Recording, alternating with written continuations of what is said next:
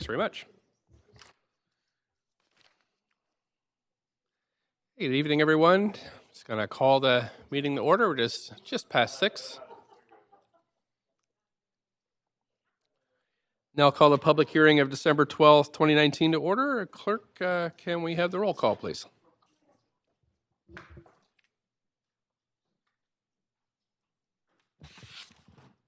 Thank you, Mr. Chair. Mayor Stewart in the chair. Councillor Carr.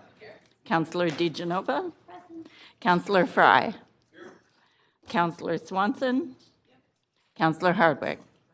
Councillor Weeb. Councillor Boyle. Councillor Dominato is not in the chamber. Councillor Bly. Councillor Kirby-Young is not in the chamber. The meeting has quorum. Thank you. First, before we begin, we'd like to acknowledge, as always, that we're on the unceded traditional territories of the Musqueam, Squamish, and Tsleil-Waututh people, and thank them for having cared for these lands since time immemorial. And also, I think Council will agree that getting to know the Chief and Councils better has been a real highlight of our time here as we move forward planning this great city together. I also want to thank the staff, lots here today, this evening, that done so much work to really make this one of the best places in the world to live, work, and play. So thanks very much for everything that you do here too. Before we begin the proceedings, I'd like to remind those attending council today regarding conduct in the public gallery. I'd ask you to please refrain from addressing council members without permission or applauding or otherwise interrupting a council member or a speaker addressing council. Please also respect the directions of the chair so that we can create a respectful environment for council, the public, and staff present at today's meetings. And I'll try to enforce this gently as we move along, just so we can keep the discussion focused on the projects we're considering this evening. Before we begin, just want to remind you that speakers have 5 minutes to make their comments and should limit their comments to the merits of the report being considered. Speakers should also state whether they are in support or opposed to the recommendations. Speakers may only speak once and should follow along on Twitter at Van City Clerk for updates on the progress of the meeting so they don't miss their turn to speak. I'll try to, as we go through, read out the name and number just to help folks, because there's a lot of speakers registered for this evening. Any comments on agenda items can be submitted in writing to publichearing@vancouver.ca. And if you have spoken and you still have things to say, you can always send them to us on publichearing@vancouver.ca. Those speaking on behalf of other persons or groups will have up to 8 minutes to speak, and only if each person or group representative is present and identified at the public hearing and not a speaker themselves. Finally, if council does not conclude hearing from all speakers this evening, we'll recess and reconvene the meeting on Tuesday, December 17th at 6 p.m. here in council chamber. And if we don't finish speakers today, we'll reconvene Tuesday, December 17th at 6 p.m. here in council chambers. A reminder that council's role at this public hearing is a quasi-judicial body, which means that council is only to consider the merits of the rezoning application or heritage designation. Council members may ask clarifying questions from speakers, including the applicant, or technical advice from staff, but should save debate for after the close of the speakers list. After hearing from speakers, council may approve in principle the application or may alter it to give effect to the representations made at the public hearing, refuse the application, or defer the application for further consideration. Before we begin, I'd also like to remind council that we need to move the recommendation for item 1 together with the yellow memorandum dated December 11th, 2019, entitled CD1 Rezoning 2543 to 2583 Renfrew Street and 2895 East 10th Avenue, eligible tenancy under the tenant relocation and protection policy. So with that, I'll ask the clerk to read out the first consideration.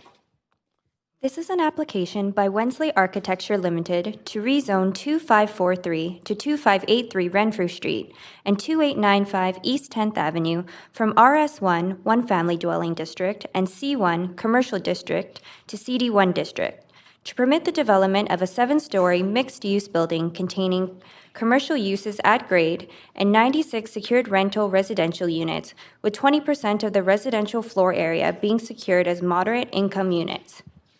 A building height of 26.2 meters or 86 feet and a floor space ratio of 3.60 are proposed. The following correspondence was received since referral to public hearing and prior to the close of the speakers list and receipt of public comments. 4 pieces of correspondence, along with 1 petition with 12 signatures in support of the application. This represents all correspondence received up to 5 p.m. today. Thanks very much. So we have Derek Robinson here from the Rezoning Center to present on items 1 and 2 today.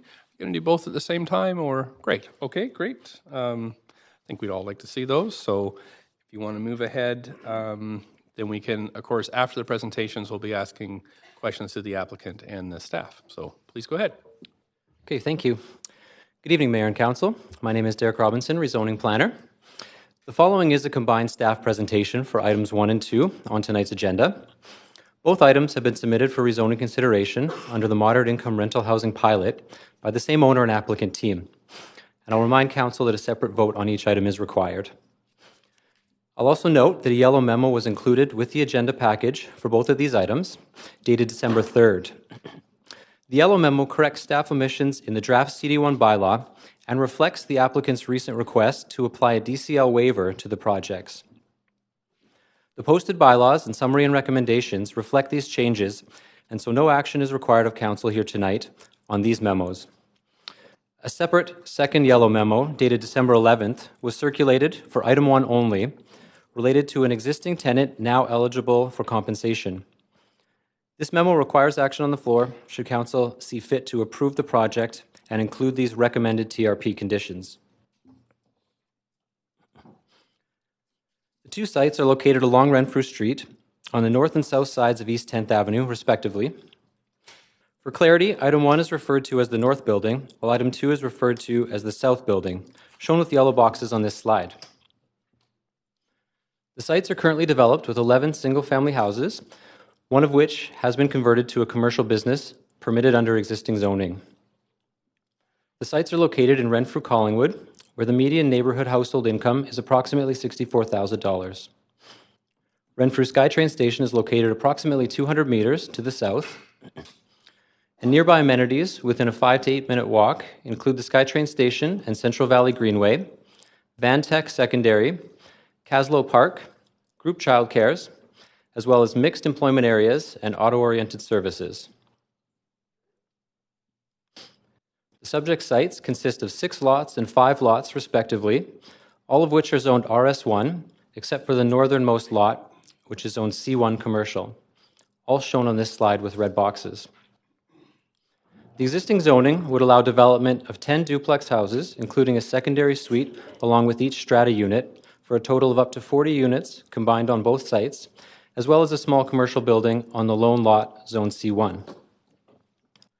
Properties to the north of the site were rezoned CD1 in 2017 to allow for a mixed-use 4-story secured rental building. To the east, across Renfrew Street, is the Broadway Tech Center employment area, which is currently developed with 4 to 6-story office buildings, with a maximum height permitted up to 100 feet under the existing zoning. To the south is LaSalle College, rezoned in 2010 to permit employment uses up to a height of 90 feet along the shared property line. However, the present building is approximately 2 stories. After extensive public consultation, Council approved the Housing Vancouver strategy in November 2017, including the Moderate Income Rental Housing Pilot Program. The strategy seeks to shift the supply of development of new homes towards the right supply, with targets for new units along a continuum of housing types, including 20,000 new secured rental units, of which 4,000 are to be below market, targeted for moderate incomes. The applicant is proposing to rezone the site under the Moderate Income Rental Housing Pilot Program, referred to as the MERP program. The 3 items on the agenda tonight are the first projects to come forward to public hearing under this pilot. Up to 20 proposals are being considered, selected based on a number of criteria, including affordability, number of new rental units created, impact on existing renters, proximity to transit and amenities, and neighborhood fit. The policy allows consideration of heights up to 6 stories for RS1 zone sites located on arterials. The policy also makes provision to consider additional height and density for sites located at arterial intersections. A minimum of 20% of the residential floor area is permanently secured at rents affordable to moderate income households earning $30,000 to $80,000 per year. There are to be caps on rental increases set under the Provincial Residential Tenancy Act, even on a change in tenant, so-called vacancy control. As part of the MERP program, each applicant is required to include a financial statement for city review to assess the value of the project and determine if additional land lift is being created through the pilot zoning incentives. This information will help inform staff's report back on the pilot program later next year. Staff and Real Estate Services have conducted a financial review and determined the value of the additional density and incentives recommended here is offset by the cost of securing the moderate income units, and no additional land lift is being generated. The original application for the North Building proposes a 6-story mixed-use building with 87 secured rental units. As a direct result of public feedback and urban design panel review, staff are recommending a modest increase in height and density, as illustrated in green on this image. Recommendations outlined in the staff report are for a full 7-story building with a partial 8th floor to be used only as common amenity space. The recommended FSR is 3.60. These recommendations result in a total of 96 rental units, which is an increase of 9 rental units, including approximately 19 units secured at moderate income rates. I'll also note the posted drawings as well as the model depict the original proposal rather than the staff recommendations.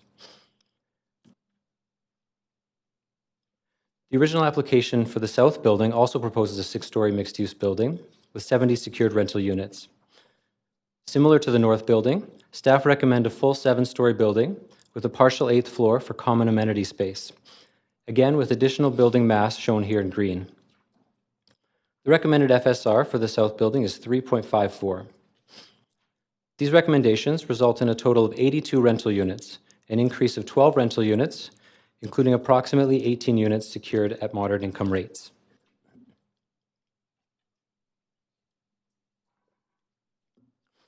This slide outlines maximum rents for the moderate income units.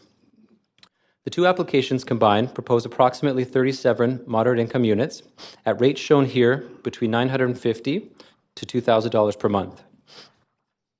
Shown in the column on the right are sample occupations to which these units may be affordable. For example, a health services assistant in a studio unit, or a 2-income household comprised of a transit driver and an administrative assistant in a 2-bedroom unit. Changes to the DCL bylaw were approved by Council on November 26, allowing projects that secure a minimum 20% of floor area at moderate income rates to qualify for a DCL waiver while still setting rents for the market portion of the project according to market conditions. As such, the remainder of the project rental rates are not known at this time and will be set at occupancy according to the market. Average rents for newer buildings on the east side are shown here in blue for comparison. The staff report indicates that DCLs will be paid on the residential portion of these projects. However, given this recent council direction to amend the DCL bylaw, the applicant has now requested a waiver of DCLs, as noted in the yellow memo included in your agenda packages. Staff do recognize that while not all units proposed in the project will be affordable to all Vancouver residents, the DCL waiver does help to enable development of much-needed new secured rental housing, as directed in the Housing Vancouver strategy, while also in this case affording the city the opportunity to test delivery of secured, vacancy-controlled, below-market units provided through the private for-profit development industry. Furthermore, these moderate income rental rates and the market rates will ultimately be well below the monthly cost of ownership. Based on CMHC data, ownership of a median-priced unit on the east side ranges from over $200 a month for a studio up to nearly $6,000 for a 3-bedroom. If approved, all units would be secured through a housing agreement, both prohibiting the stratification of units while also limiting the rates at which rents for the moderate income units may be increased, even on a change in tenant. 8 of the 11 existing dwellings currently house residential tenants. Of these tenants, 2 are previous owners who remain on site.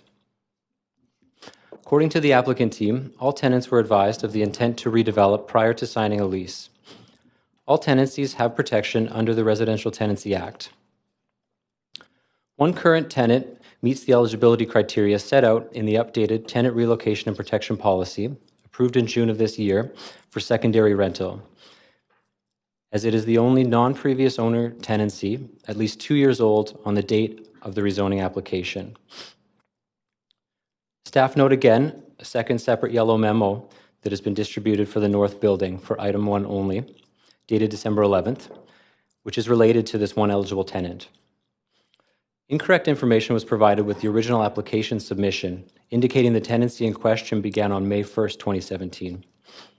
Supplementary information provided by the applicant at a later date confirmed that this tenancy actually began on April 1st, 2017. Given that the date of submission for the rezoning application was April 9th, 2019, the above noted tenancy is therefore eligible for compensation under the TRP policy. And so if Council is inclined to support this application as recommended by staff, we would also recommend Council include the additional condition of approval outlined in the yellow memo that requires the applicant provide compensation through a tenant relocation plan for the one eligible tenant. 2 open houses have been held with the public. An applicant-hosted pre-application open house was held in September 2018, while a city-hosted open house was held on June 15th, 2019. The city-led open house was attended by approximately 49 people. Feedback received throughout the process was largely positive, including support for rental housing and increased height and density at this location.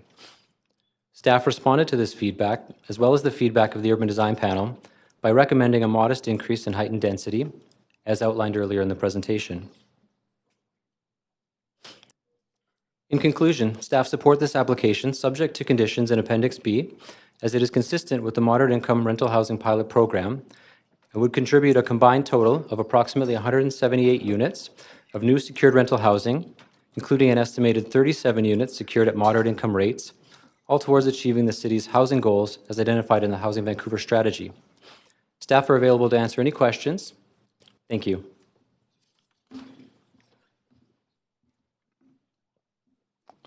Thanks very much. Let's see. So just to let you know, Council, we have 1, 2, 3, 4 folks signed up to speak for rezoning application 1, and 2 folks signed up for rezoning application 2.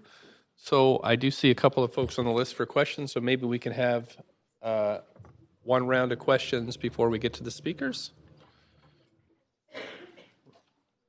Folks okay with that? Okay, so Councillor Dejanova? So sorry? Oh, yes, questions to staff. Sorry, did I miss it? Wait. No. One second here. Thank you. First, I forgot to ask, is the applicant team here to speak to the application? Or, yes, would you like to speak or just answer questions? Answer the questions? Okay. And clerk, could you advise that we do one at a time, I think, right? We should speak to, is that the idea? Should we go through one at a time?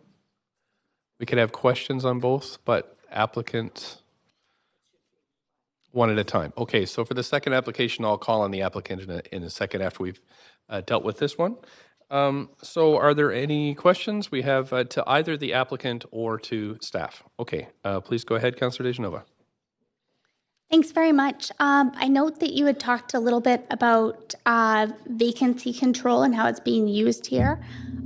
Also noted that you said that some of the units may not be considered affordable to all people in the city of Vancouver, but wondering if we have any information from other staff departments as to if there are a shortage of units in the city of Vancouver in these rental ranges currently. So even if they're not quote unquote affordable, that this would lessen the demand, I suppose, that there currently is, that are forcing people out of the city of Vancouver. That's what I'm hearing. Thanks. Okay, thank you. Dan Garrison, Assistant Director of Planning, Housing Policy and Regulation. On the first question about vacancy control, for the 20% of the floor area of the units that are secured at the moderate income rents, while tenancies are in place, the Residential Tenancy Act would apply, which means the increases in rents would be linked to inflation. And under the agreements that the applicant is entering into here, that would continue upon unit turnover as well. So that's how the vacancy control would apply. It would continue to, the rents would continue to increase at the RTA rates. We have had discussions through the consultation that we just did around the rental incentive programs that there are some financial challenges that UDI has pointed out, the development industry has pointed out to us. So we are doing some analysis and consultation on that. But in the project in front of you today, that is what the agreements that you'd be considering tonight would reflect.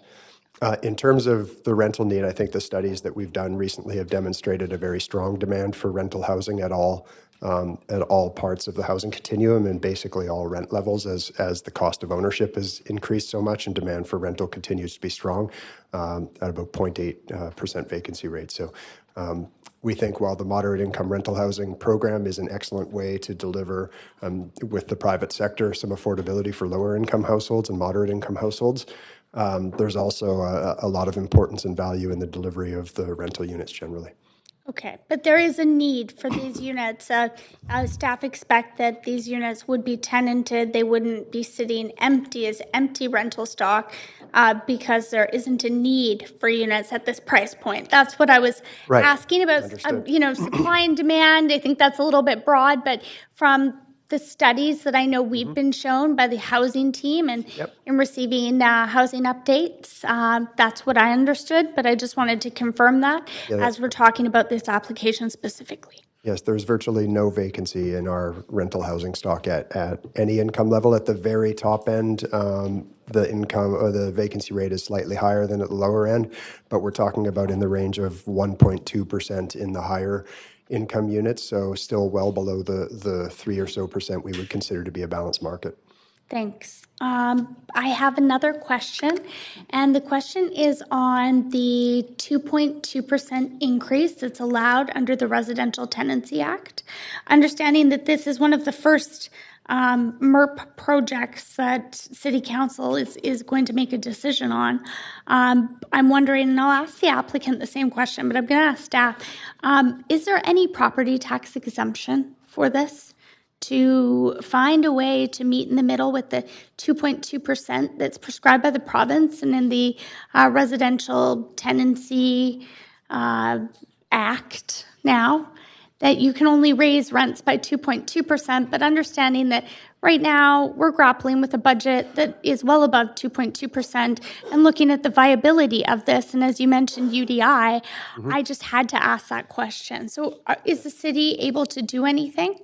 Well, we certainly have heard from the development industry concerns about the controls on rent increases and the new way that rents are allowed to increase under the RTA in terms of the financial viability of projects, both new and existing.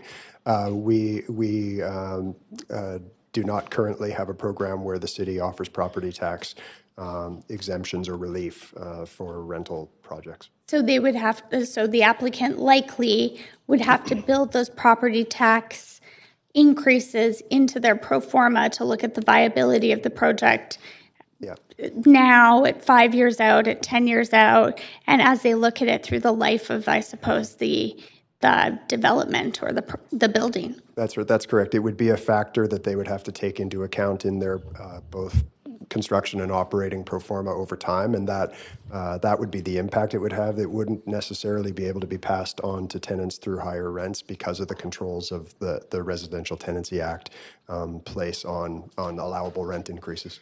Okay. And we're at the 5 minutes. Thank you. Thanks very much. Councillor Fry? Thank you. So also for staff, can we speak to the applicant now, or we're waiting for Yep, you can ask questions to the applicant, please. Okay, sure. So for the applicant and for staff, I guess I'm I'm looking at the yellow memo from December 3rd, and I'm looking at the article in the Georgia Straight, which from November 25th, which describes in glowing terms how the Molnar Group would be affording modest rents in Vancouver, but not asking for a DCL waiver. And then per the memo on the 3rd, since the rental incentive program was passed by this council, there's now going to be a DCL waiver on this project. I'm wondering what's changed and how this came about, because presumably the land was purchased and assembled, the pro formas were put together. Was this simply a change because we put that opportunity on the table? Point of order. Just 1 second, Councillor Fry. Councillor Dejanova. Thank you, Mr. Mayor. I understand that we're in a quasi-judicial body and situation, and I'm not sure of the article, but it's not in my correspondence package.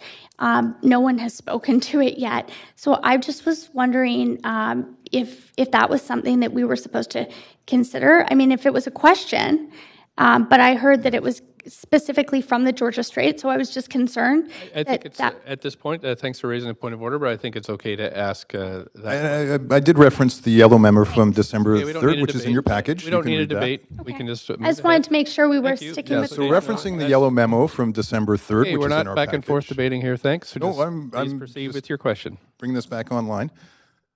Yeah, so please. Yes, thank you. Happy to speak to that memo. Yes, so it is essentially a direct result of the changes that were approved by council on November 26th, which was, council directed staff, to look at potential DCL changes, as opportunities to increase affordability in rental projects. This was one of the changes that was brought forward, but council directing staff to essentially change the DCL bylaw is the precipice. As I understand, the applicant, of course, can speak further to that, but that's the reason why that was requested later in the process. Sure. So, but just to be clear then, this would have gone ahead as per the exact same offering without a DCL waiver up until the moment we passed that bylaw on the 29th? That's what the applicant had brought forward, yeah. Sure. So no change to the affordability or the pro forma or anything other than... Yeah, simply asking for a waiver based on changes, yeah. Which is fair because we've offered it, but I'd be curious to hear from the applicant what the rationale was, if you feel like you'd like to answer that question. Sorry, and I haven't mentioned this early, but of course applicants can respond or not respond as their... Yeah, absolutely, yeah. Yeah. Okay. Oh, sure. I mean, and you certainly don't have to. I'm just curious because it is a pilot of the project, and sort of, please.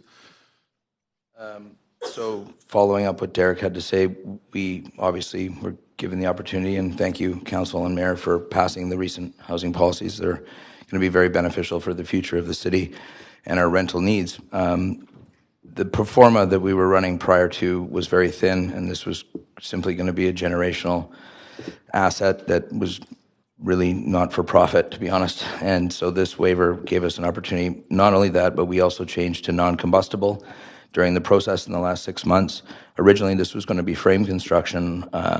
It's going to be concrete on the underground and then ground floor and then frame above. We've now gone to a non-combustible, which is longer lasting, better for renters, better for there's 1,000 reasons why non-combustible is better. And when we switched to non-combustible, this project was on the thin line of not going forward. And this DCL waiver actually gives us the opportunity to provide this housing to the City of Vancouver. Okay, and I really appreciate that. I certainly don't begrudge you or the Molnar family. So, yeah, no, thank you. That's good for me. Okay, thanks. Councillor Fry, Councillor Weeb, up to 5 minutes. Yeah, it's good to see the wheelchair accessible washroom in the amenity space. I'm just wondering how many of the units in the proposal will follow the guidelines to be universally accessed.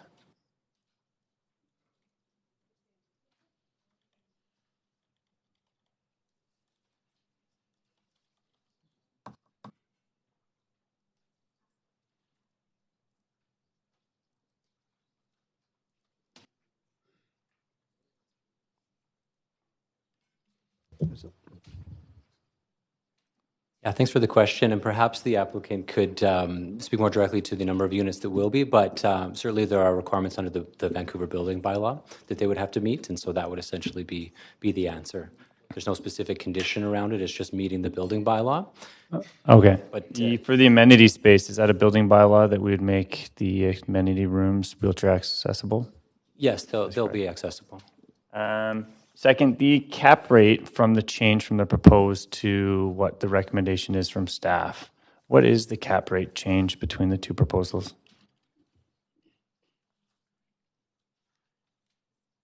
I'm not sure that can be answered right now tonight. No, but obviously we did I guess from the proponent, what is the change on the financials from the proposed to the recommended here from staff?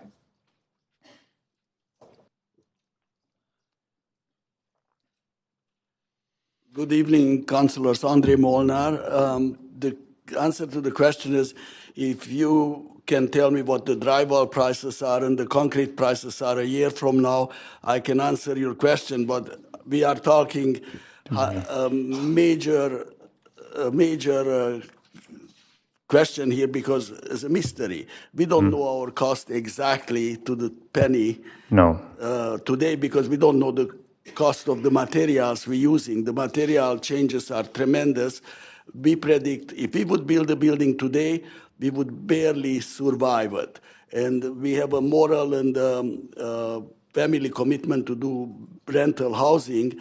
And we're doing this for 50 years in the city, and we really enjoy working with this council because we can see that you see the light and pass some resolution which will help, or policies which will help the city to produce more rental housing, but we are on very thin ice. So if drywall prices or concrete prices go crazy, it will be basically a non-profit venture. So it's a very thin line on that. This is why you don't have a lineup here. We are the only ones who are doing this. There are very few people who can do it, and basically we're living out of our experience. We know how to build. We are really not developers, we are builders. You're builders. And what do you think about putting the amenity space on the roof? Do you think that's wonderful? I think the people will enjoy it. We have done that on condominiums before. We have done that on Vancouver Island on some housing, rental housing. We have done it. It's very popular. People can go up, enjoy the view, enjoy the beautiful city. I mean, this is one of the greatest cities on earth, and you should be happy that we can do it, and hopefully people will use it. No, I like to see that. Thank you very much. Sure. Appreciate it. Thank you. Councillor Swanson, up to 5 minutes. Yeah, my questions are basically for both buildings. The first one is, do you have a ballpark figure for how much an underground parking spot costs to build?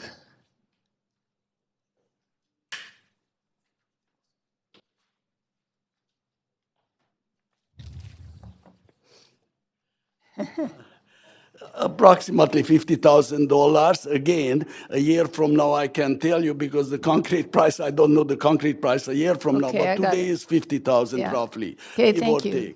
Thank you. Yeah. So I'm gathering that you got extra density here, or that the proponent got extra density because it's close to SkyTrain, but I see that the proponent is proposing to build more parking spots than are required. So why is that? And wouldn't it help with affordability if there were fewer parking spots, especially since it's right next to transit?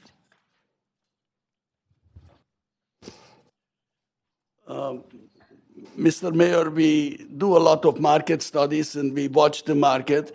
And as much as I would like to tell you that transit is important, and transit is tremendously important, and I can't wait to see transit continuing on Broadway and so on. The people, my generation for sure, but even generation younger than me, they just want to drive. So we have to have some parking available for the tenants because we want to be tenant friendly, and some people need cars. So we figure that there is a balance. I think 10 years from now, you will need less cars. Okay. But today, I think you still need a few parking stalls. So another question is, are these buildings going to have basically what I've always called a rich door and a poor door? A what? a rich door and a poor door? God so there'd be forbid. different No, entrances? don't even mention that. No way, no. No? That would be. I came here as a penniless refugee. When I immigrated to Canada, I was a penniless refugee. So I have full respect for people who don't have the means what I have today. But the bottom line is, I understand. I understand fully. I've been there, done that, and I've been penniless, and that's how I came here. So I understand what tenants have to go through because I lived through that myself. Okay. So The other thing I'm seeing is that the studios for the low-income units only have to be 320 square feet, whereas the studios for the higher-income units will be bigger? And that for the lower income units don't have to have windows in all the bedrooms, but for the higher income units, you do? Not true. No. This is I don't know, but Derek, maybe you can answer that. Thank you. Yeah. Yeah, just to follow up on that, thanks. The policy does allow consideration for borrowed light bedrooms in certain instances for the third bedroom. That's in there to encourage three-bedroom units, particularly if you have sites that are not on a corner. But there are none proposed here in this proposal as well. And similarly, the policy does make consideration for potentially smaller sort of micro units for the moderate income units only studios. But again, none are proposed here in this application. So what's the square footage for the studios for the moderate income units? Sure. I would just have to, I guess. Yes, but so overall on the studio units, the average is 426 square feet. Again, the applicant has indicated which of these units would be moderate income, but there's a potential through the permitting process for some revision to that, right? It's the floor area that's being dedicated rather than the unit count. But again, so it's 426 square feet for the studio units as proposed overall. And you're saying that the cheap units won't be smaller? Yeah, exactly. Okay. And if we adopt this as is, we'll be agreeing to waive the DCLs? Yes, that's what's being proposed, yes. And so the yellow memo is outlining that. Yep, thank you. Okay. Great. Thanks, Councillor Carr. Up to 5 minutes. Yep. Thanks very much, Mr. Mayor. I note that in the Appendix D, which reports on the Urban Design Panel commentary on this project, that it's the Urban Design Panel that asked staff to consider a seventh floor for this project and a partial eighth floor. I'm just wondering if the ultimate addition of that seventh floor and the partial eighth for rooftop amenity actually did come from the Urban Design Panel, if that's your perception of that process. Right, so it would have been both directly from the public feedback we heard, as well as from the Urban Design Panel recommendation, and then as well the staff review. Okay. So all three of those. Yeah, the Urban Design Panel asked you to review that, and I do note that the public commentary included that as well, go higher and denser because of the SkyTrain. Okay. So we heard it from both, and so that's why staff's here with. Great. I have a question to the applicant based on that. I noticed that you said in answer to an earlier question that the building was originally a wood frame, and now there's an increased cost because you had to go with concrete. Did you have to switch from wood frame to concrete because of the additional seventh floor and eighth and partial eighth? Good evening. My name is Dave McGrath. I'm the architect from WA. BC Building Code or Vancouver Building Code, once we go over 6 stories as definition, it has to be of non-combustible construction, and hence we had to go to concrete. Yeah, great. Okay, that explains the increase in cost. My third question has to do with the public, actually, I think it might have been answered. It's the oversupply of parking. I noticed that the public had talked about that supply of parking. Perhaps you can just explain to me why. You did partially explain that young people like to drive, or there's a certain number that do. Is it possible at this point to cut back on those number of parking spaces, or have you made that definite commitment into the project? Certainly, the applicant could speak to their future desire, but I'll just mention from a staff perspective that the applicant is proposing approximately 16 more parking stalls than is required by the bylaw with these two projects combined. And throughout the rezoning process, staff did encourage the applicant to consider the option to provide a transportation demand management plan and take advantage of further parking reductions. And I just want to note that that does remain an option to all applicants to consider as they go through the development permit process. So from a bylaw policy standpoint, it is an option that remains available. The applicant could speak to their intent. Right. And that's in the conditions of approval, the demand management plan? It's simply allotted for in the parking bylaw. Okay, yeah. So another, following on Derek's, this is sort of, we're going to determine what the need of the parking is as we go forward, but there is commercial on the bottom of these buildings. Right. And there's 1 million square feet of office workers that live across the street. And on any given day, you can drive by and there's food trucks lined up rent-free. There's not a lot of service for these people that are working across the street. We're providing, retail at grade. And so we wanted to leave our options open for commercial parking. So some of those extra stalls more than likely would be going to commercial use rather than to tenant use, because we believe most of our tenants are going to use transit. But, if we have a cafe, restaurant, hairdresser, dentist, doctor, chiropractor, service tenants that will feed the need across the street at Broadway Tech and the future need going east down Broadway with the other applications that are coming forward, we just wanted to leave our options open. We do believe ultimately that tenants will need less cars, but with commercial at grade, we have to not limit the accessibility for our commercial tenants to have customers. Yeah, that explains it for me. Thank you. And I have a final question. And it does arise out also the comments that are embedded in this report that come from the public. And some of the comments noted that, or questioned, are these units, or is there an intention, I think particularly the MERP units, that these will be for local people, or that they will be tenanted by local people? Maybe somebody can address for me how the tenanting process works for these units that are at the 30% of people's local people's income in the moderate income range.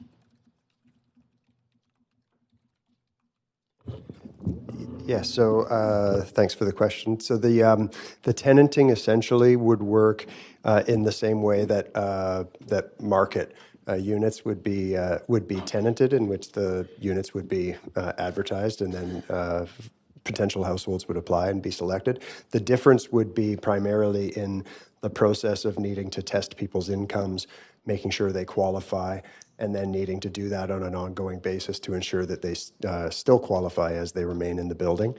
So really the difference between the rental of a market rate rental unit and these units is the income testing and verification process. And who does that? Is that Sorry, the owner? we're over the 5. Oh, The sorry. applicant. That's okay, Councillor Dominato. Owner. Thanks, Mr. Mayor, and actually perfect segue, because I had similar questions, so I will follow up with that question: is who does the income testing at the onset and ongoing? Because that was one of my questions. Yeah, so the building owner and manager would do the income testing and verification process, but there would be a regular process in place where annually they need to submit reports to the city, where we would evaluate those reports and ensure that they were in compliance with the program. And then there would be a regular auditing process as well, where we would need to check in with them and make sure that they were still in compliance as the building went on over time. You anticipated my next question. How would we ensure that compliance? Okay, thank you for that. I had another staff question just related to the, with the applicant noting that they switched to a non-combustible material based on the city building code. I'm just curious, I thought there was an opportunity, like alternative solutions available to do more than 6 stories with wood, mass timber, and I'm just wondering if you could clarify that for me. How that works, recognizing that concrete does cost more. And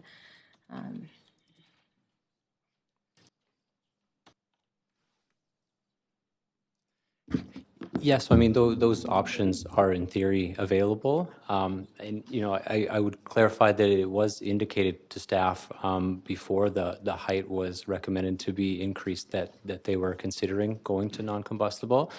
So it's really a choice that the owner and applicant is making in that construction method. But certainly, mass timber and these things are options. Alternative solutions are options in theory. They could be explored if so desired. Okay, I just want to clarify that. And I'm not sure if this is to staff or the applicant, but I was curious about, with respect to the amenity, the rooftop amenity, whether there was consideration to doing something at ground level. I understand that it was recommended it be rooftop, but ground level, was that considered?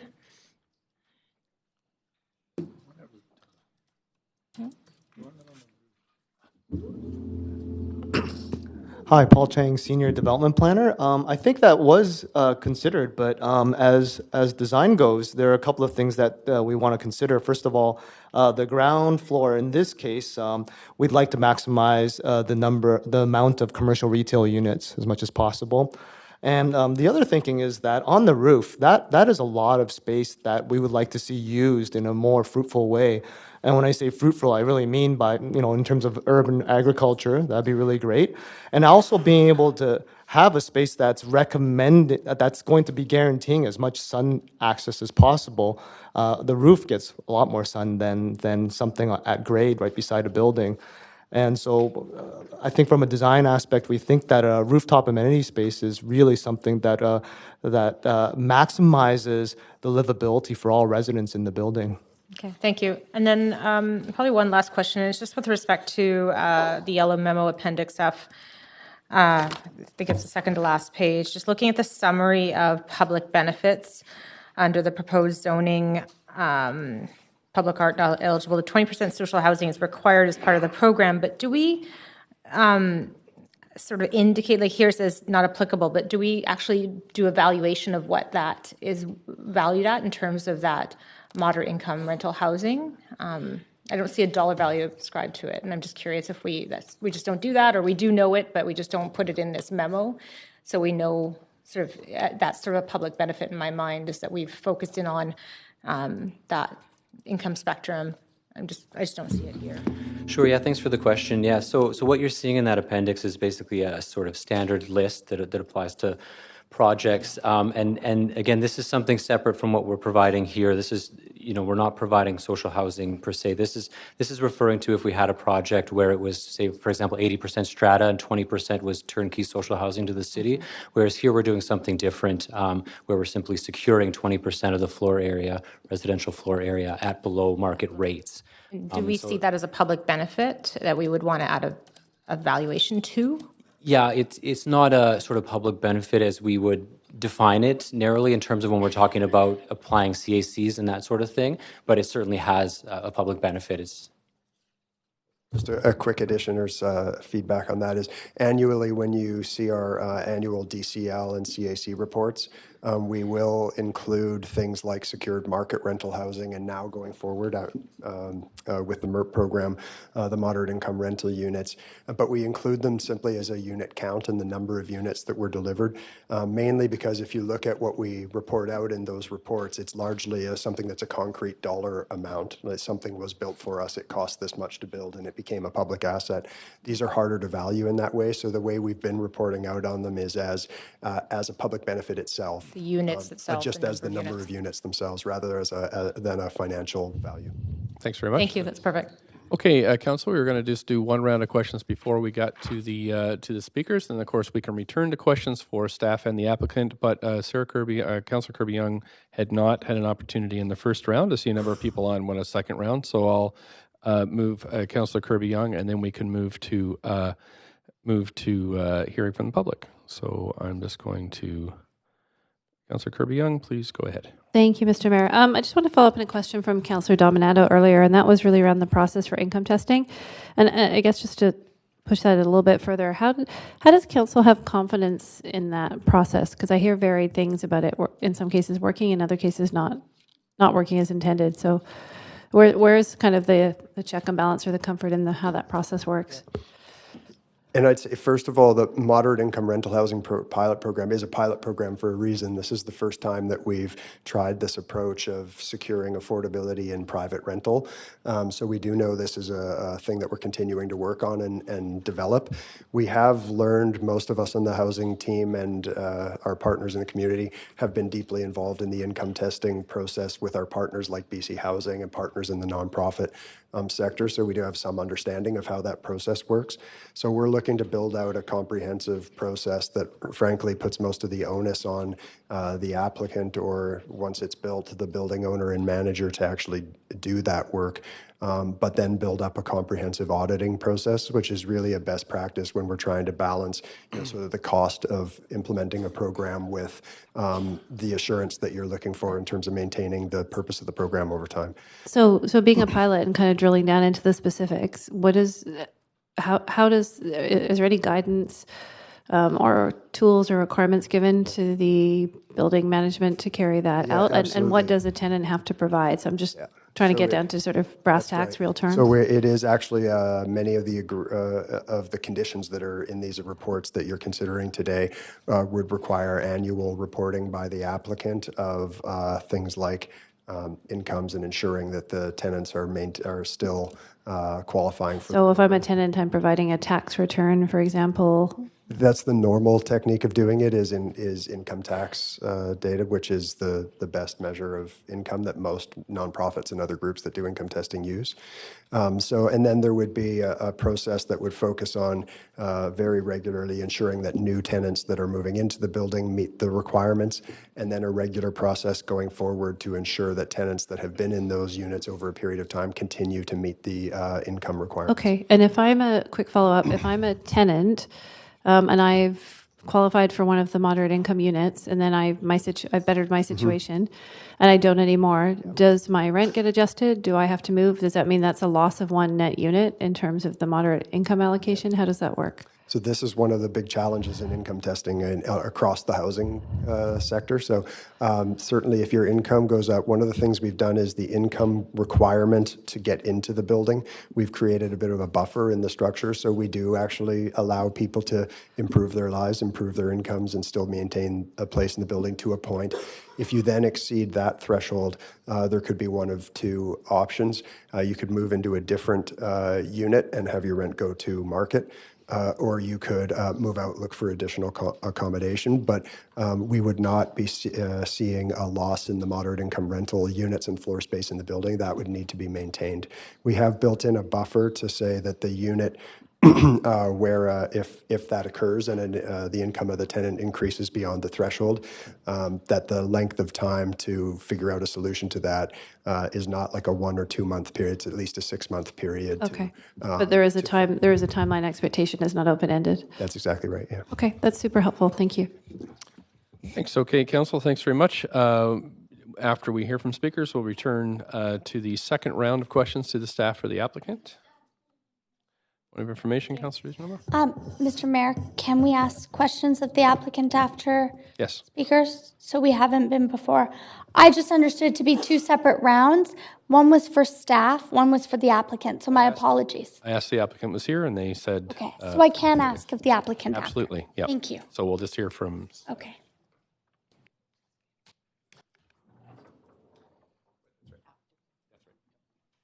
Okay, thanks. So we have our first speaker is Darren Franco. Mr. Franco here? Darren Franco? Okay, thanks very much. Second is David Hutniak.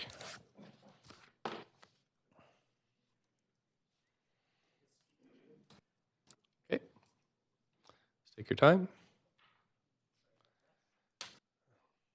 Great, thanks for coming. Up to 5 minutes. Good evening, Your Worship and Council. My name is David Hutniak. I'm the Chief Executive Officer of Landlord BC. I'm here on behalf of our 3,300 members who are owners and managers of rental housing in strong support of this new rental housing project at Renfrew Street and East 10th. This is a really exciting day for renters in Vancouver as you consider the first applications for the creation of desperately needed new rental homes under the Moderate Income Rental Housing Pilot Program. It is particularly encouraging to see that the proponent for this project, a Vancouver-based family-owned enterprise with a 50-year legacy of building community-based housing, has answered the call to help us grow the supply of new, secure, purpose-built rental homes, a housing typology largely ignored for the past 40 years. The proponent recognizes that Vancouver families are in dire need of more housing options, and we are pleased that they have renewed their commitment to building and managing high-quality, purpose-built rental housing. Vancouver renters, both current and future, need you to unanimously say yes to this proposal. The neighborhood where this project will be built could not be more perfect for the new homes and commercial opportunities being proposed. The neighborhood is well served with community amenities, schools, employment options, and transit. When one includes the significant affordability objectives of the MERB program, we have an opportunity to not only take action for current renters, but also the next generation of workers who will be moving into this neighborhood and these homes as they seek and fill jobs in our community. This past year, not including tonight, I've spoken at 17 public hearings in support of over 1,700 units of secure purpose-built rental housing projects in multiple municipalities. I fully expect those in opposition to this project will, of course, share with you the normal litany of objections that we hear over and over again every time a new rental project comes before this council. The fact is, there are huge negative social and economic consequences every time we say no to another purpose-built rental project. I think it's time we all say yes. So, Your Worship and Council, you have the power to add what I believe is 178 desperately needed new secure purpose-built rental homes in our community, 36 of which will be geared to those earning between $30,000 and $80,000 per year. All you have to do is say yes to this project. What a great opportunity. Thank you very much. Thanks very much. And you do have questions, Councillor Wiebe? Yeah, thank you for coming in today. And showing your support for our rental incentive program. And one of the things is this is the first project you've come to speak on that actually has the rent increases tied to units. Are you supportive of seeing that more in the future? No, I'm not. But you are supportive of this program? I am supportive of this program. It's a pilot project. I'd like to see whether or not it'll work, whether or not vacancy control will be sustainable for the affordable units. I think, as the proponent has shared with you, this is very close to a nonprofit opportunity. But as I said in my opening comments, they've been in the community building homes for 50 years, and we applaud them for taking this risk. But I'm anxious to see whether this will work. But to answer your question, no, we do not support it broadly. But you are excited about the fact that this will bring on more rental, hopefully, in the next little bit, and we'll see how this pilot works. The more rental we have, the better, Councillor. And so I'm anxious to see if any of these projects will get built, and that's why we're here supporting it. I'm also here supporting the proponent again because, like I said, they are a community builder, and I think it's really encouraging to see them coming to the table again. They actually, it's nice to see them building rental again. Awesome. Thank you very much. Yeah, thank you. Thanks very much. That's it for questions. Next speaker will be Mr. Von Sikowski.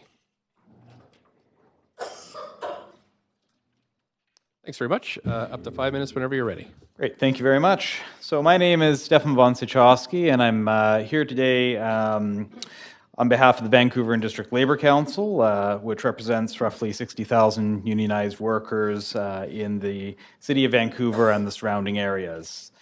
I'm here to speak in favor of approving this project, and in fact, all the projects you're going to be looking at this evening. We understand that the rezoning, this is a rezoning that's one of three, I believe, that you're looking at as part of a pilot project for the moderate income rental housing pilot program. And it's no secret to anyone that Vancouver is in dire need of additional housing stock, and rental stock in particular, and more specifically of affordable rental stock for individuals in lower and moderate income brackets. The The fact of the matter is that building more expensive housing and condos is never going to bring down the overall cost of housing and provide the affordable stock that we need. The trickle-down effect that some people talk about has not happened in the city and can't be expected to. Instead, we've seen that housing prices have soared in recent years and that more and more working people have been forced to move further east and commute into the city for work. This leads to worsening congestion and to additional environmental impacts as many live further east, find themselves forced to drive due to a lack of public transit availability in less central areas. So our support for these developments is therefore is a somewhat critical support. We believe in what's being done here in terms of providing these affordable units. We're very happy about the vacancy control. We think that is something that really should be looked at in all developments of affordable housing. However, we're concerned that 20% is too low. And we've heard that that there's thin margins, there's difficulties with that. But while there's 20% of units being put aside as affordable housing for $30,000 to $80,000 incomes, we don't know how many of those are for the lower end of that. And when we look at the overall numbers of how many units that is, it's not meeting what is anticipated to be needed in the city now and going into the future. We are living in an affordability crisis, and we need to have more housing that allows workers to live in the city that they work in. And we need it urgently. We need a city that provides homes for all and neighborhoods for everyone. Insofar as this project will deliver some units to that end, we're supportive of that. But a recent study by the Canadian Centre for Policy Alternatives urged that publicly funded construction of 10,000 units of non-market affordable housing per year in the Metro Vancouver area. This number was based on annual growth in the population, backlog demand for housing from the homeless, low-income seniors, immigrants, refugees, and so forth. And we agree with that proposal as well. All levels of government need to step up and begin the mass construction of affordable housing in order to solve this crisis as quickly as possible.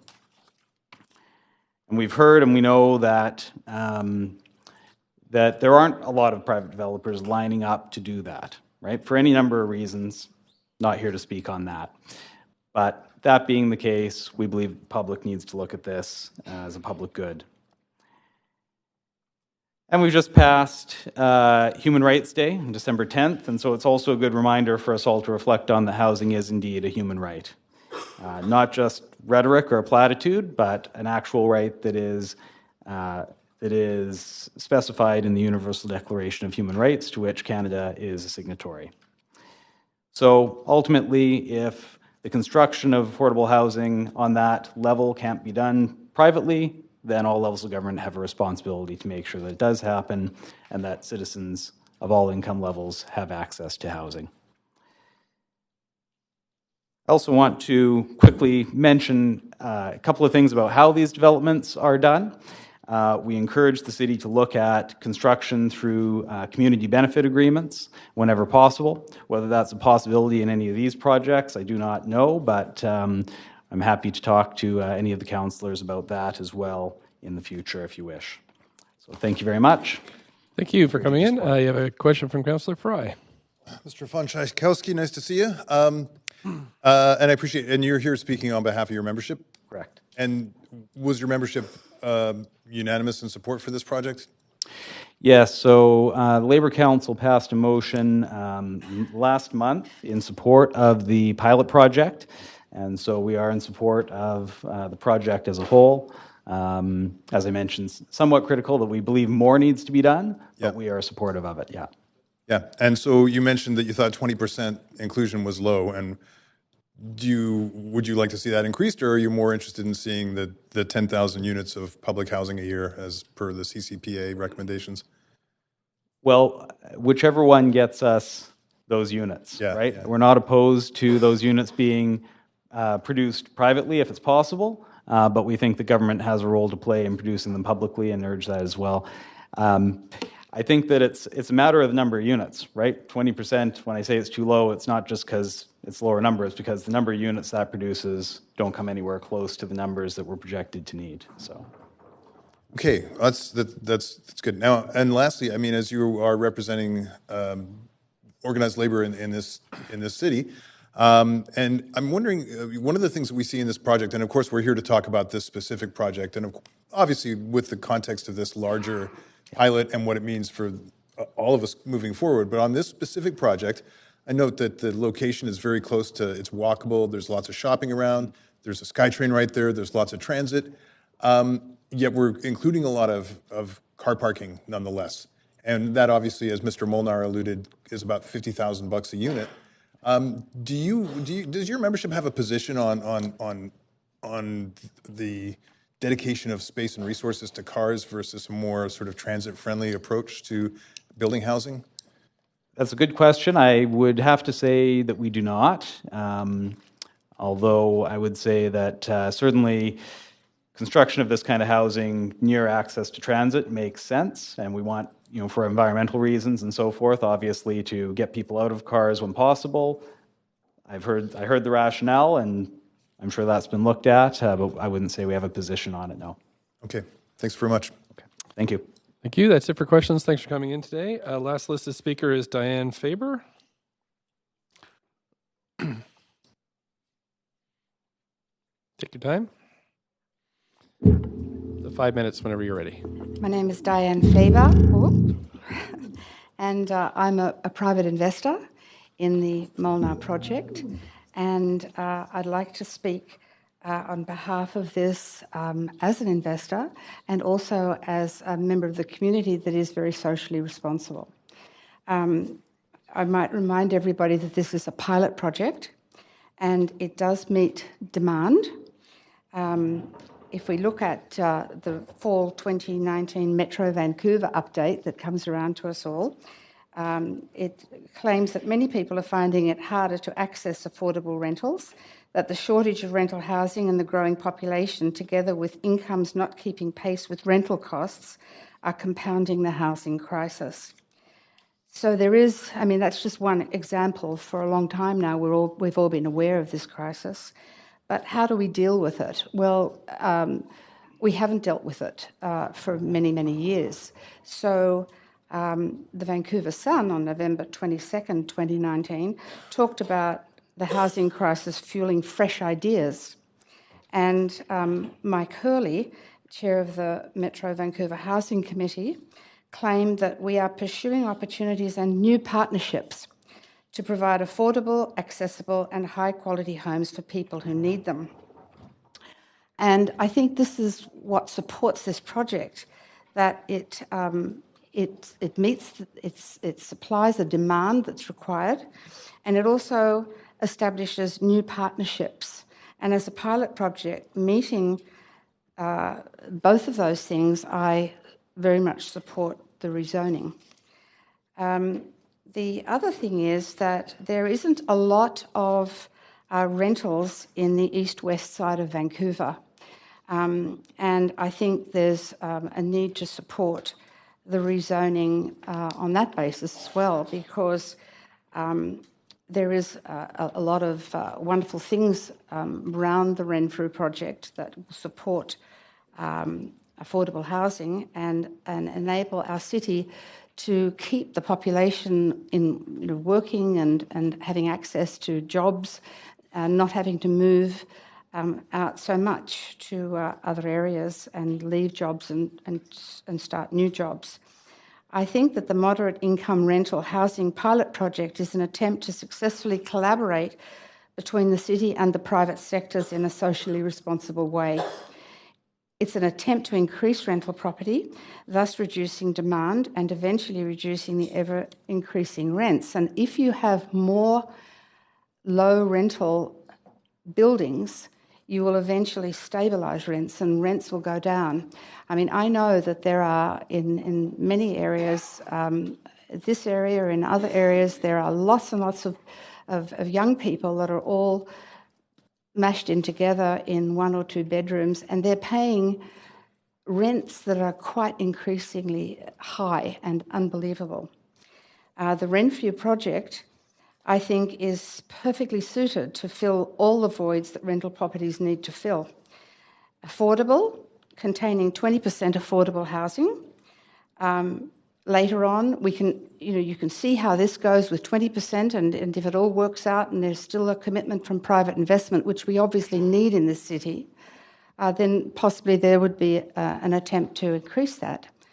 But I think we have to start somewhere, and I think a pilot project, as it's named, is a very good place to start.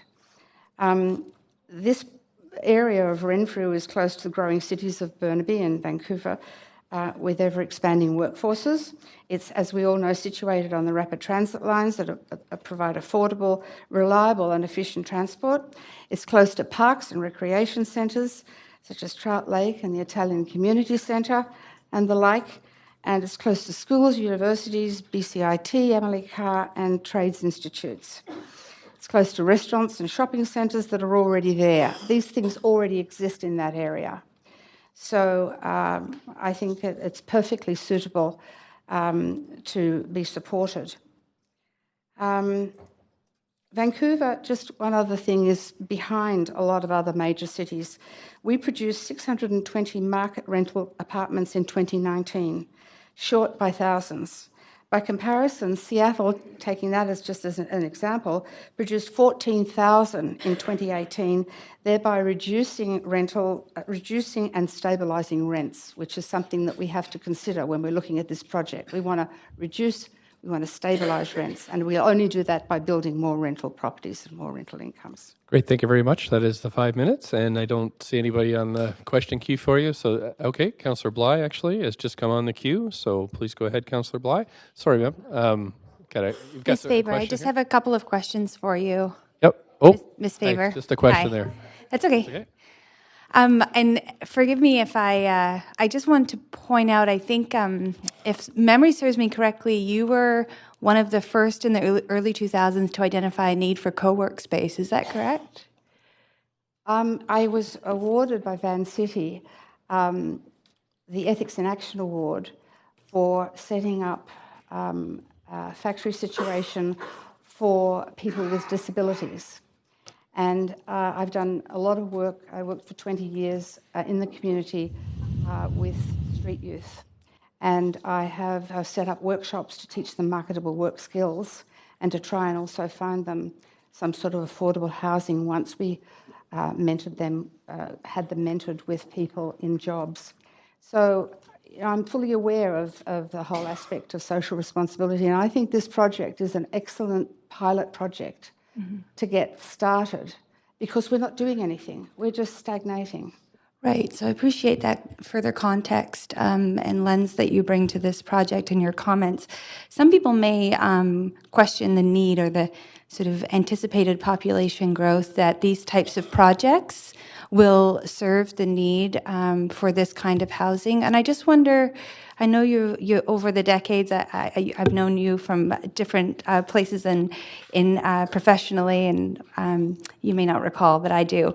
And so I just always found you quite innovative and ahead of the times in terms of the way that you looked at things. So I just wonder if you could comment on what that growing need, as you see it, and some of these queries around estimated population for that would sort of justify us leaning into these types of projects as we move forward as a council. Well, I think it's at a time now where something has to be done.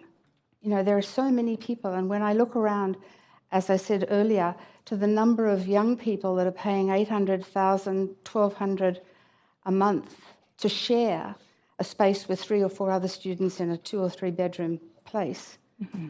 I mean, that's our future. You know, I have 13 grandchildren. I don't want them to be sharing a space with 5 other people and paying an enormous amount of rent. I think this is what we have to do.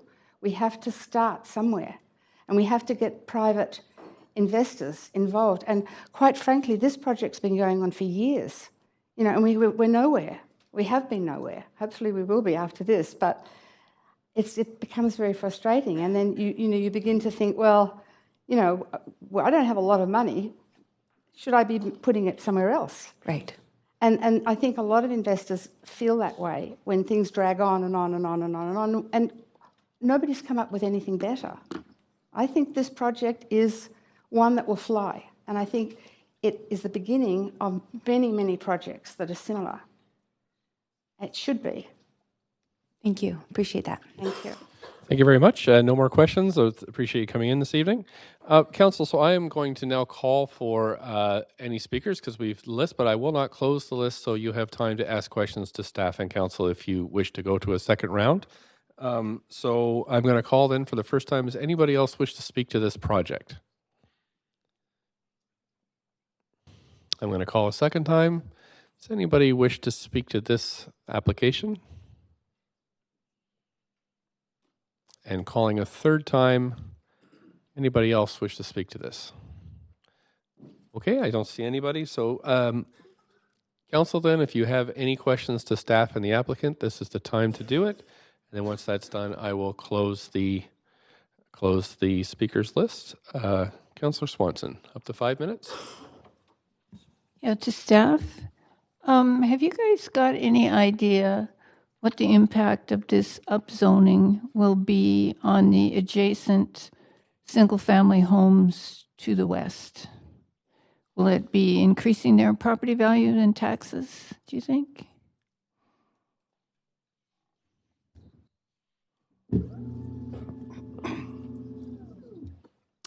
Thank you.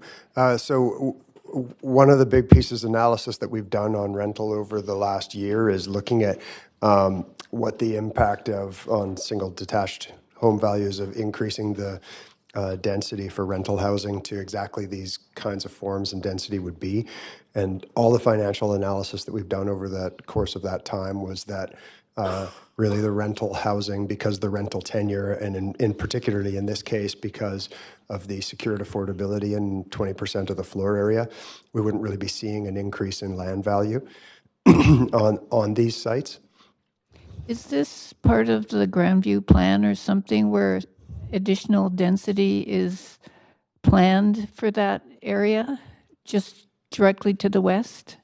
No, this is outside of the Grandview Woodland Plan area. So this would be coming in under the moderate income rental housing pilot program, which identified appropriate areas for housing of this form.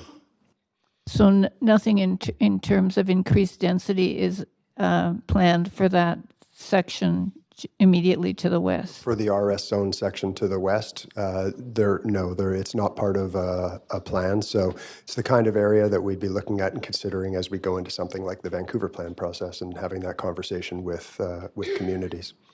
Okay, thanks. Thank you. Councillor Dejanova, either staff or the applicant. Thanks. For the applicant, and it's a question that I had suggested to staff that I would ask you earlier regarding the 2.2% increase in tax that you're allowed under the tenancy, the Residential Tenancy Act. I'm wondering if that, by any chance, how does that work in your pro forma, considering fluctuating tax rates in the city of Vancouver?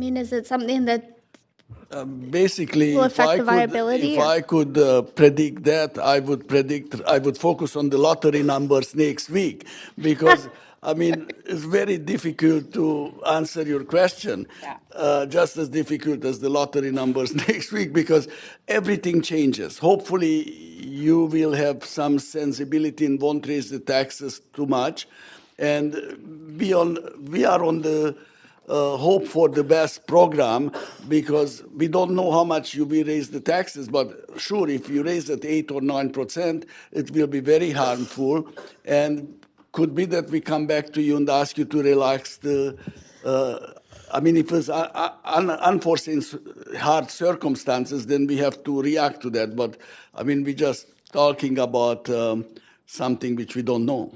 Okay, so let's say the 8.2% that's proposed, and this is about this rezoning because it's about the viability of long term of the project. It is. It's about the long term. No, I'm sorry. We're going to contain it to this project, not talk about. That's what I'm saying. Increase. I'm asking about the pro forma on this project. Mr. Yes, Mayor, I'm but- sorry, I can't see you over the poinsettia. So, I apologize.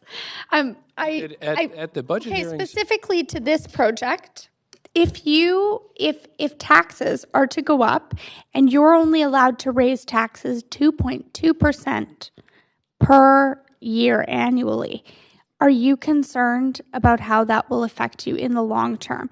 Will that amount to higher rents in the long term for you as tenants move out and other tenants move in?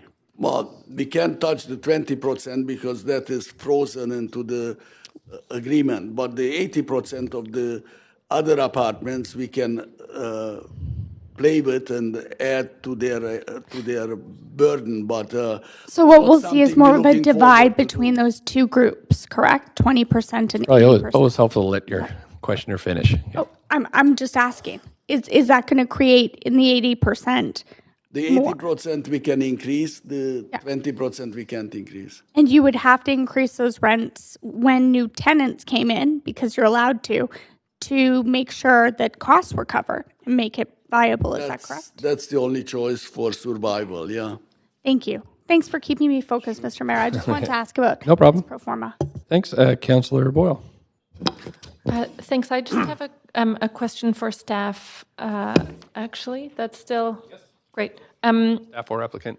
So I'm hoping you can speak to, is there, in past projects when there's a DCL waiver, there's a kind of cap to the rents that can be charged in those units to the average. Is that also the case in this project for that 80%? Right, thank you very much for the question. So that is actually what had changed on November 26th. The council directed staff to make changes to the DCL bylaw, which would then allow projects that are providing a minimum of 20% floor area at the moderate income rates, which this project is doing. It would then qualify for the term for profit affordable rental housing, and therefore could qualify for DCL waiver while still setting the rents on the 80% or the remaining market units according to market conditions. So the answer would be no then. There isn't a maximum average starting rent on the market units. Okay, great. Just adjusting to all the policies. So thanks thanks, that's all. Thanks very much. Councillor Carr. Yes, Mr. Mayor, seeing no one else on the list with questions, I'm prepared to move the recommendations in this report along with the content of the December 11th yellow memo. Okay, we just have a couple of steps before that. I do have to now close the speakers list, though. We did a little bit differently because I just wanted to get around to questions in beforehand, so I am going to move to close the speakers list, and we have to go through comments for, I have to ask the applicant if they have any closing comments. Does staff have any closing comments? And council can still ask questions. Do you have any other questions you'd like to ask? Okay, thanks very much. So now, Councillor Carr, thanks. It was a little unusual there, but just make sure I follow the procedures. Absolutely. My apologies. I thought you'd close the list, but that's fine. It's all good. Okay. So to repeat myself, I'm prepared to move the recommendations in this report along with the contents of the yellow memo of December the 11th, and prepared to speak for it.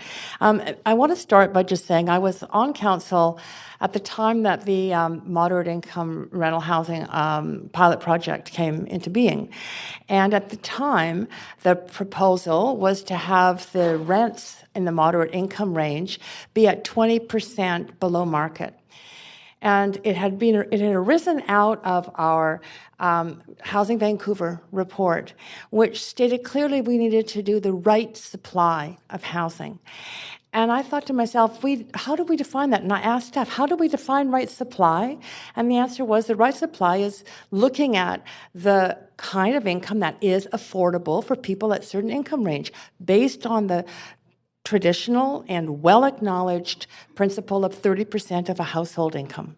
So I said, well, why don't we change this then to be at 30% of a household income instead of 20% below market. And I remember such consternation at the council table and I think even amongst staff at the time.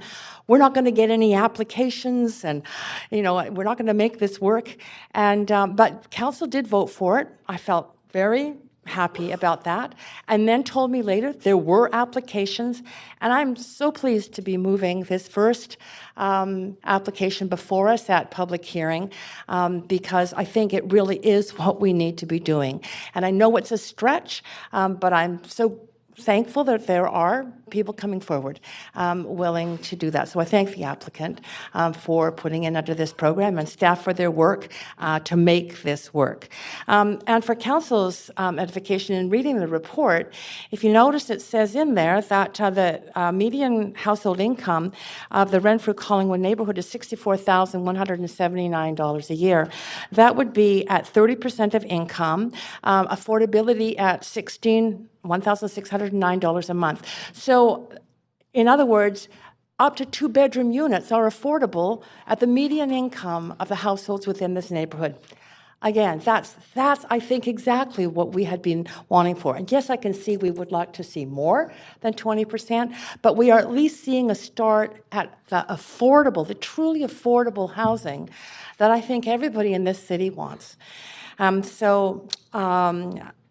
I'm going to be running out of time, but just to say I'm also pleased to see it's a low-emission green building, and it's right that the I think that the urban design panel and the public who came to speak suggested its proximity to rapid transit. The SkyTrain station may warrant an increased density, and that was taken in by staff and by the applicant. I think it's and some people may think there is a DCL waiver, but it's rather serendipitous in my mind. At the same time as we asked for increased height and density, which actually increased the building cost, because going from wood frame to concrete does cost more. That it sort of has coincided with a DCL waiver, which, as was explained to us, helps create affordability for the project. So it is for those reasons that, as I say, I'm supportive of this project and happy to see it go.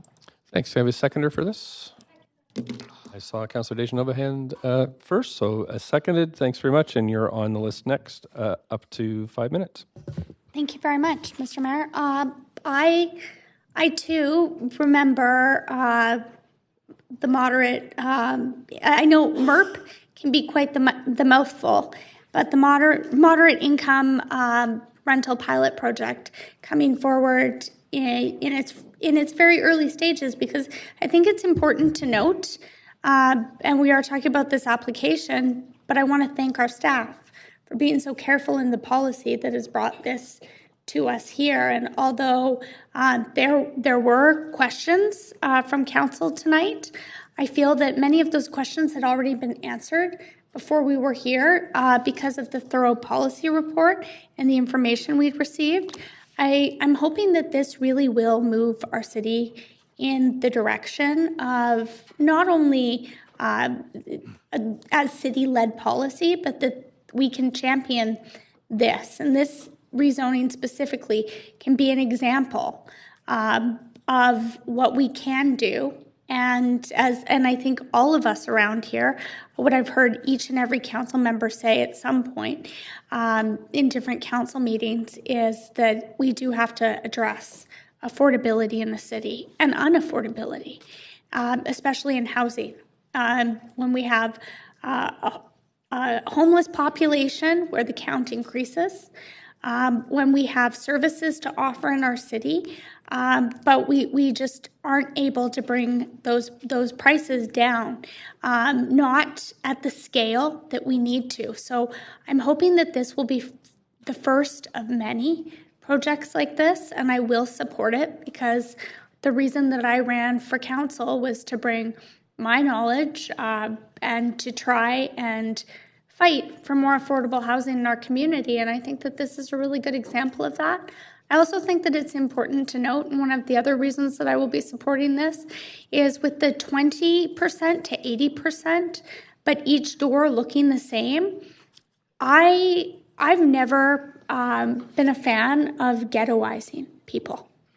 I don't think that we should know which door is in that 20% and which door is at that 80%. And I think that this really will help us to create complete communities. And I think that this will be not only monumental for Vancouver, but iconic, because this will be, if it does pass, and I hope it does, and I will be supporting it, but I hope that it does pass, and it will be the first under this policy.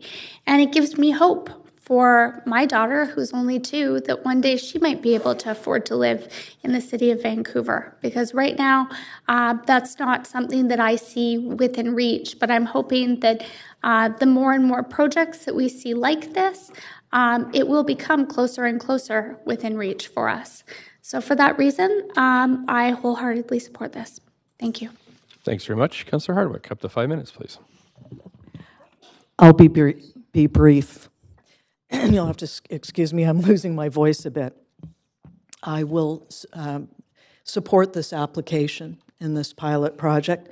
While I continue to question the veracity of the underlying data in the Housing Vancouver plan and the regional growth strategy, notwithstanding, there is without question need for this type of development, and it ticks all the boxes.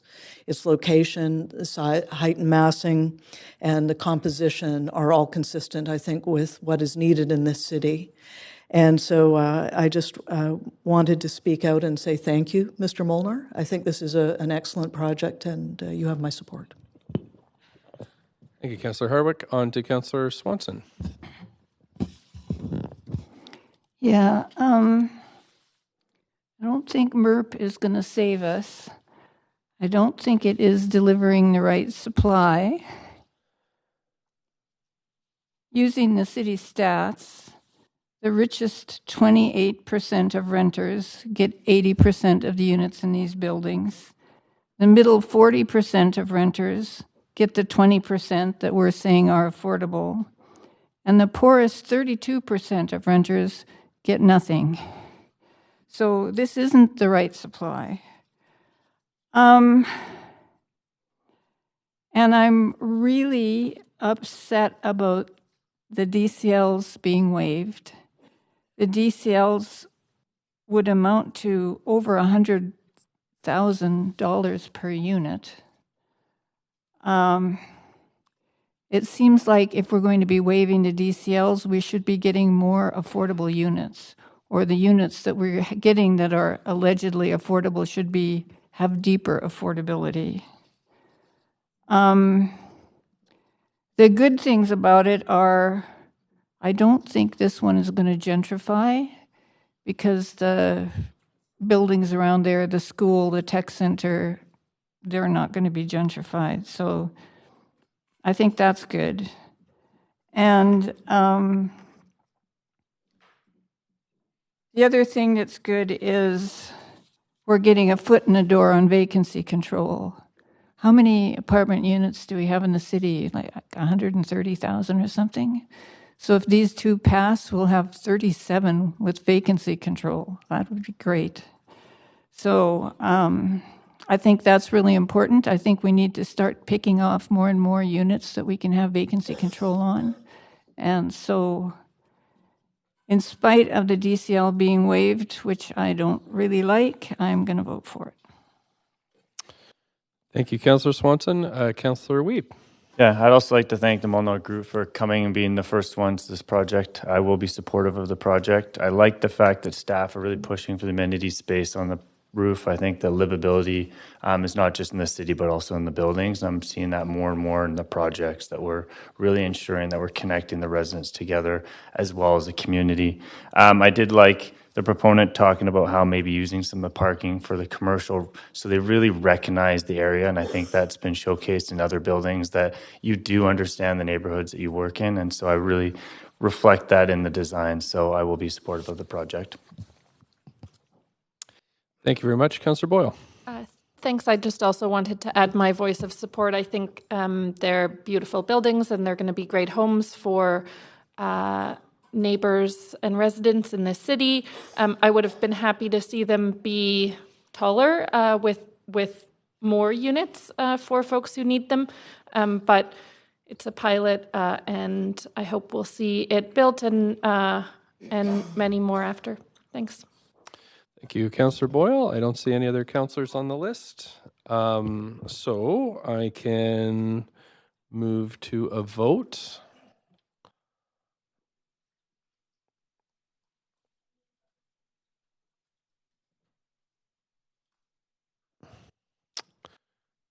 And if clerks can just pull the vote up on the screen.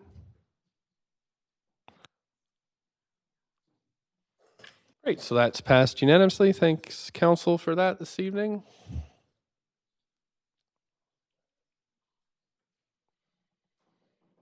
Okay, so now we have had the staff presentation on the second item. So what I'm going to do now is move to do what we just did. If there are any other questions on the second project, please put your name on this. 1 second, sorry. Need to read out the summary. That's right. I'm sorry. So we're going to hear the summary of the second application. This is an application by Wensley Architecture Limited to rezone 2603 to 2655 Renfrew Street from RS1 one family dwelling district to CD1 district to permit the development of a 7-story mixed-use building containing commercial uses at grade and 82 secured residential units with 20% of the residential floor area secured as moderate income units. A building height of 25.8 meters or 84.5 feet and a floor space ratio of 3.54 are proposed. The following correspondence was received since referral to public hearing and prior to the close of the speakers list and receipt of public comments. 5 pieces of correspondence along with 1 petition with 12 signatures in support of the application. This represents all correspondence received up to 5 p.m. today. Thank you very much. Does the applicant wish to say anything to this? No? Okay, but here to answer questions. Any questions from council to staff or the applicant? Okay, if Councillor Wiebe on the list, please go up to 5 minutes. You're okay? All right. Thank you, Councillor Wiebe. Okay, so now we have a couple. I don't see anybody else on the list, so we can move to speakers. I have Jacqueline Von Rummel. Jacqueline Von Rummel. Thanks for coming in, and you have up to 5 minutes. Thank you. Good evening. I would like to support the project that we are dealing with right now for basically the same reasons as we heard already for the next door project. I don't have much more to add to everything that was said since they are side by side. I can say that this is a vibrant and growing community, and there are schools, college, business park, and of course many offices, buildings, and SkyTrain, and the busy bus route number 9 on East Broadway, just around the corner, and the famous SkyTrain. There is an incredibly strong need for rental residential units, especially if they are moderately priced, like we are dealing with this in this particular case. And Vancouver desperately needs more housing around SkyTrain. And we want to keep people in Vancouver. We have lost so many people already, mostly young people. They just can't afford to live in Vancouver. And we need young people. We need to grow with them. We need them. We cannot be without them. We cannot be a city of older people only. And this is what we see more and more. It's really heartbreaking. We have to stop this. We have to keep people in Vancouver. We have to make it affordable. This is a start. It's a pilot project, but it's a brilliant pilot project. We have to have more of those. And we can all see, we all agree, I can see that. It is from the heart, everybody is speaking from their heart. And also, if we have more projects, more rental projects, the rent will go down, and it's like supply and demand, and it is really needed to have more of those. The project is attractive, it fits very well in the community, it's well built according to the tradition of what the Molnar Group has been done before, for which they are famous, And I support this project, and I ask city councillors and everybody here to support it so it can start the sooner the better. Thank you very much. Thanks for coming in. There's no questions for you, but appreciate you sharing your thoughts with us tonight. I have Diane Faber. Right. Sorry. I read it like I didn't know who you were. I don't have too much to add to what I said before, except that I think that this building, like the other, is a very attractive place, and it has the sort of setup the Molnars have developed through their architecture for families.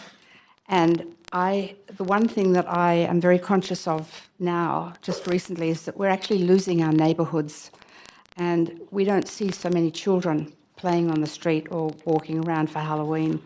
I think this type of building and this type of project is really good for families to have and rent and keep our neighbourhoods going. Thanks very much, and there's no questions for you. I appreciate again your thoughts on this project. Okay, Council, so we're at the end of listed speakers, so I will call now for, is there anybody else that would like to speak to this project? And by law, I have to call 3 times, so I'm calling the first time. Anybody else from the public galleries like to speak to this project? Second call. You know, there's some people in the lobby, so last call, third call. I get the head shake, so we don't have anybody out there wishes to speak. So seeing there are no speakers, the speakers list is now closed. As few or no public comments were received in this item after 5 today, we're going to close the receipt of public comments and move on to hearing closing comments. Does the applicant have any closing comments? Thanks very much. Staff have any closing comments? No? Okay. Council have any questions for staff? Councillor Kirby-Young, I have you on the list for questions. No, I'm happy to move the motion, Mr. Mayor. Okay, I don't see anybody else on the list to ask questions, so we've got Councillor Kirby-Young moving them. Together with the accompanying yellow memo. Okay. Thank you. Nothing else to say? Okay, second. Councillor Bly, seconded. Thanks very much.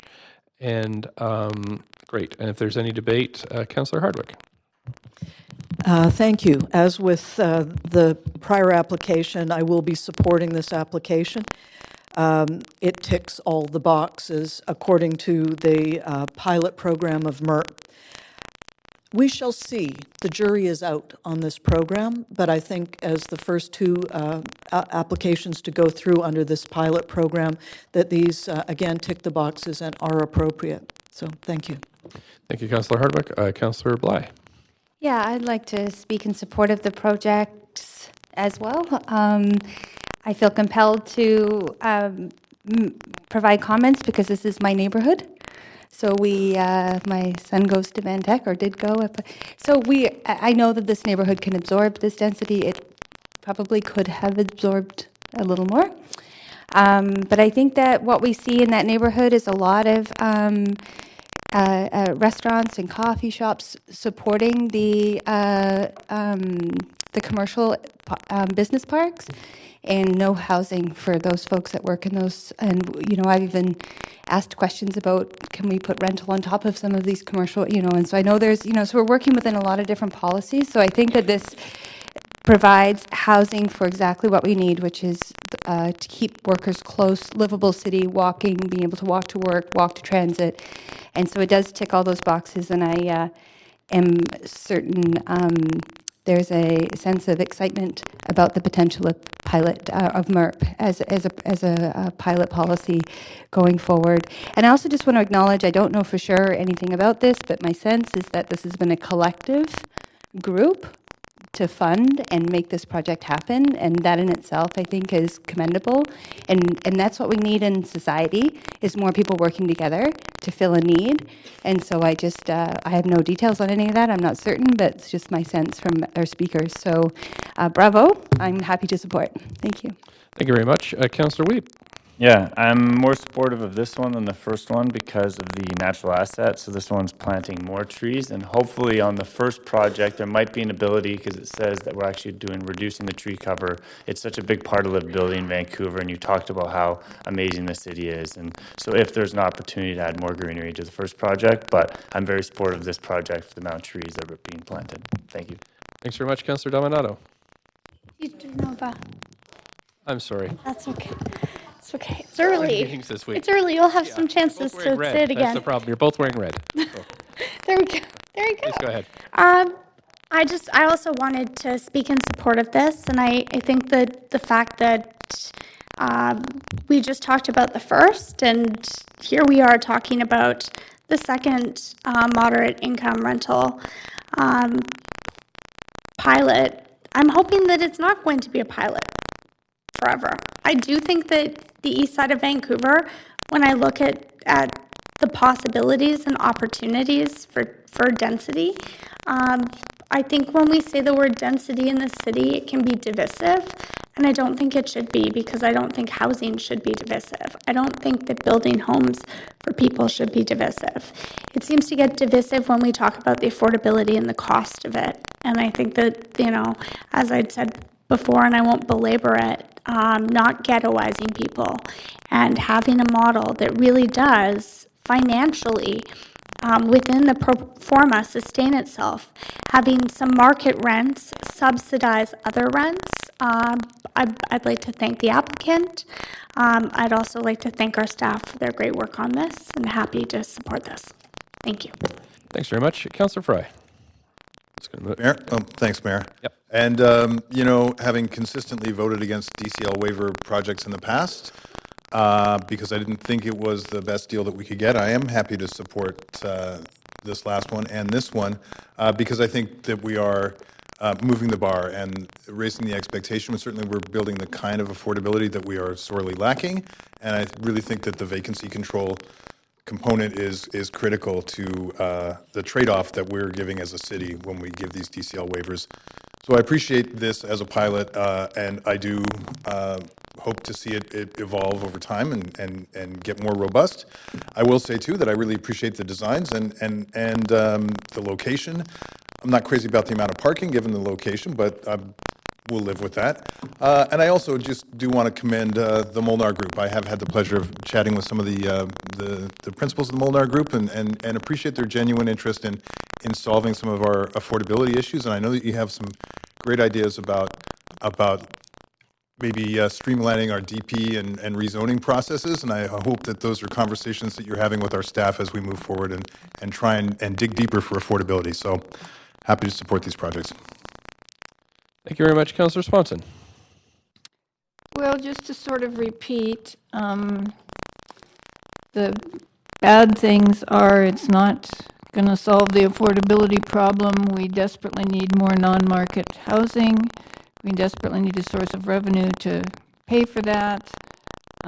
Just the DCL waiver would build, by my calculations, 17 modular units to get 17 homeless people off the street if we could have that. The good things are no windowless units, no rich door, poor door. I don't think there'll be any gentrification given the site, and vacancy control. So I'm in. Councillor Swanson, thank you very much. And that's it for speakers. So I guess we can move to a vote then. And of course, you can just make sure this remains up on screen for a few seconds so folks can see.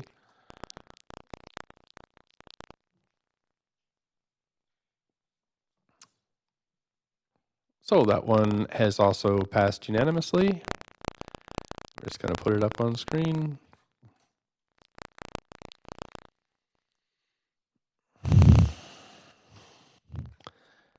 Thanks very much, Mr. Baldar.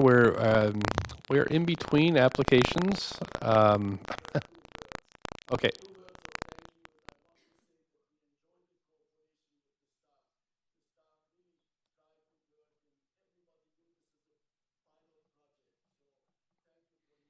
Okay. Thank you very much, sir.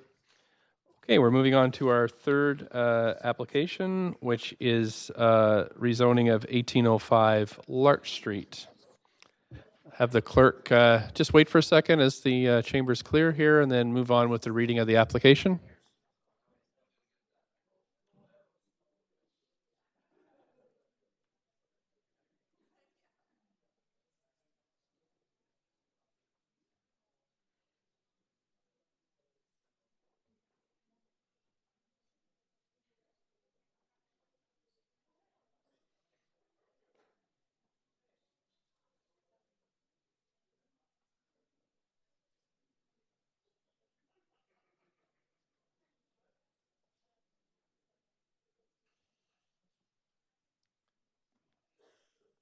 Just wait 1 second here.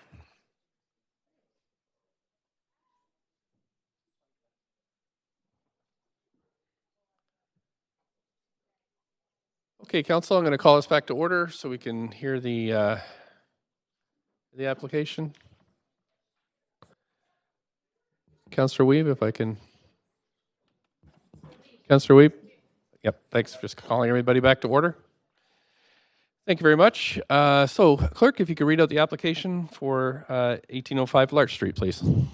This is an application by Metric Architecture to rezone 1805 Larch Street from RT8 two-family dwelling district to CD1 district to permit the development of a 5-story residential building containing 63 secured rental residential units, with 20% of the residential floor area being secured as moderate income units, a building height of 20.5 meters or 67.1 feet, and a floor space ratio of 2.53 are proposed.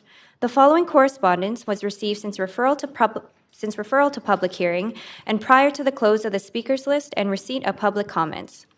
121 pieces of correspondence in support, 69 pieces of correspondence, along with one petition with approximately 315 signatures, and another petition with approximately 495 signatures in opposition, and 2 pieces of correspondence dealing with other aspects of the application. This represents all correspondence received up to 7 p.m. today. Thank you very much. Okay, so we have Robert White here from the Rezoning Center to present, and then we'll move on to questions after that. So please, thanks for coming, and please go ahead.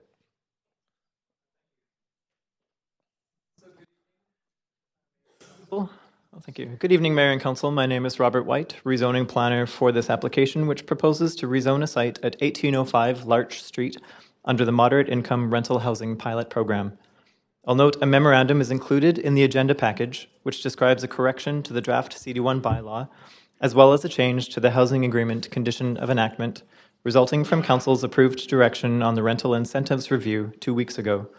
These changes are included in the posted bylaw and summary and recommendation in the agenda package, and no additional action is necessary. The site is located in Kitsilano, on the southwest corner of Larch Street and West 2nd Avenue, shown here in red at the center of the map. It's approximately 1,600 square meters, with a frontage of about 36 meters along Larch Street and 46 meters along West 2nd Avenue. It is currently zoned RT8 for two-family dwellings or duplexes, and this zoning extends further west of Larch. Sites to the east of Larch are zoned RM4 for multiple dwellings or small apartment buildings. C2 commercial sites are located nearby along West 4th Avenue to the south. To help visualize these zoning districts, the image on the left shows properties located just to the north of the subject site that are zoned RT8. This zoning anticipates houses and duplexes. If redevelopment were to occur at 1805 Larch under existing zoning, it would likely be in the form of row houses or duplexes up to 2 or 3 stories. The image on the right shows a property located to the east of the site, zoned RM4. This zoning anticipates 4-story apartment buildings. The height of new buildings under both of these zones is limited to 35 feet. This is a view from above, looking northeast, with the site outlined in red, showing the difference in buildings to the east and west sides of the zoning boundary along Larch Street. On the right of this image, a number of taller buildings can be seen. These were built under the existing apartment zone before Council approved zoning changes in the 1970s, which included lowering the height limit for new apartment buildings in this area to 35 feet. Buildings in the immediate vicinity generally measure between 30 to 35 feet. The building at Larch and West 3rd Avenue, just to the right of Larch Street, the Larch Street label on this image, measures approximately 55 feet. This area of Kitsilano is rich with amenities. Here you can see parks, schools, childcare, commercial areas, and other amenities near the site. At the top of the map, English Bay and the Kitsilano Pool, including the Kitsilano Bandstand, are located just outside of a 5-minute walk from the site. 7 parks, 4 public and independent schools, Kitsilano Library, Kitsilano Neighborhood House, and multiple shopping districts, transit routes, and bike routes are all located within an approximately 10-minute walk of the site. In addition, Kitsilano Secondary School, Kitsilano Community Center, and Connaught Park, including the Kitsilano Rink and Farmers Market, are located within a 15-minute walk south, and the Arbutus Greenway and Delamont Park are located within a 15-minute walk southeast. The site is currently built with a 2-story church with mature landscaping on both street frontages. Following declining attendance, St. Mark's United Church ended services in 2013. The site was later put up for sale, purchased by the current owner, and the space was temporarily leased to the 10th Church until October of this year when they relocated to Carnarvon Elementary. Under the previous owner, and in addition to church uses, a Montessori preschool operated on site, and the space was also made available to various community groups as well as a cold weather emergency shelter. The building itself was originally constructed in 1962 and was renovated in the 1990s. Heritage staff have determined the building does not include any historic architectural features. There are no residential tenants on this site. Above, an image of the site from the lane, showing the main and lower floors of the existing building with direct access on this laneway level. And below, an image of the site from 2nd Avenue, showing the covered parking pass-through to the lane and the abundant greenery of the site. These images also illustrate the slope of the site, falling 5 meters or approximately 17 feet from the northeast corner at Larch and 2nd to the southwest corner at the lane. After extensive consultation, Council approved in November 2017 the Housing Vancouver strategy. The strategy included key objectives to prioritize rental housing, target a key gap identified for households earning a moderate income, and explore the feasibility and development industry interest in creating new moderate income units in different forms and at different locations. Council approved the Moderate Income Rental Housing Pilot Program along with the strategy, and this is the program which enables consideration of this rezoning application. Its intent is to encourage development of new rental units permanently secured for moderate income households, being those earning between $30,000 to $80,000 per year. Applications under the policy must secure at least 20% of the proposed residential floor area for moderate income rental units. Proposals were considered based on a number of criteria, including affordability, number of new rental units created, impact on existing renters, and neighborhood fit. This site, a larger site off an arterial street, can be considered for a building of up to 6 stories under this policy. This application proposes to rezone the site from RT8 to CD1 to permit the development of a 5-story building with 63 secured rental residential units, including 20% of the floor space secured as moderate income rental units, or approximately 13 units. The model on the floor of Council represents the proposal and does not reflect staff recommendations included in Appendix B. As noted in the report, staff recommendations include a reduction in height, a lower floor space ratio of 2.53, and other changes as represented in the perspective image shown on this slide. I'll provide further details on these recommendations later in this presentation. A unit mix, including 22 studio units, 15 one-bedroom units, 20 two-bedroom units, and 6 three-bedroom units is recommended, and this achieves a family unit mix of approximately 41%, exceeding the 35% required in the family room housing mix policy. The moderate income units would consist of 5 studios, 4 one-bedrooms, 3 two-bedrooms, and 1 three-bedroom unit. Unit sizes are comparable across the market and moderate income units, and no micro-dwelling units are proposed in this application. As part of MERP, each application is required to provide a financial statement for review to assess the value of the project and determine if additional land lift has been created. Staff and Real Estate Services conducted the financial review and determined the value of additional density and incentives recommended is offset by the cost of securing the moderate income units, and no additional land lift has been created.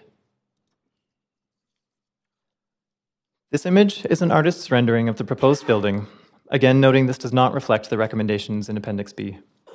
However, this rendering does portray the greenery to be retained, outlined in green.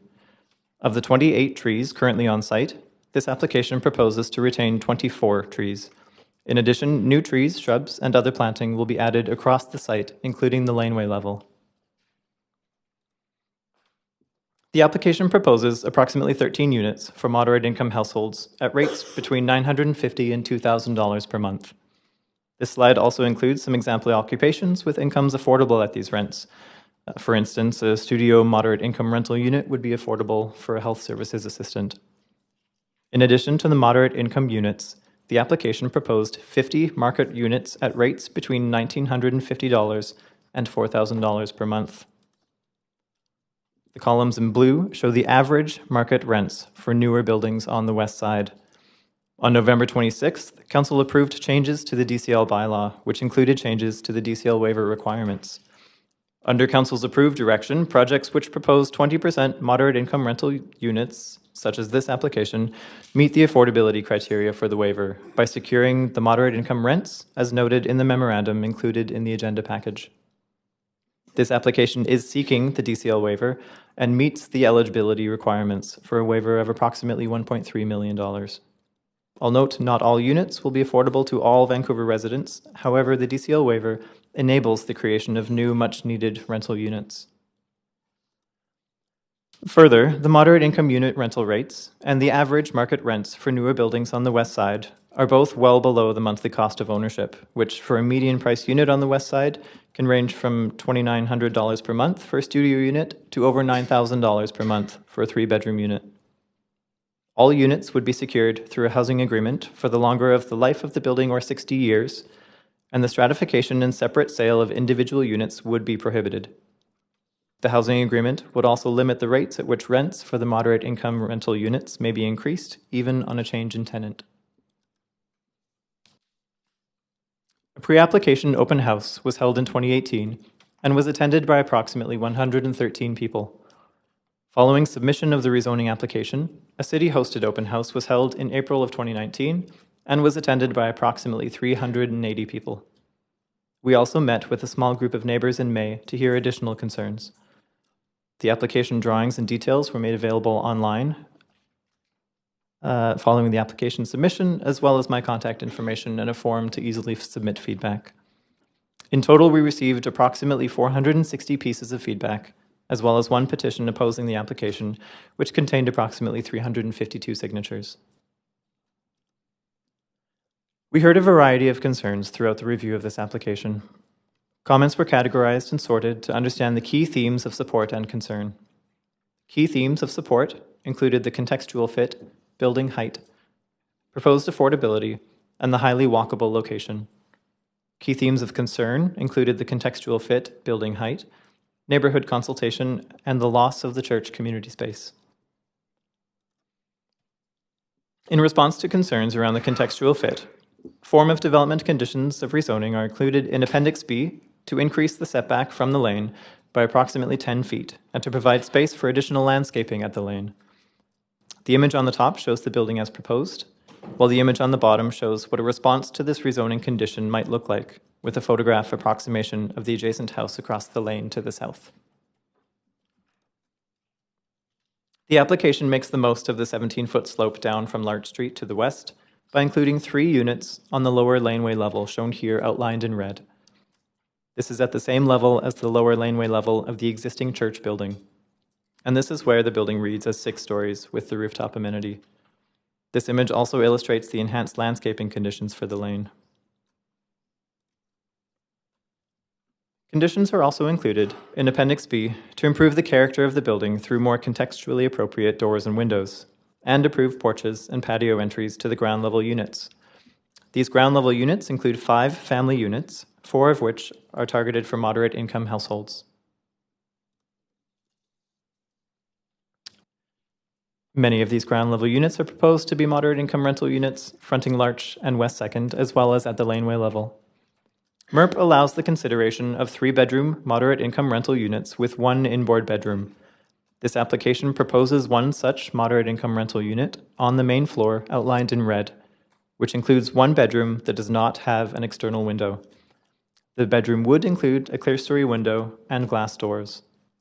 All units meet the city's livability standards and building code requirements, and conditions are included in Appendix B to ensure the livability standards are maintained. Following the review of the application and incorporating feedback from the public and the urban design panel, this report also recommends lowering the building height. This will be achieved by slightly decreasing the floor-to-floor heights reducing the mass of the guardrail and minimizing the features on the roof. The image on the right represents the change in response to the conditions of rezoning and includes the amenity room, recommended to be relocated from lower in the building up to the rooftop.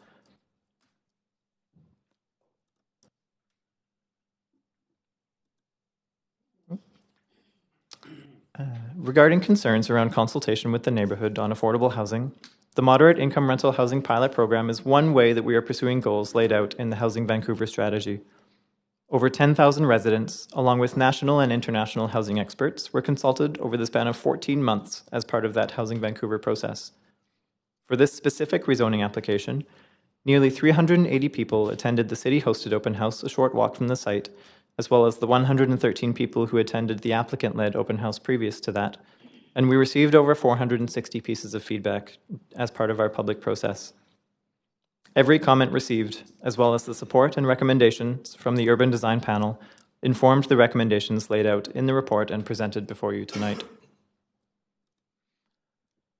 Lastly, staff recognized the previous owner of this site provided the church space for community groups as well as the Montessori preschool. It became clear through early staff discussions that seeking a childcare or community space on this site, in addition to secured moderate income rental units, would not result in a financially viable project given the size and context of the site, the building form which could be considered at this location under the policy, and Council's priority to achieve new below-market rental units with no residential tenant displacement. In summary, staff recommend approval of this application to rezone 1805 Larch Street from RT8 to CD1, subject to the conditions outlined in Appendix B of the report, as it meets the intent of the Moderate Income Rental Housing Pilot Program. If approved, the application would contribute 63 new secured market rental units, including approximately 13 units permanently secured for moderate income households to help reach the city's goals identified in the Housing Vancouver strategy. Thank you. Staff and the applicant team are available to answer any questions. Thank you very much. So is the applicant team here to speak to the application? All right, would you like to speak or just answer questions? Okay, great.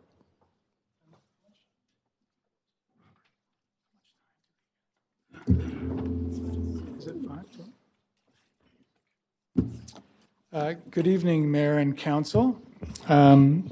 First of all, I'd like to thank everybody for considering our proposal at 1805 Larch under the Moderate Income Rental Housing Pilot Program. My name is Tony Papajohn. I'm a lifelong Vancouverite, born in Vancouver, an active member of our community, and director of Jameson Development Corp., the developer of the property. To give you a bit of background about us, we are a small family-run business, and we have always lived, worked, and raised our families in the communities where we work. We are very committed to social, economic, environmental sustainability, and inclusivity. This proposal under MERP is not only in line with our commitments and values, it's directly in response to what the city and its residents have been asking for: more affordable housing choices and options. We are proud to be a partner with the City of Vancouver in the MERP pilot program. Most recently, in the City of North Vancouver, during this past summer of 2019, our development company completed that city's first ever moderate income rental building. It's a 96-unit secured rental building. It includes moderate income rental units and units with an enhanced accessibility. The rents in this building are similar to those under Vancouver's MERP pilot program. It is both family and pet friendly as well. In fact, over 25 years ago, we developed our first ever purpose-built rental project right down the street in Kitsilano. This was before Vancouver's rental crisis, before skyrocketing home prices, and before programs and incentives like MERP. I grew up in Kits, actually within a short walk of 1805 Larch. And I remember my neighborhood in Kits as inclusive, economically and socially diverse neighborhood, and where many other immigrant families also called Kitsilano their home. In those days, the neighborhood was attainable to most. So as we all know, sadly, that's changed a lot over time. And to the point where it's not attainable anymore for many of Vancouver's residents. We are obviously strong supporters of the city's MERP pilot program and other recently passed rental initiatives. We want to contribute to our city now and in the future and help achieve key housing goals outlined in the Housing Vancouver strategy. Make no mistake about it, this project will provide attainable workforce housing so people can live closer to where they work. Hardworking people like nurses, school teachers, police officers, firefighters, and employees of small businesses, the people who we all rely on every day. It will also create new, safe, environmentally sustainable, high-quality rental homes for 63 families who will be able to live in the area where the rental stock is aging and very hard to come by. 13 of these units are designated for moderate income households for the life of the building. The building will have more family-oriented 2- and 3-bedroom units than required under the pilot program, and the entire building will be pet-friendly. I also want to acknowledge that the proposed development in Kitsilano has been possible because of the combined efforts of our architectural team and the entire consultant team, with consultation with the City of Vancouver. We've also received input from 2 open houses and advice from the Urban Design Panel. This project, in addition to meeting the MERP requirements, has been improved and adjusted as a result of community feedback. All this has led to City staff report and the attached recommendation conditions, which were prepared to go with and build this building. I'll now turn over to the architect and the landscape architect. Thank you for your time. Thank you very much, Tony. Your Worship and Council, I'm Sheridan McRae from Metric Architects. I'm speaking to you today as the project architect, but also a local resident. I'd like to highlight a few key items about the design. Firstly, it's a unique site. It doesn't displace residents or active businesses. It doesn't require lot consolidation, and there is no loss of heritage. A site like this in Kitsilano is really a once-in-a-generation opportunity for rental housing. Jameson asked us to create a design that pays particular attention to young families. That's why you see the large outside spaces, urban agricultural plots, play space, and a generous amenity room. The building follows the Green Buildings Plan for rezoning Path B, the large reductions in energy use, heating loads, and greenhouse gas emissions compared with typical construction. It will be photovoltaic ready, allowing the project to install renewables to offset common area lighting, HVAC, energy uses in the future. It would also be zero fossil fuel emissions. Other sustainable strategies include low-emitting materials, integrated rainwater management, indoor air quality testing, and enhanced commissioning. I'd like to talk briefly about the context. We've maintained a dense tree buffer that will virtually hide much of the building from the street and will help maintain the existing character. This was a planning challenge because keeping the trees restricts the footprint. We're proud to say that we were able to do this while creating 63 units. The new building footprint is almost the same as the existing footprint. We have introduced a podium at the rear to provide additional outdoor living spaces.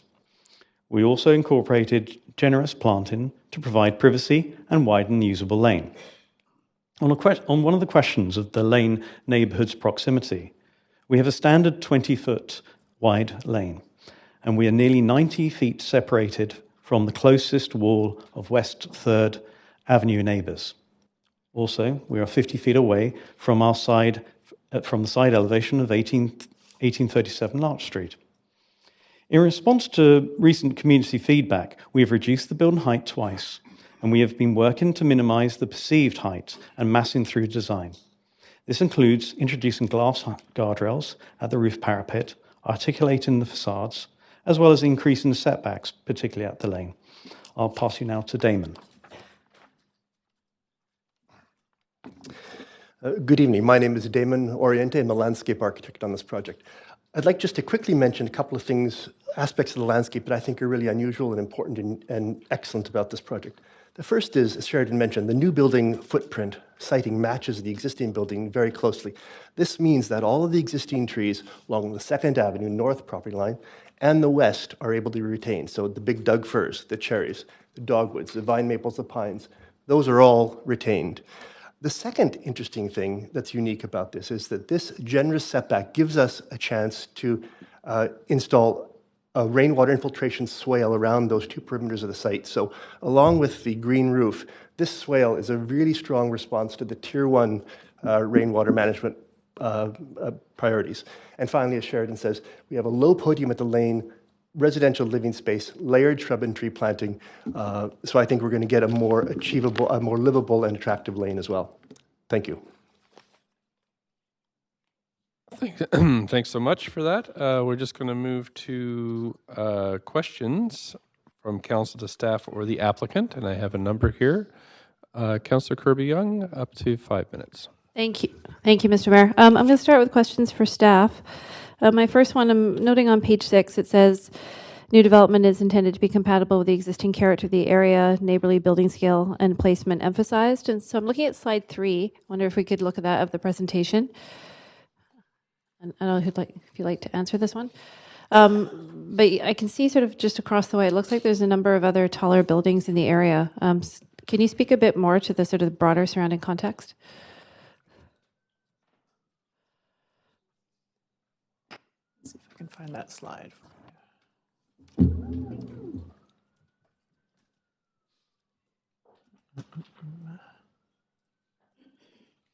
So I'm sorry, Councillor, you were looking for some information on the surrounding context? Yeah, I'm just sort of in the spirit of the comment in the report, as I said, and I'm just conscious of time here. Developments intended to be compatible with the existing character of the area, neighborly building scale. And I'm seeing there sort of on this far side of Larch, there seems to be a number of taller buildings. Can you give us some context about the broader area a little bit? Yeah, I mean, this was definitely one of the challenges of the MERP policy with looking at the context of each of these sites. In this specific location, we do have some taller buildings in the immediate vicinity. They were taller buildings that were approved under the existing zoning at that time. Okay. When that zoning was changed. And how did the height of those compare, for example, to the 67.1 feet that's proposed here? So the height of some of those buildings in particular are quite a bit taller, in the 100-foot or so. Kind of 13-story range. Okay. And on that note, while we're on height, I noticed you had made a comment that some of the response to some of the public feedback was lowering the building height. And it seems to be in the report from 67.4 to 67.1. So is that 0.3 feet intended to make much of a difference? Yeah, thank you for the question. So this is with the sloping site and with some of the changes to the rooftop to include a recommendation of the amenity room on the roof. The measurement of the height of the building sort of followed the slope down. So while there's an approximate 3-foot drop in the building height with the recommendations, because that slope is also dropping, the measurement of that height doesn't look too different. But as viewed from Larch and West 2nd, the building will seem a few feet shorter than the original proposal. Because of the slope? Because of how the height is measured, yeah. Because some of the elements on the rooftop are proposed to be pushed further west, where the bottom grade of the site is lower. And so that measurement of the maximum height sort of follows that grade You're saying down. it will feel shorter than 0.3 feet. Is that right? It will look like 3 feet shorter from Larch and 2nd, yes. It's really the measurement itself. Okay. I'm just going to move on because I'm conscious of time. And that is, you also talked about minimizing rooftop features. And so in looking at that area in the report, I just wanted a bit of detail on what that meant. And so I was looking at page 8, where it talks about the amenity and the indoor amenity being relocated to the roof and there being some screening or landscaping. Is that what you meant when you made the comment minimizing rooftop features? Or does that mean that there's less outdoor access on the roof? Or so, for example, it might mean where the original application proposed a trellis on sort of the east side of the building, transitioning that to the west side so that fewer rooftop elements would be visible from the street. Okay, but for the residents, would they have more or less outdoor space? Is there more space on the rooftop now dedicated to indoor space? I guess how much access do people have to outdoors? That's what I'm asking. There is definitely quite a lot of outdoor space proposed with the recommendations on the rooftop, in addition to the indoor amenity room. Okay. And as well, this site has the really great abundant outdoor space in the treed sort of front yards. Okay. And then the 10-foot setback, is that, would you describe, that's described in Appendix B that you had referenced, would you describe that as sort of the most significant change that was made in response to public feedback, the 10-foot setback from the rear, and then to allow for sort of that space allowance as well as for additional landscaping? Yeah, certainly. So the building height sort of dropping was one of them, but the big piece there is pushing back from the lane and really to help soften the transition to the neighboring properties. Okay, thank you. That's helpful. I'll leave it there. Thank you. Thank you very much. On to Councillor Fry. Oh, thank you. Questions for the applicant, actually. Mr. Papajohn, my ears perked up. You had me at pet friendly. I'm curious about some of the business decisions here, particularly on the landscaping and on the pet friendly. And oftentimes we hear from folks that they don't want that pets cause damage, and that it's actually hard for people with pets to find homes. I have 2 dogs, so we're partial and we grew up with dogs. But we find, because it's so difficult for many people to find accommodation that accepts pets, we actually find many of those tenants much better tenants and more caring of the surrounding buildings, and because they know they have a special place to be living with their pet. Yeah, I agree with you, and I'm very happy to hear that acknowledged in a business model, because I've often thought that intuitively, that pet owners would make great, they're more responsible, generally speaking. And yeah, I think most people that have a pet are taking care of something, whether they have children or not. They're taking care of another animal. So yeah, no, that's and as you mentioned, the market dynamics of trying to find a place. So now on to the natural landscaping. Again, that's a pretty significant inclusion of mature trees, and obviously not an easy proposition. We know that working around trees of that nature can be. So that's obviously a business decision that you made as well, or was that a design decision? we think, the natural and older vegetation is part of Vancouver and Kits, and if we can retain it, we worked hard with the architect team and the landscape architects to form the underground in a certain way, and that's why we had to push closer to the laneway and stuff to accommodate those tree roots and them surviving. And so lastly, now, given that this is a pilot, and for me, the big interest in how this pilot works is the deeper affordability and the sort of vacancy control component of it. And obviously this hasn't been approved, you haven't built it, you don't know how it's all going to work out in the end. But do you, since we're talking and this is a pilot, do you see ways that we could deepen that level of affordability? Are there tools that we might? Well, I think it's the ratio between the market and the non-market. So, we hear about density and heights and all these things. You need the extra density in the market units to pay for the non-market units, regardless if it's 20 or 30%. It needs to be balanced to be able to afford those. The interesting thing with the MERP program is the rents are the same regardless of where they are in Vancouver. So this $950 studio at 2nd and Larch was the same price as the MERP studios on Renfrew Street. So they're actually deeper affordable, the ones on our project, in my opinion. So Mr. Molnar, who was here just before, had previously Yes. bent my ear about speeding up the process and queuing together DP and RZ. Do you see any merits in those kind of? I do, and then the other thing is we're at a point in time where we have 3 levels of government sort of agreeing on some things and ticking off the same boxes. We also have historically low interest rates, and we have cities that are prepared to address these affordability issues. If construction costs are increasing, I can tell you that right now, about 1% a month, I'm being told. So the longer these things take, the more risk there is to seeing them through to the fruition. Okay, thank you. Okay, you're welcome. Thank you. Councillor Dominato next. Sorry, Savanchi here. Up to 5 minutes. Thank you, Mr. Mayor. And questions to staff. I just wanted to follow up on the recommendations that staff made, which were in response to the panel, but also public feedback. Can you just walk through the key ones? I heard the change in the setback at the back, the height, the public amenities. Were there other key staff recommendations in terms of changes that you wanted to see in response to public feedback as well as the urban design panel? I mean, certainly one of the other recommendations there is to even further increase the landscaping around the site. So knowing that there are already a number of trees to be retained on site, trying to find additional opportunities, and some of that being in the lane or elsewhere on the site was one of the big ones. Okay. But I captured the other ones. Those are the big ones that you spoke to earlier? Yeah, definitely minimizing the height and increasing that setback to the rear are the other two major ones for sure. Okay, great. Thank you. And then can you remind me if this weren't going ahead or proposed as a MERP project, what could be built there now? Yeah, good question. And I'll maybe look to my urban design colleagues to help respond to that one. Thank you.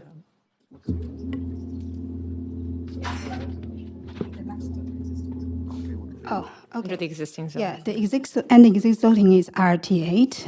It's a typical duplex zone, which can typically build a duplex and on a small site. But on this larger site, relatively, it's possible to develop to multiple dwellings up to 10 strata units, and most likely in the form of a 3-story row house building. And the height is up to 35 feet, and the density is up to 0.75. Okay, and you said strata. Could they It's be strata, rental? yeah, and the current zoning is strata units. Okay, and so there'd be no rental, and no below market. Yeah, that's the option to a developer, but usually it's allowed to build strata. Okay. And I will add something to the conditions about height and the setback. And according to the height, it is a response to the urban design panels, which is make efforts to reduce the apparent height. Actually, further than that, during the test fit, staff work with applicants, we actually reduce the actual height and perceived height both. And if you look at the sections, I don't know if you include the sections of this proposal, and the floor-to-floor height in the original proposal is more than 10 feet. So staff recommend the applicants to reduce the floor-to-floor height to more typical, which will reduce the primary of the building height by about 3 feet, which you can see the building height below the rooftop actually reduce the 3 feet, but the numbers 67 feet actually measured to the top rooftop amenity space. It's actually, you cannot see from the street view. The main building height you can see is the primary building massing for the first 5 stories, not the rooftop. Okay. It's about building height. Another is the real setback.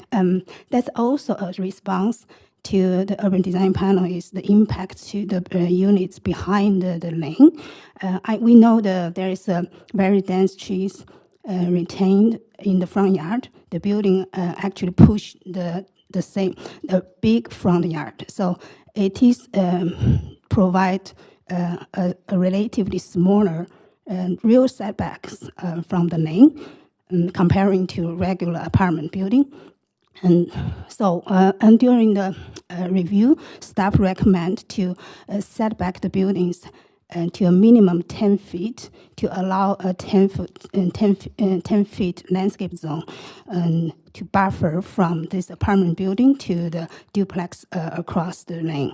In this zone will be plant layered landscape and large trees, which you probably you remember the slides, has the enhanced landscape along the lane. And so, yeah, that's the first conditions. Okay, that's helpful, thank you. And then I have one last question to the applicant, to Mr. Papajohn. Just 20 seconds. Okay, thank you. I'm curious, do you think, speaking to the ratios, could you have done more sort of below market rental with the current ratio, like more than 20%? It's very difficult, given the land cost and the increase in construction costs. We're able to find a bit of a sweet spot here because of the lower interest rates, but we truly love the city and want to have this as a long-term asset for our family. So Thank you very much. we're taking a bit of a hit for it. Thank you. Thank you. Councillor Dejanova. Thanks so much. I had a question for staff, and it's regarding pet-friendly rental units in this neighborhood. I understand that that's a need throughout the city, but specifically in this neighborhood, we talked a lot about housing. I'm wondering if we can talk, if you might be able to answer my question about specifically in this neighborhood.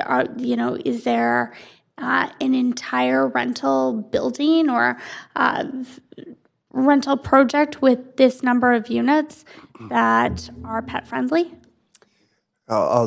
I could try, but the RTA sets out what landlords can and can't do around restrictions on pets and other things. So, but we don't have any data collected on how many rental units by neighborhood are or not pet friendly in the rental market. Okay, so but we don't have the data. But we know that there's a deficiency in that, or there's people with pets who are finding it more difficult than people without pets to find rental units. Is that correct? Yeah, I'd say when we do our consultations in the community around every housing strategy, every housing project we do, one of the key things we hear back from households that are looking for lack rental housing in the city is always the difficulty of accessing rental housing when you have pets.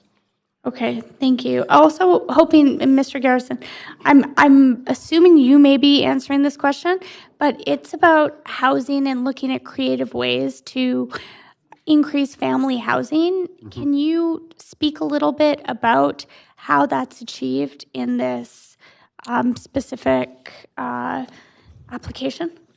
Yeah, it can be a challenge achieving family size units, particularly 3+ bedroom units.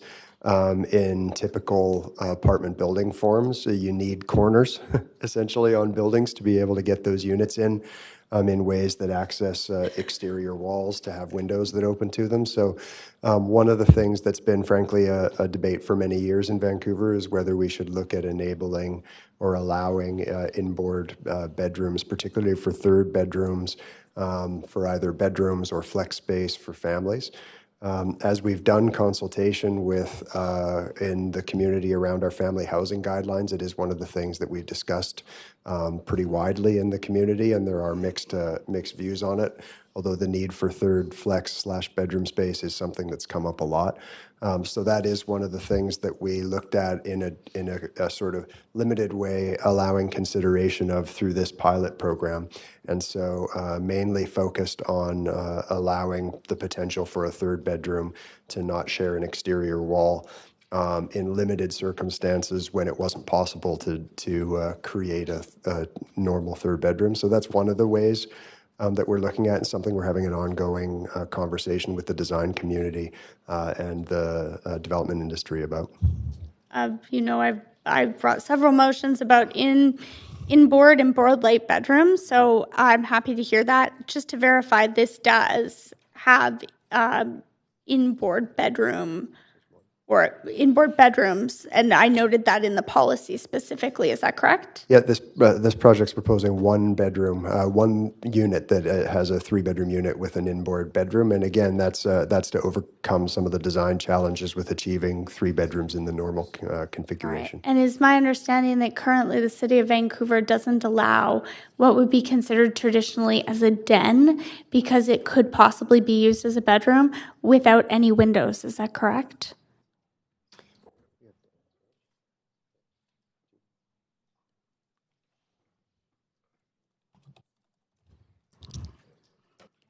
Ms. McNeil, thanks. Yardley McNeil, Senior Rezoning Planner. That's correct. In Vancouver, bedrooms generally are rooms with windows. So when we classify a den that's enclosed within that, that's fine, but we won't count it as a bedroom. Okay. So this may be a way it's a pilot right now, technically. Is that fair to say? I think that's correct, and I think Mr. Garrison answered that in a fulsome way. Okay. Explained that we're trying it out and we'll continue to consult with the development industry. Okay. Looking forward to hearing the results of that, and thanks for answering my questions about clarification on that. Thank you. Thank you. Councillor Boyle. Thanks. I just have two questions, and the first one I'm actually not sure if it's for staff or the developer, but maybe to the developer. I thought I heard that the building would be zero emission, and I'm curious to know if that means there's no natural gas being It's built into it? yes. So it has zero fossil fuel emissions. So no gas, no natural gas. Okay. It's electric Heating or and heat pumps. That's basically it. That's what I meant. Great. Okay. And then actually, I have one more question for you, which is I'm curious if you had been able to go to 6 stories on this. Do you have a sense of how that would have? How many more moderate income units would that have been? Of yes, interest? So when we first came in, we did talk about a 6-story building, but then of course our very, very first open house, it was obvious that was going to be a real concern. But it would just be 20%. So if we could add another floor, we'd go from approximately 63 to 75. So it'd be 20% of that. So it could be potentially 15 or 16. So we could have another 3 or so units. Okay. Moderate. Yeah. That's all my questions. Thanks. Thanks very much. Councillor Hardwick. My question is for staff. Neighborliness. Neighborliness is one of the criteria for determining the appropriateness of this rezoning and application of this new pilot project. We just saw and approved the first 2 of these MERP projects, and their neighborliness was not seen as a consideration. We had nobody show up from the neighborhood, and yet here we are with significant turnout from the community. Furthermore, as we looked at the public consultation report, we saw a high level of interest in the community at various open houses. I'm really interested in hearing how you can really stand behind the statements around neighborliness here. So could you walk me through why you see this as appropriate through the lens of neighborliness and planning?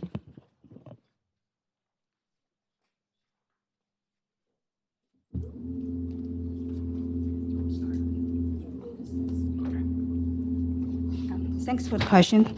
I think the texture fit is very important concerns, and also it's very important to us to review the projects.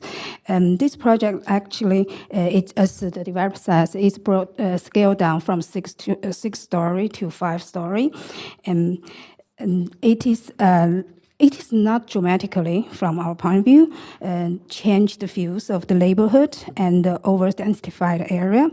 And the application also proposed a few positive design measures that help the development fit into the neighborhood context and also minimize the impact to the neighbors.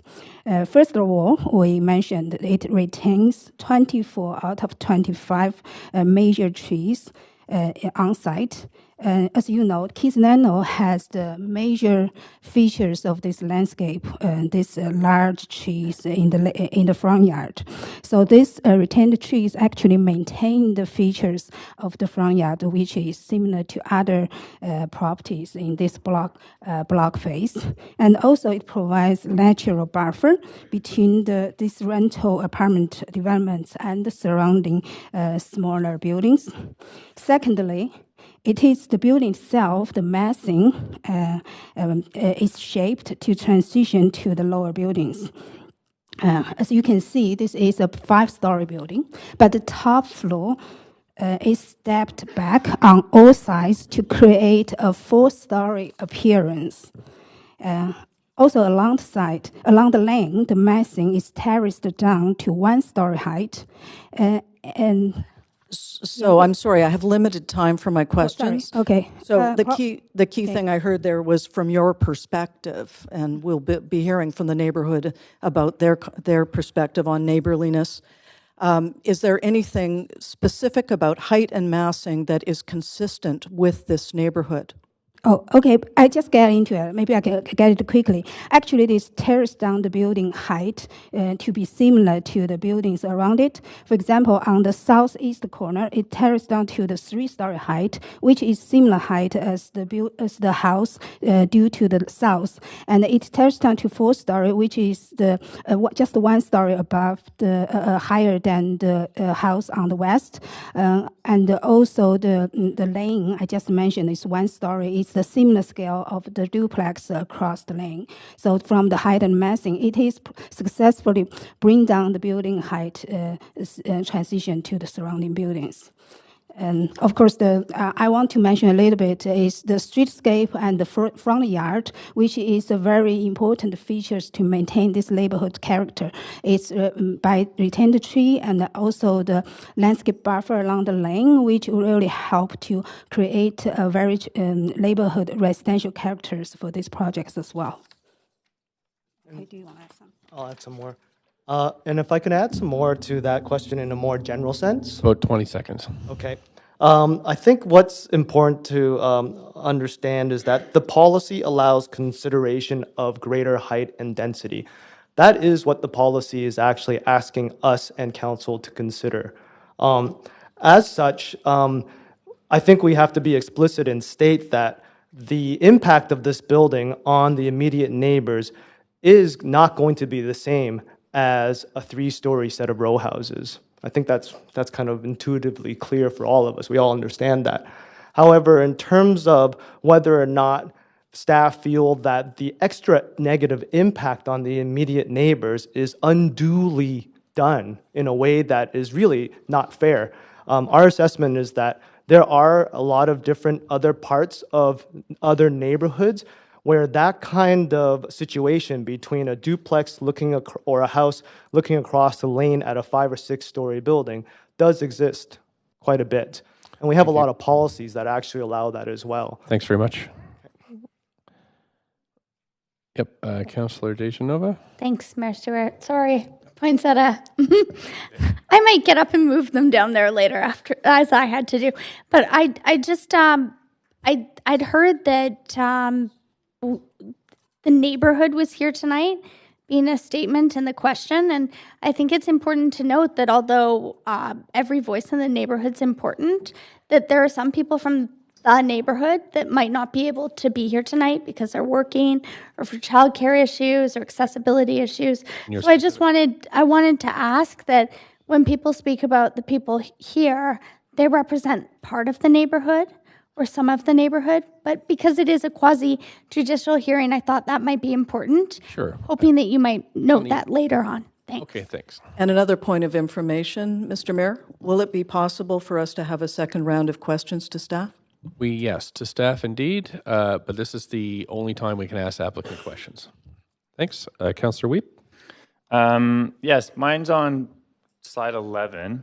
It shows the tiny library and bench, but I don't see that on any other diagram we have. Is that something that's in the new proposed version that we just don't see in anything else?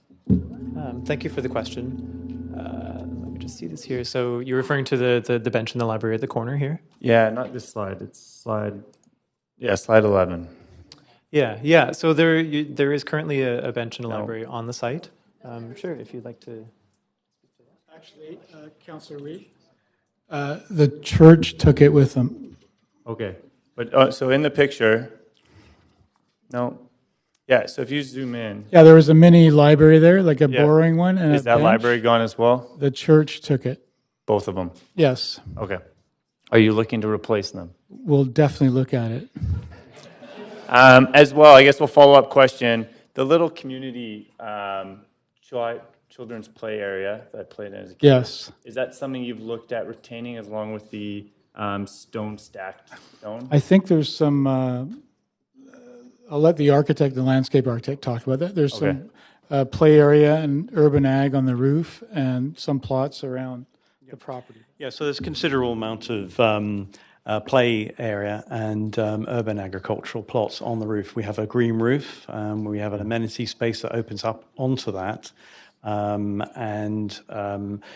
we looked initially at potentially having it in the same place as the daycare has at the moment, but it's very dark down there, and we are from city staff recommendations trying to actually integrate some of the units' front doors through that path. So we might be having a few paths going through there. So it wouldn't make sense to have the daycare there. So, but the stacked stone will be retained. Yes. Yeah. Okay. Thank you. Second one to staff. Was there a letter of historical significance done on the project?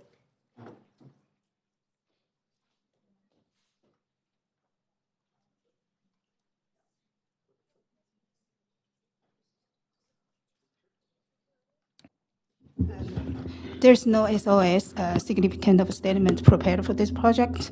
It's at the early stage. Heritage staff review the projects. This is not registered heritage, and also there is no identified need and community interest to retain this particular existing structure. And so there's no further review and SOS prepared for this project. Okay, thank you very much. And final question on, you talked about the opportunity of this guy to be row houses or the 4-story that or the project we're looking at right now. In terms of accessibility, we know that there are a lot of seniors continuing to be a larger portion of the population, significantly in this area. Is there more accessibility with a project like this than if we had gone to a row house?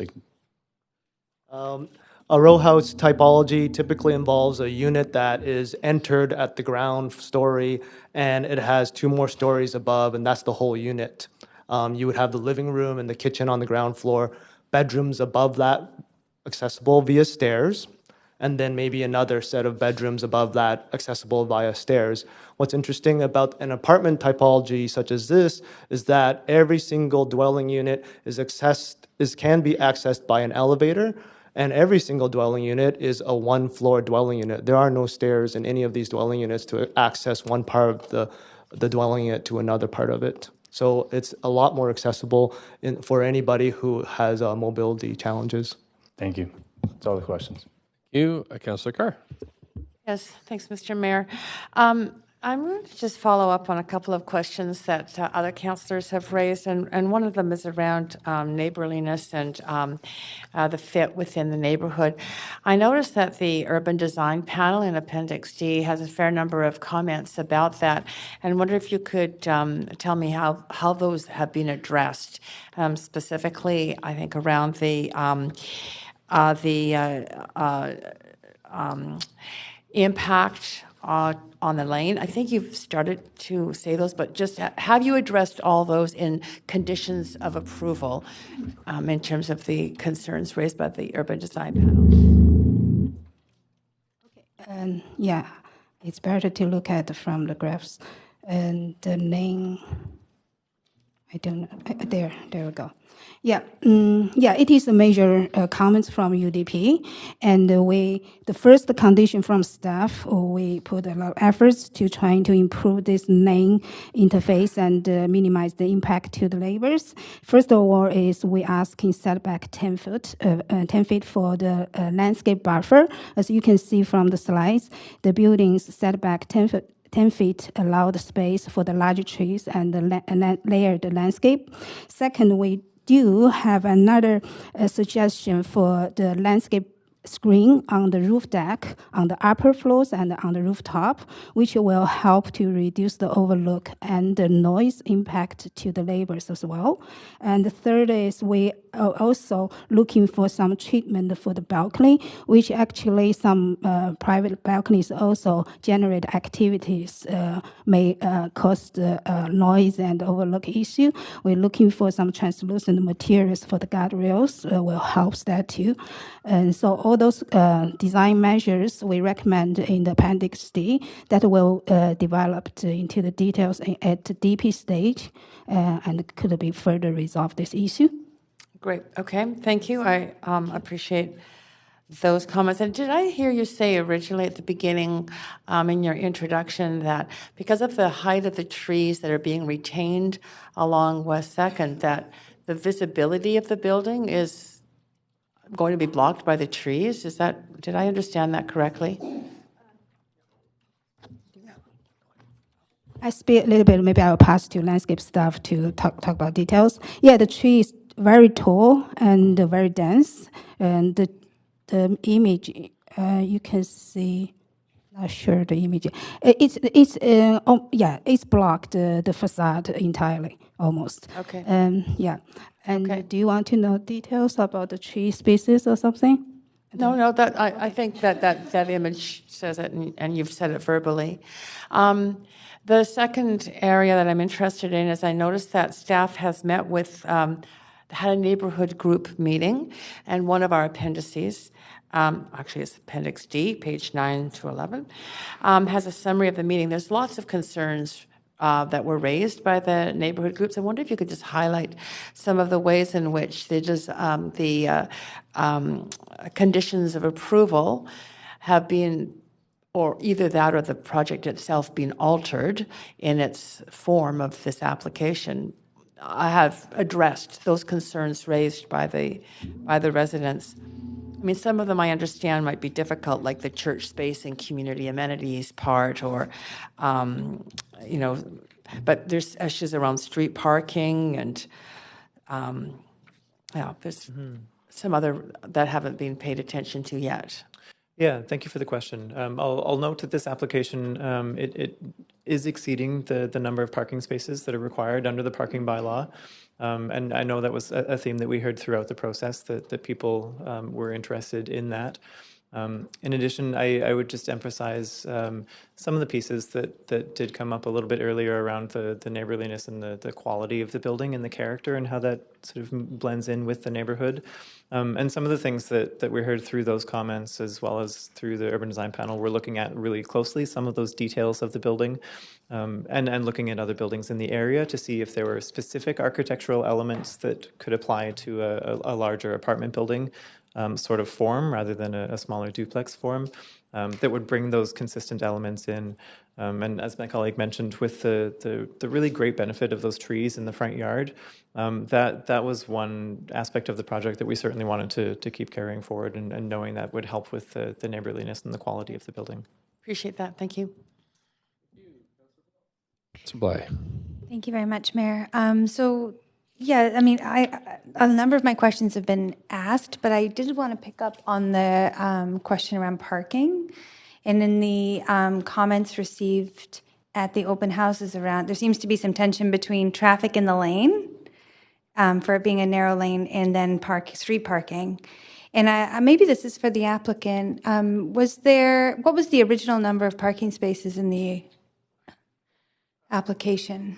Yes, original application, I think we were around the 37 number. That's the minimum. Our minimum is 33. Okay. And then we brought that up to 56 because of residents' concern. Also, there was a concern about the lane being very narrow at that point, and we heard that also it was a big concern. And so, with staff, we've moved back the plant in and the building further away from the lane to give a wider lane, because there was problems with the garbage trucks getting caught up and down that lane. Okay. Can I just get confirmation from staff the parking minimum under this bylaw? Because it says in the report 37. You're right, sorry. It is 37. That was my It mistake. is, okay. Sorry, the 33 of them were normal, Okay. and then the others were accessible. And you're putting in 57. Yes, so total 57. Yeah, that's right. So quite a large amount over. Yeah, right, okay. Understood. Thank you. And you don't have any concern. Okay, no, I won't go in there. I'm running out of time.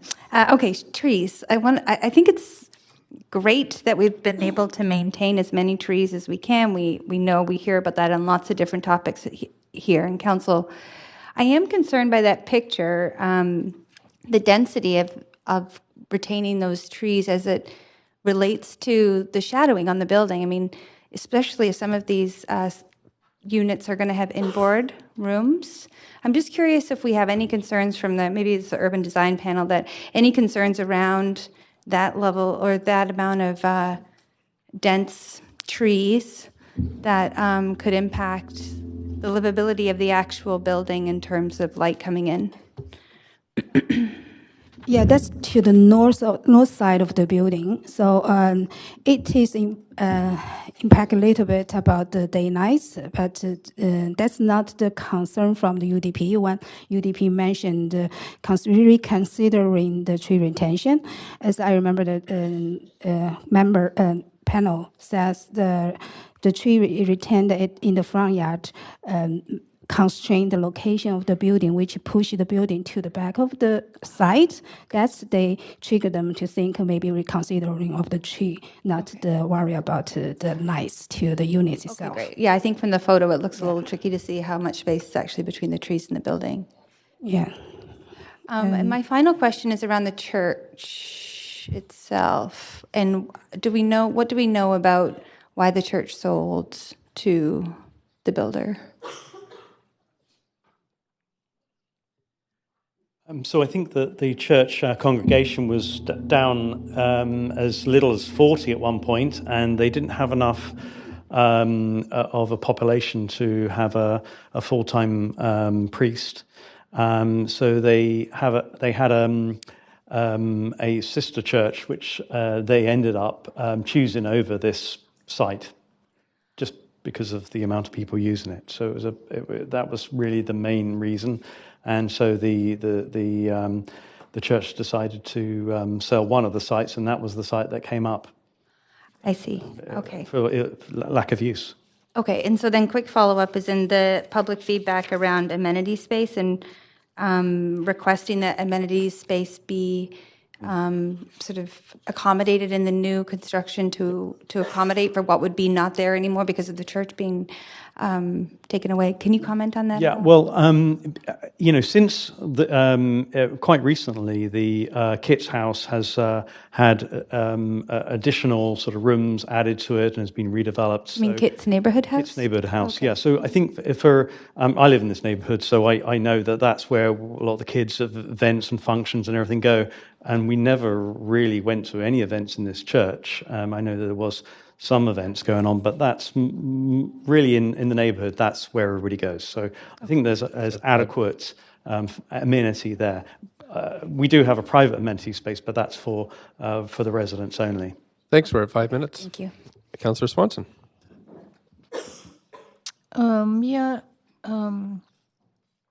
So I think I heard the number 4,000 being tossed around for a rent. Is that what the rents are going to be? Thank you for the question. So the application, when it was received, they were proposing rents in order to meet the DCL waiver at the time.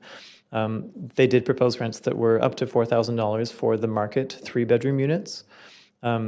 When council approved the changes to the DCL waiver a couple of weeks ago, they changed the criteria for meeting that waiver to mean now this application meets the waiver by providing the 20% of floor area for moderate rental units.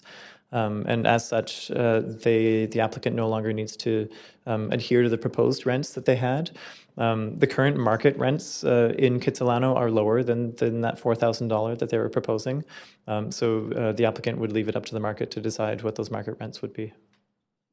So because of the change that was passed a few days ago, the rents that have to be adhered to are lower, higher, non-existent? The proposed moderate income rents are the same, Yeah. But the market rents, there is no longer a requirement to meet the DCL waiver.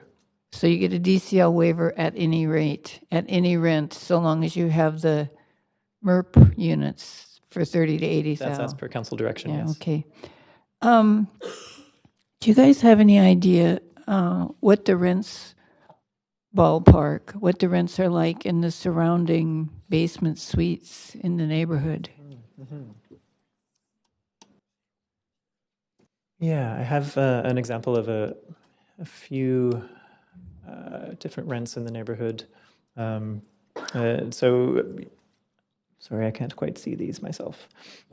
If you take a look at the slide, you can see some examples of the existing sort of average rents in the area, and that's in Kitsilano, as well as the rents under the DCL bylaw when this application was submitted. I'll note a nuance there with the DCL bylaw. The maximum average rents were sort of balanced out between the moderate income units as well as their proposed rents. So that's where any of that discrepancy between the higher proposed market rents comes in. So what I'm asking is, like, say there's an apartment building kitty corner from where this is going to be. Do you have any idea what the rents are in there now? Do you have any idea what the rents would be in the, there's lots of houses around there that have basement suites. I'm not talking about the new rent, like if you were renting the place for the first time. So we're just looking up the numbers for you. We have the data, but we just need to look it up and get back to you. Oh, okay, good. So another question, is there going to be a rich door and a poor door? No. So this application proposes one main entry door. There are a number of units that have their own access directly to the street, but there are no separate doors. The moderate income units aren't going to be treated any differently than the market rental units. So the DCL waiver is equal to about $100,000 per low-income unit. Do you know what the city typically gives to a nonprofit when they're trying to increase affordability? Is it that much? It ranges depending on the method that we use to do it. Like, there's a different cost if we secure a building through an inclusionary program versus investing city land at a nominal rate, which could be $150,000 or $200,000 per unit, depending on the density we achieve. And the grant program that we're looking at right now is looking at about $75,000 a unit maximum. But I think what we need, what we need to understand about the way that these buildings perform financially is that financial incentives, whether they be density, whether they be development cost levy waivers, can't be isolated to just the 20% of floor area that's at the affordable rates, because the way that you achieve the affordability in those units is by the building functioning as a financial whole overall, 100% of the units. So we wouldn't break it down as the per unit DCL waiver just for those units, because we have to look at the financial picture of the building as a whole, or it doesn't get delivered. And you're trying to get me those Sorry, we're just at the 5 minutes now, Councillor Swanson, so we'll have Yes, we might come back later.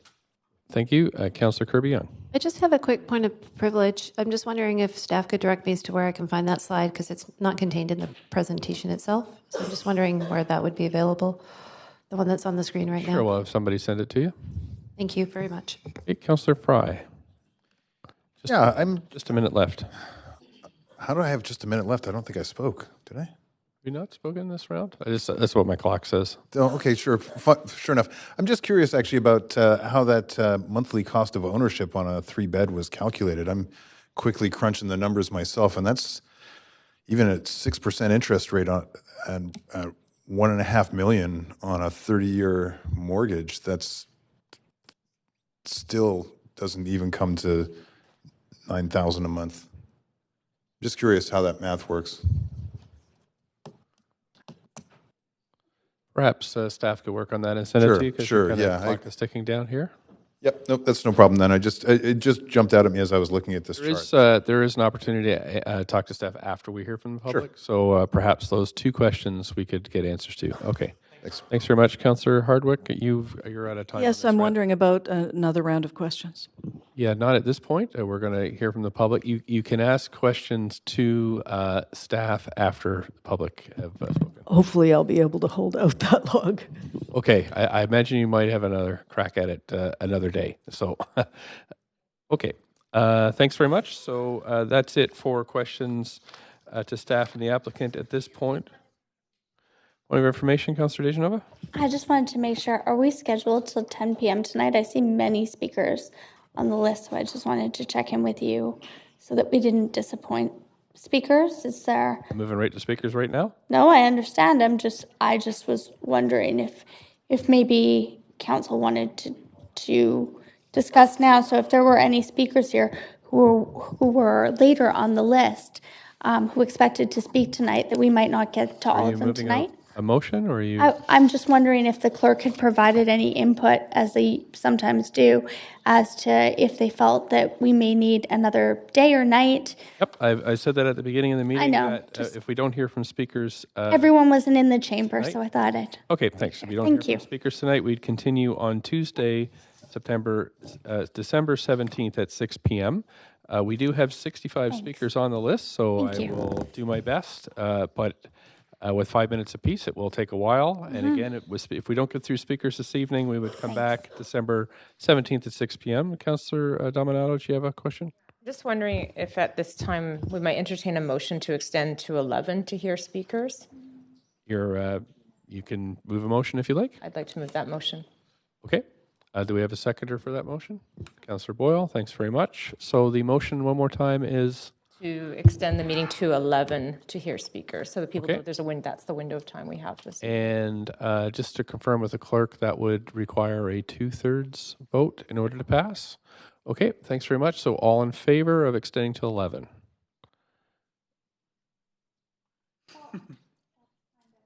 All in favor of extending to 11? Those opposed? 1, 2, 3. So let's see, 3 out of, maybe the clerk can help me with the math. I think that just passes. Right, so we're going to extend to 11 o'clock. Thank you very much. And with that, point of personal privilege, Councillor Hardwick. I understand if people are going to stay to 11. I'm just feeling health-wise that that's not going to be possible for me. So I just want to ensure that I can watch the video that I'll miss this evening. Yep, we have made the decision to stay till 11. We have to maintain quorum in order to hear the speakers officially, but you can review what sections you miss on video, which the clerks will send you, so you can be fully informed when you vote. Okay, thank you. Point of privilege, Councillor Swanson. Ditto to Councillor Hardwick. Right. So the only danger is if we run out of quorum, then the meeting just stops. So regardless of the motion that's passed. So just let you know that. Okay. So thanks very much. First on the list, we have Anne Relander.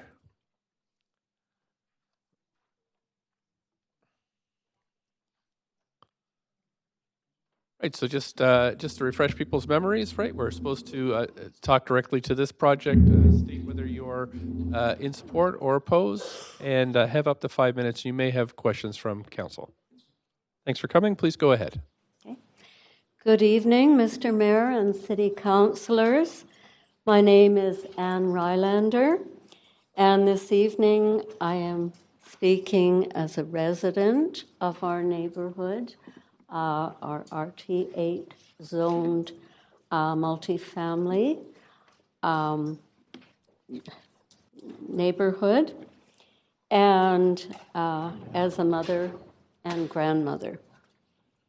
I'm going to be speaking from the perspective of real people and real families.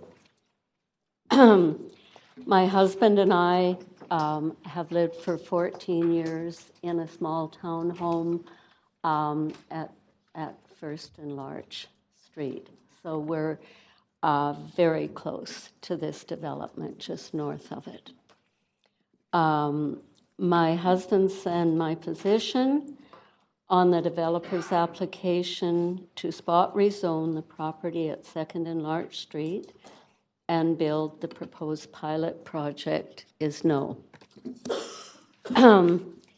Before I give my rationale, I'd like to remind you that this particular spot rezoning application is the first of its kind in the city of Vancouver, as it is right in the middle of a quiet residential neighborhood on a quiet residential street. The decision of whether to approve this project will set a precedent in the city of Vancouver for all Vancouver neighborhoods. Therefore, this is an extremely important public hearing and an extremely important decision. We hear and understand, Mr. Mayor and councillors, that your goal is to provide much more affordable, below-market rental accommodation in the City of Vancouver. We totally support this concept and support this goal in our neighborhood. Our neighborhood in Kitts, as I mentioned, is zoned RT8, multiple family zoning, duplex zoning. And our neighborhood, zoned this way, is right now as we speak, is a majorly successful example of a neighborhood already providing a huge amount of affordable multi-unit rentals in older homes. But this is being done while still maintaining the character of the homes. If we lose that in Vancouver, we lose the character of our city.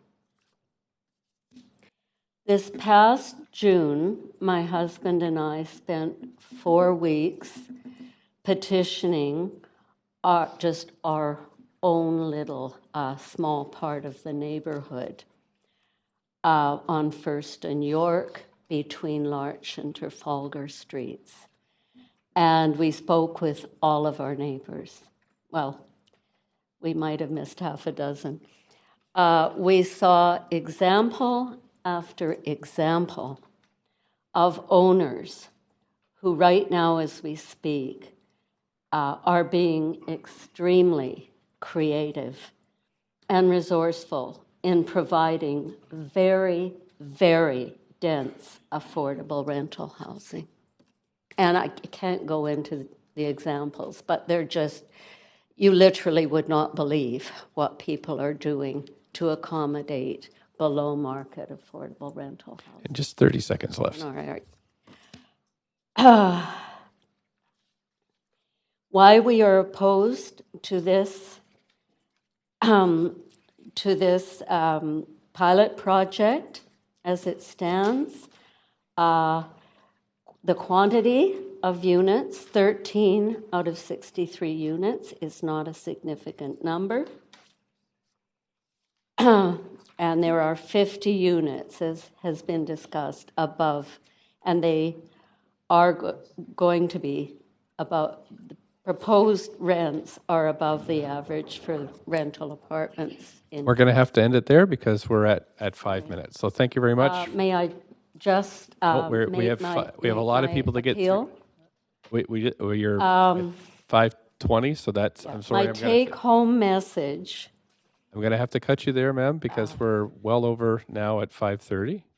Okay. But you can please, you can send it by email, any additional comments you have. I don't imagine we'll be finished this evening, so we'll have plenty of time to read any additional comments you might have. Okay. Thank you very much for coming in. Thank you. And I see no questions on the queue for you. Aaron Ryan. Thanks very much for coming in. Up to 5 minutes. Thank you. Good evening, Mayor and Council. My name is Aaron Ryan.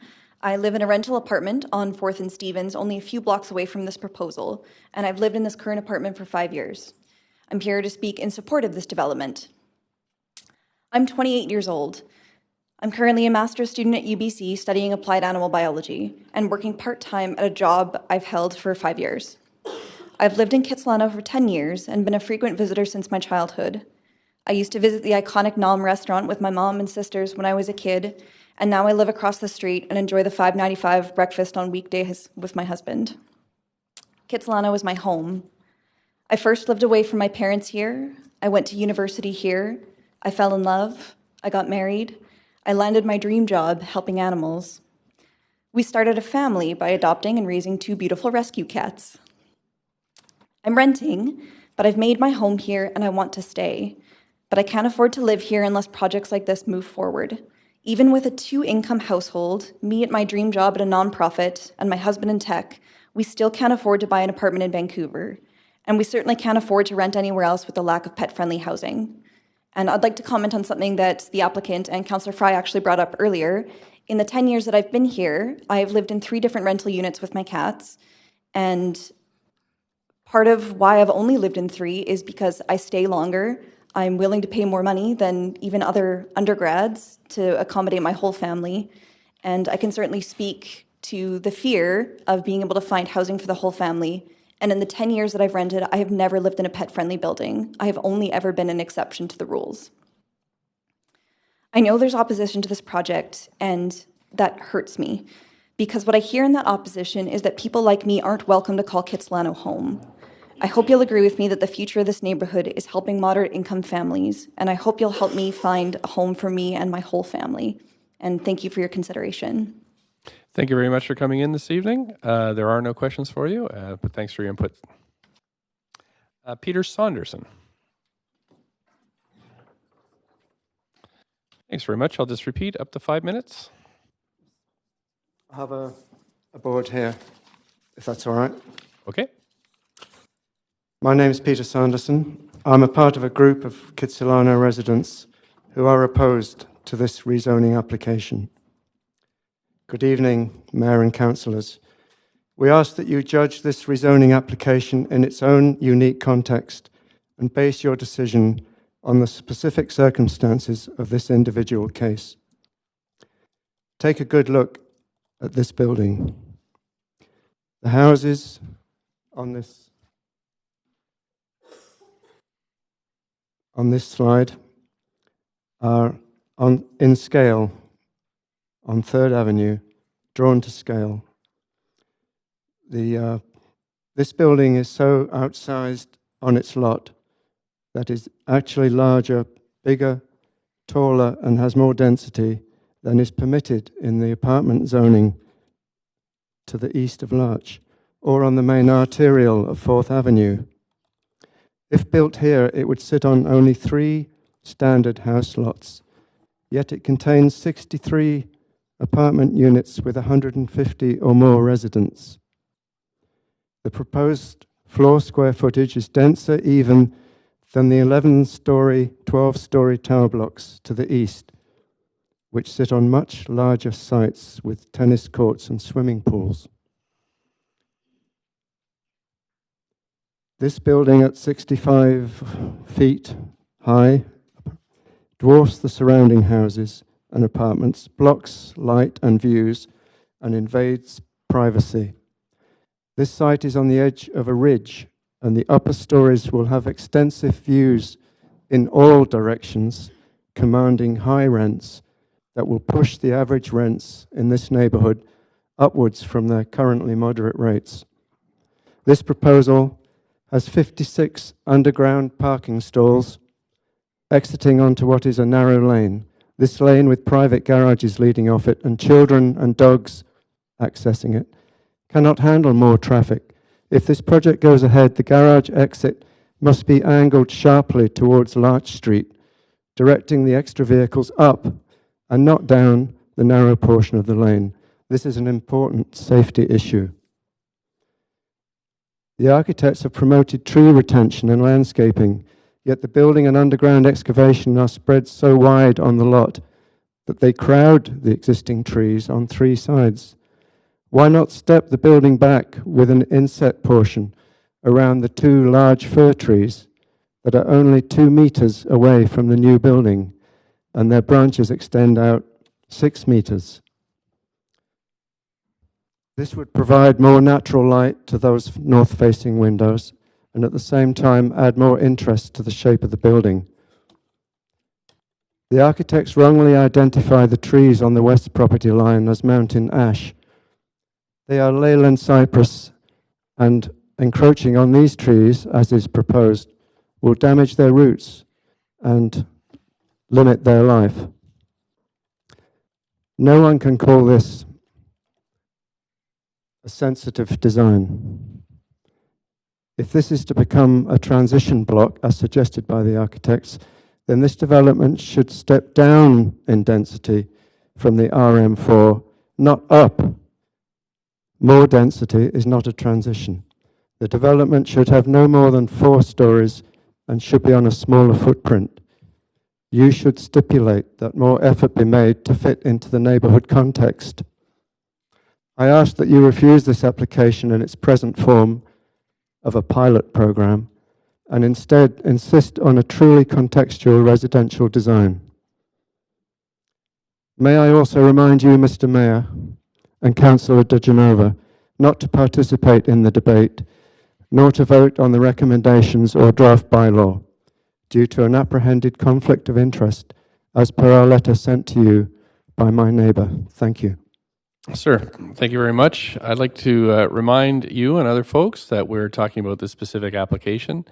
There is a process for the matter which you mentioned at the end of your presentation, and there are other channels, but this is not the place for that discussion. So thank you. You do have a question from Councillor De Genova. Thanks so much, Mr. Mayor, because there has been an accusation. I would like to say that it's my understanding, considering I'm very, very careful, and history will show that I am very careful about recusing myself if and when in a possible situation of conflict of interest, and I understand that I am not in a conflict of interest after having sought out legal advice. So I did want to state that for the record. That being said, I did want to ask you a question. If you don't want to answer my question, you don't have to, but in listening carefully to what you were saying, you said that this would bring rents in the neighborhood up.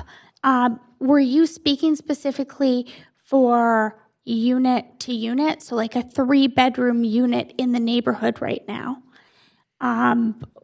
In a newer building, or in a building of comparable age and for a unit of comparable size, you would think that this building would bring units up in price? Well, when prices for rents are gauged, they usually look at all the neighbouring units of the similar size. I don't know whether they include the view in their pricing, but these units will definitely be high market rent because of the views. And I think that will tend to push up the rents around when people are comparing. Okay, and are there any comparable? You just also said in your presentation that there aren't any comparable units or projects like this in the area, and that was one of the reasons you didn't think it was appropriate. That's what I heard. So my question for you is, how could that be if there aren't any like this in the area? Well, there are many like this, not new, but... Okay. So there are many like this in the area? There are many rental units. Many rental projects? I don't know about 3 bedrooms. Okay, but are there many rental projects like this in the... No, in the houses, within the houses. Within the houses. Yes. Okay, I will ask our staff later if a 3-bedroom unit in a home in Kitsilano would be comparable to the prices we'd see here. But thank you for clarifying. I have a 2-bedroom unit in my house. Okay, but it's $2,300 a month. But to clarify, I'm just asking you to clarify. What I heard you say was for comparable units. So do you feel that there are other projects like this in the neighborhood? There's nothing as high or as big as this. Okay.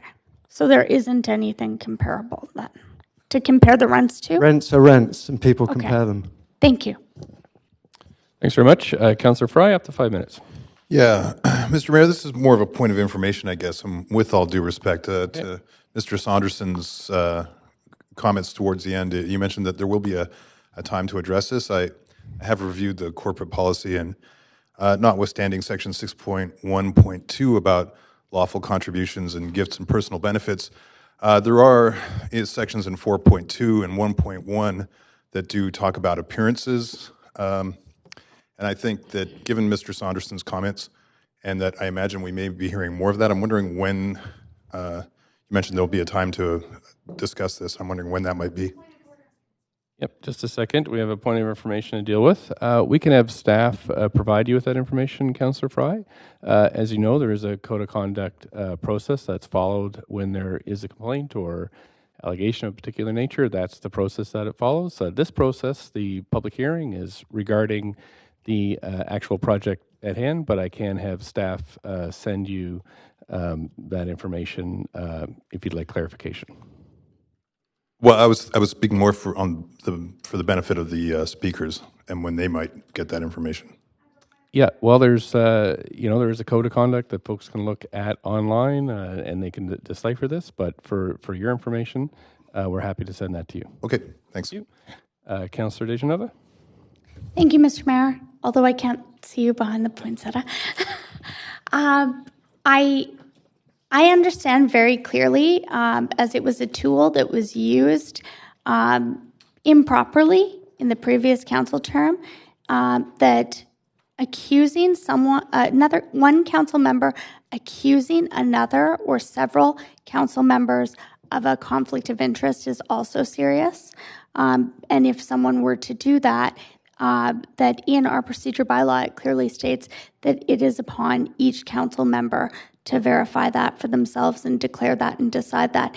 Is that the case? Can you verify that for me? Because I was a bit concerned in a quasi-judicial body right now that it seemed to me that perhaps there was an accusation there. Yes, I would say that actually both these conversations are improper, as well as the question from the speaker. There is a code of conduct process that is public and people can follow through it.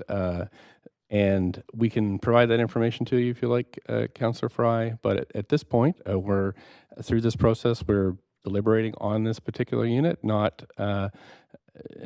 talking about people's eligibility to vote or not. That is covered under the code of conduct. And if there are complaints, either from folks that are not, finding the discussion inappropriate, or on your behalf, there is a code of conduct that process to be followed, and we've followed it a couple of times here already on council. But on the floor, council in a public hearing is not the place to raise those issues. Thanks. Okay, thanks. There's no more questions for you, so that's fine. Thank you very much. On to Janet Buckle. Thanks for coming in. Up to 5 minutes.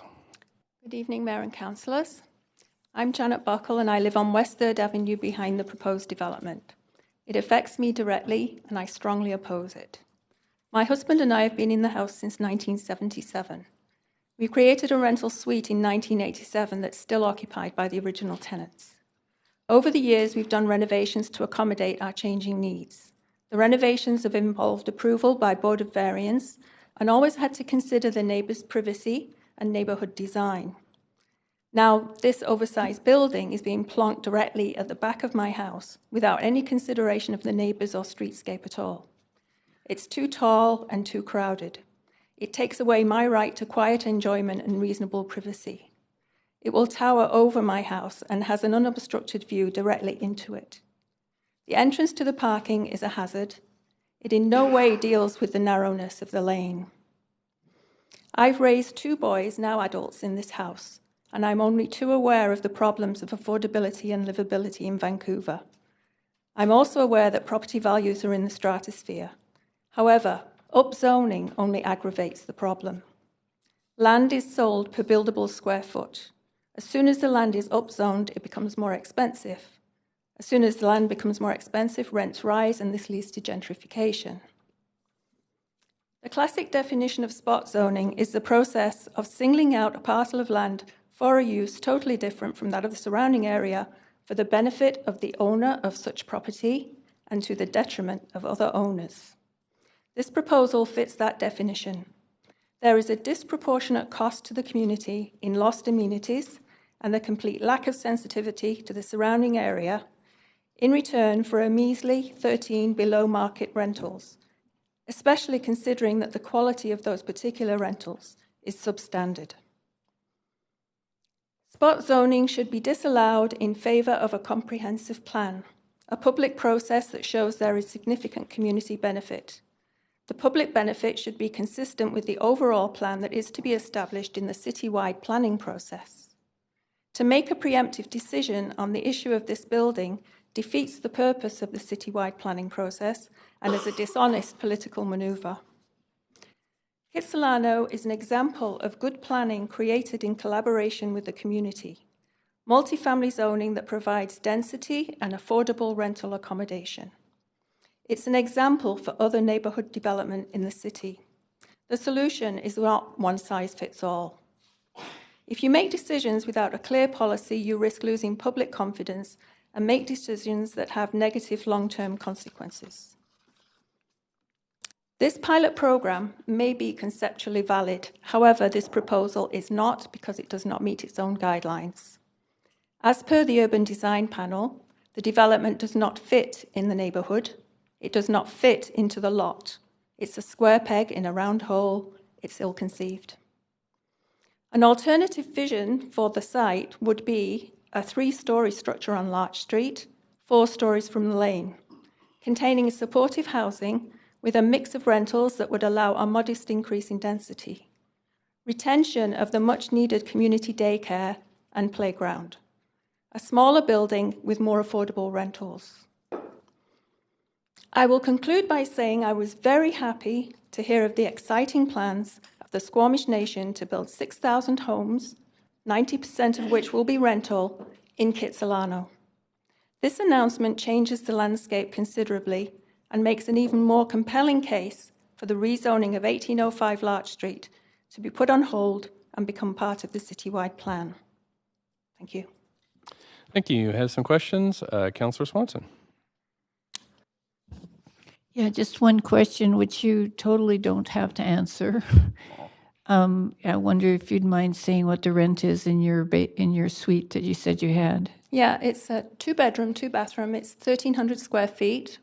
1,100 square feet, and it's 2,300. Thank you. Councillor Boyle. Hi, thanks for coming. I'm wondering, I've heard from you and others an alternative vision that would have the building be smaller with more affordable units and maybe a childcare space, which clearly the market wouldn't build. So I'm curious if you think there would be interest in additional tax of some sort that would fund that kind of project publicly, since we're not going to see it built by the market.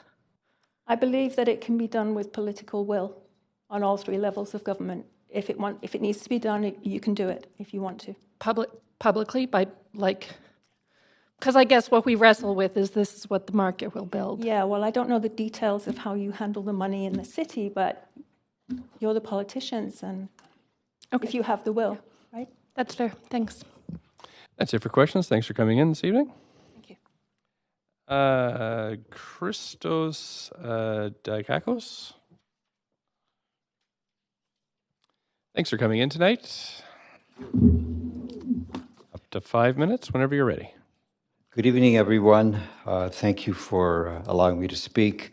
I'm Christos Dikakos, senior Canadian artist, past recipient of the Mayor's Visual Arts Awards, and more important, a 50-year resident of 2555 West 3rd Avenue, halfway down the block of the proposed 1805 Street rezoning application, of which I oppose.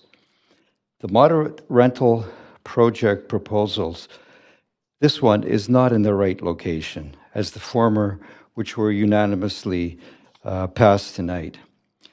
History seems to repeat itself when housing crunch panics occur, as it did back in 1974, when an entire West 3rd 2400 block of mostly working-class homes and small apartments were demolished for a high-rise condominium. Since that time, the west side of Larch Street, of which 1805 exists, was made an RT8 to stop high buildings, as this 1805 5 to 6 story outsized and high-density rental building, which is also not on a main arterial. All the previous that we're seeing today were all on main arterial thoroughfares. The 1805 moderate rental proposal is using discretionary CD1 spot zoning, which I believe is the antithesis of an all-inclusive good planning process, especially when the planning department becomes an agency working with the rental development industry to provide over $1 million worth of free permits, levies, and charges, with high SFR bonuses, producing too high and too bulky a structure within a 3-city lot size where the present church is located. This proposal, which is a pilot program, is in fact a trial experiment. I believe a Trojan horse, creating a bad precedence to the rest of this Kitsilano multifamily neighborhoods. I am for rentals in my Kitsilano neighborhood. My family's West 3rd duplex home is currently going through a 6-month extensive renovation of retrofits and up-to-date city-required code changes. We are also constructing 2 new rental ground floor basement suites with fire sprinkler protection and all the necessary new code requirements. Many of our heritage kids' homes do indeed provide such affordable rental accommodation. I noticed that being in an RT8 zone, I do not qualify for all those city relaxation of permits and fees as does Jameson or the rental construction industry under this particular pilot project, which incidentally, most of you had previously not voted for MI-RHPP because you were not here to really seriously consider the merits or debate a policy made by a past Vision administration. In the last election, I voted for Green, NPA, and Ms. Swanson, where you collectively agreed to rezone Vancouver for the public good, based on the citywide plan, co-developed with residents to include the missing middle housing with a range of neighborhood-compatible, social to affordable housing forms. I, as many others here, would like that opportunity to be part of a good comprehensive housing plan and to see the end of CD1 spot zoning, which is the antithesis of good civic planning for the greater good. This project is too high, too bulky, Soviet-style architectural rental proposal in looks, and I would like to see it go back to the planning to reduce it from its 5 to 6 stories to a 4-story building, more than the 3 feet of reduction that the planners offered here today. Of the 13 below market rentals provided in this plan, they appear to be located in the subterranean floors. 3 are on the uppermost parking level. The rest are on the first floor, which is partially below grade. Just 15 seconds. Because of the hill, creating a class stratification model of upstairs, downstairs economic scenarios and precedents. Thank you. Thank you very much. You don't have any questions, so I appreciate you coming in this evening. Councillor Carr? Yes, Mr. Mayor, the speaker did at one point talk about staff working with the development industry in a rather negative light, and I'm wondering if you just would caution the speakers to not in any way impugn the motivations or the work of staff in terms of implementing the policies that we have passed as council. Thank you, Councillor Carr. I did listen very carefully to that section of the information. I thought it was more the policy than the individual planners, so I didn't really see that as, that was my interpretation anyway, and that's why I didn't stop it, but thank you for bringing that to my attention. Judith Osborne. Thanks for coming in, up to 5 minutes. Good evening. I'm Judy Osborne, and I'm here to speak against the 1805 Larch Street rezoning proposal. I've lived at 1820 Trafalgar Street for close to 30 years, 1 block west of the 1805 Larch Street development site. This area of Kitsilano is my community. This is where I belong. It has one of the healthiest mixes of community members in the city, low, middle, and high income, and particularly a healthy mix of rental housing and home ownership. There are young people, seniors, students, immigrants, and families in older homes, many that have been transformed into sustainable, affordable, multi-unit rentals. I ask you to consider, what is a city without community? A community is a living entity, growing entity, which is nurtured by its members. Without community, we become isolated. We are left without the invaluable connection to our neighbors, and our very lives depend on that connection. In my community, we have built not only a block watch program, but an emergency preparedness program, where we are able to identify and care for those who need help in case of disaster. We see each other, we speak to each other, we help each other. The St. Mark's Church has been part of our community since 1907, first as a mission, and then in various forms, a church and a space where people who live here had a place to gather, to meet, to sing, and dance, to help one another, and provide shelter for those who had none. Do you know that over 200 members of St. Mark's congregation over the years from 1937 have had their ashes interred in the memorial garden on the site? They had to be removed when the church was sold and interred far away from where these parishioners wanted to have their final resting place. When St. Mark's was sold to the developer, this community, my community, was a loser. We lost our community's cornerstone, a preschool, a children's summer acting camp, a playground, a soup kitchen, a space for Boy Scouts and Girl Guides, which had been there for over 58 years, a meeting space for the support group Al-Anon, rehearsal and performance space for musicians, actors, and artists, meditation, Tai Chi, and yoga classes, a venue for public lectures, a safe place for people to practice their faith, a sanctuary for refugees, and a meeting place for seniors and neighborhood groups, to name a few. This proposal gives nothing back to our community, and it makes no allowance for a loss of our historic community amenities. The church offered the only community meeting space north of 4th Avenue in Kitsilano, from Burrard Street to Jericho. This new proposal offers an amenity room on the top floor of the building for the use of the building residents only. Not only is this proposal taking away from our community amenities, it is offering only 13 spaces for moderate income residents, all in the basement area of the building, some with windowless bedrooms.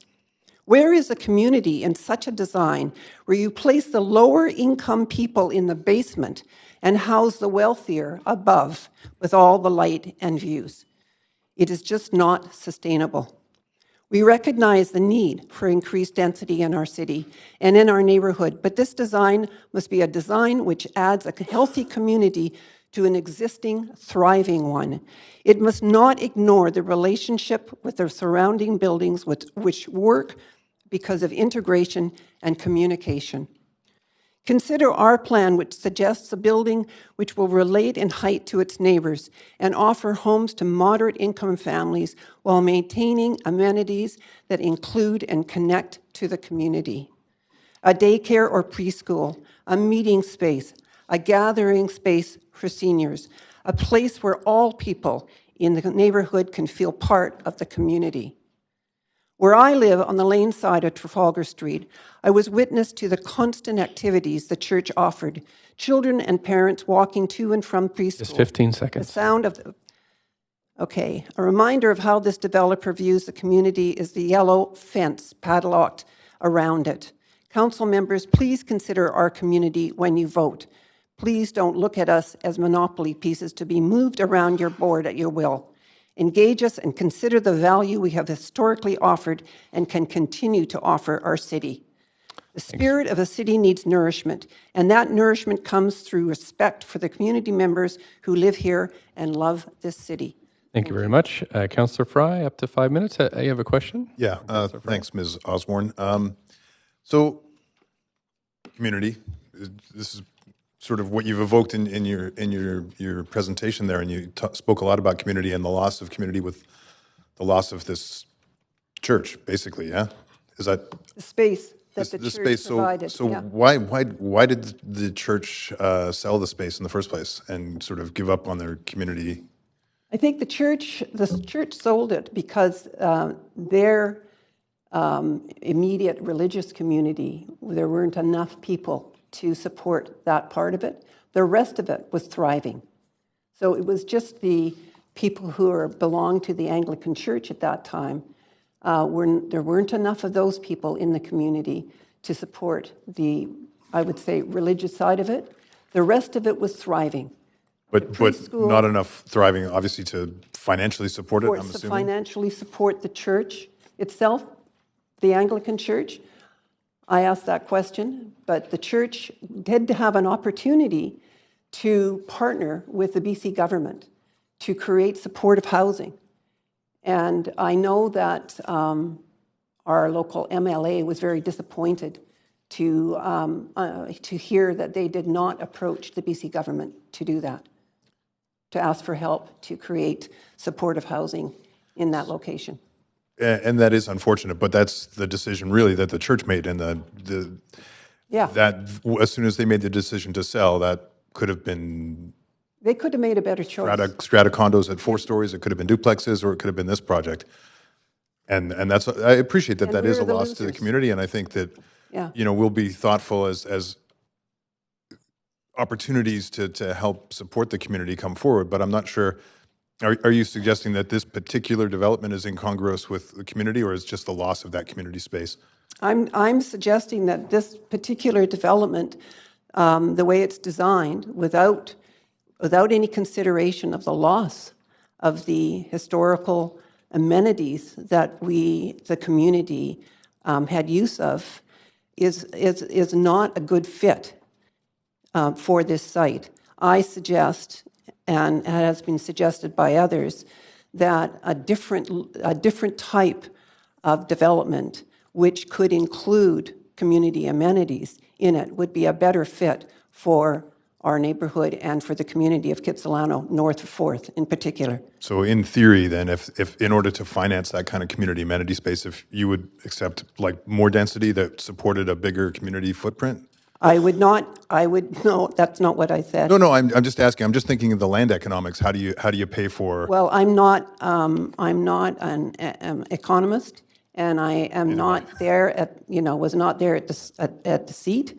But I think, as a previous speaker has said, there are ways to work within government to create the kinds of moderate and low-income housing that the city needs, without having very, very dense developments with the moderate income houses or housing in the basement, in the dark, which is what this development is providing.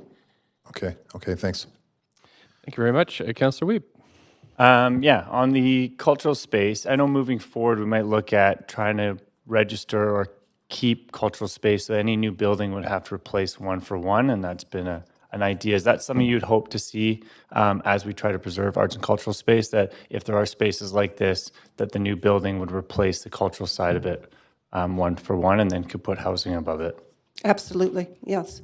Okay. Obviously, we don't have a policy like that at this time, but we're starting to hear from the public how important arts and culture is to Vancouver, and we've just moved with the new culture plan. So it is something this new council is looking forward, but I was just wondering if that's something that would be reflective in the community. Absolutely. I mean, if we were able to bring back some of what we had there, I also really would hope that a building like this would house something for children as well, a preschool or a daycare. But for cultural, absolutely.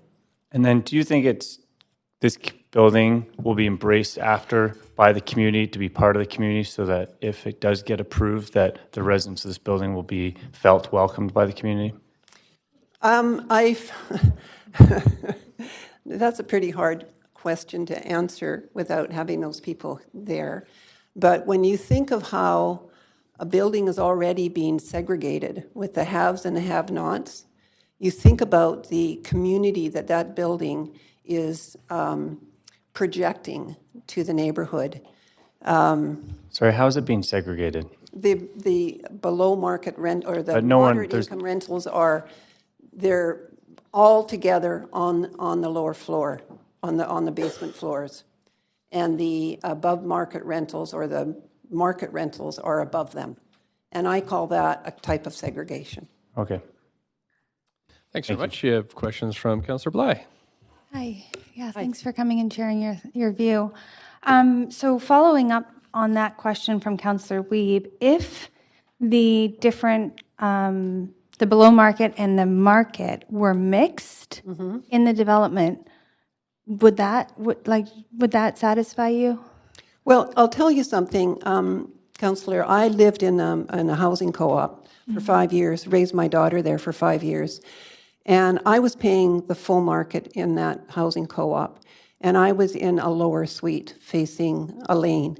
And the woman who was living above me had a view, and she was paying below market.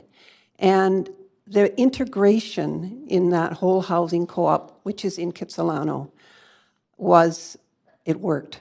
Right. So because there was no separation. No one knew, nor no one cared. It was the community that mattered. So you would be more amenable to this development if the different levels of suites and however you want to say it, below market, were mixed together, so that if I were to rent on a lower level and pay market, and someone above me paid below market, and I was okay with that, that would be the kind of building it. And I am not making any commitments, but that could be a question we ask the builder. Related to the moderate income being in the basement, where for this development, relating to that aspect of my concern, yes, I think that would be far better than the way it is laid out now. Okay, that's good, because I also heard that there was the sense of community was something that is very important, and we understand that the church brought that. But in order for the developer to purchase a land, somebody had to sell it to them. And the church sold them the land. Yes. So it's sad and a reality, but we also see it in other parts of the city that churches have to consolidate in order to make it work. So we won't go into the land economics. So I just wonder, from a community standpoint, you're speaking to it, and I can appreciate why. It's a big building right now that's empty. It's just a concept. It's not full of people like me or anyone else that could live there with kids and whoever. So I just want to be really clear that your sense of community, or potentially loss of community, what I'm hearing is really the loss of the church. It's not so much the building itself. Yes. No, it's the loss of the church. Of what the church offered. Okay. Not just the religious aspect. I'm not speaking. No, I totally get it. The preschool and the space together. Yeah, all the community amenities are what is deeply missed from that space, and there are not enough of them in our neighborhood, in our area. I hear you. Yeah, it's a sad loss, I'm sure, for the neighborhood. Yeah. Thank you. Thank you. And that's it for questions. Thanks for coming in this evening. We're on to speaker number 7 of 65, Esther Alexander. Thanks for coming in. We'll just lower the podium for you, and up to 5 minutes whenever you're ready. Mr. Mayor, councillors, thank you for allowing me to speak this evening. My name is Esther Alexander. I live 2 houses west of the church at 1805 Larch, on the south side of our narrower than usual unpaved lane. The proposal for redeveloping the site at 1805 Larch from RT8 zoning to CD1 will produce a building that is too big, too crowded, and too tall. The attempts by the planners to show close-by comparisons to justify the proposal are confusing, to say the least. The current FSR for the site is 0.75, and the proposed site has an FSR of 2.53. To justify this huge increase, the planners used 2 examples.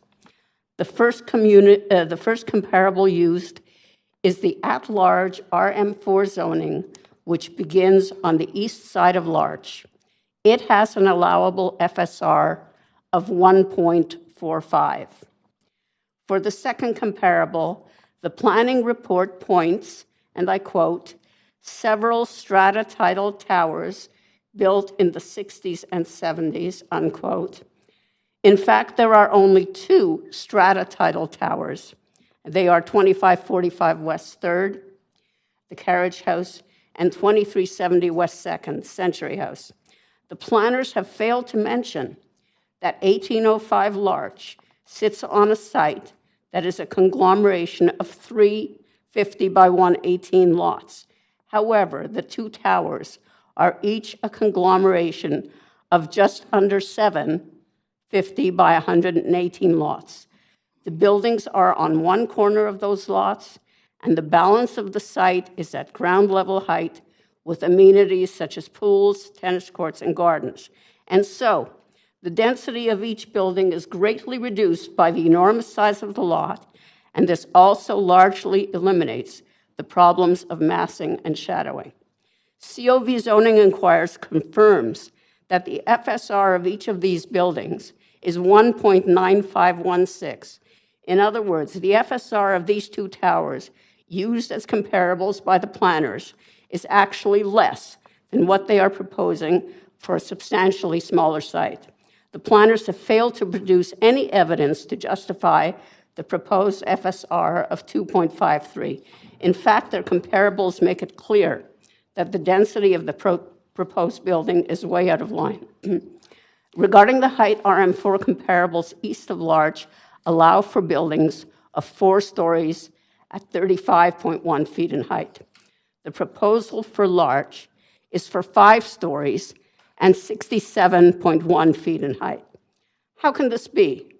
The proposed building is just 1 story taller than the 35.1-foot building across the street, but it is almost twice the height, that is 32 feet taller than the RM4 building directly across the street. How can 1 additional story be 32 feet in height? Alternatively, how many stories are we actually talking about, and why isn't it clearly stated? The answer is a combination of language and arithmetic. The city chooses to define the word story in a particular way that isn't commonly known.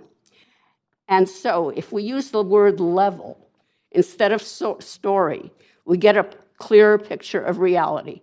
The proposed building is 7 levels, 67.1 feet in height, while the supposedly comparable RM4 buildings are 4 levels, 35.1 feet in height. Regarding the 2 strata-titled towers, they are known in the neighborhood as monuments to zoning mistakes. The proliferation of towers in Kitsilano was soundly rejected by both the city and the community in favor of RT8 zoning, which has encouraged the retention of older buildings, which are now a substantial source of rent accommodation, of lower rent accommodation available in Vancouver, as well as denser RM4 zoning. It is hard to understand why planners have chosen to compare the submission for 1805 Larch with a failed experiment. Just 15 seconds. Okay. To date, the planners have not been able to provide examples of how the proposal meets the required MRHBP criterion of fitting to the neighborhood, and so I ask the council does not approve this submission in its current form. Right on 5 minutes. Thanks very much. Councillor Hardwick has a question for you. Hi there. You've obviously done quite a lot of research. Would it be possible that you could share, did you create a chart, for example, of these comparisons of other heights and FSRs in the surrounding areas? Because I personally would like to know why there is misalignment between the information that we're getting in the staff report and what you've just recited. The information that I got on the FSR for the 2 buildings in question was straight from the zoning inquiries desk on 10th Avenue. And the information is not easily accessible. It's archival, and so they had to do a bit of research for me But I got it straight from the city. But if you've compiled it into a chart, your research, would you be prepared to share that with us? If I compiled it, if I had the city's help to do that, because that's what it would take. Well, you just recited. I'm sorry? You just recited the statistics there. You recited that information. All I'm asking you, if you could put it in an email or something and share it, would be appreciated. Absolutely, yes. Thank you very much. And I, for one, do recall the 1970s zoning changes in Kitsilano, so you're not alone. Thank you.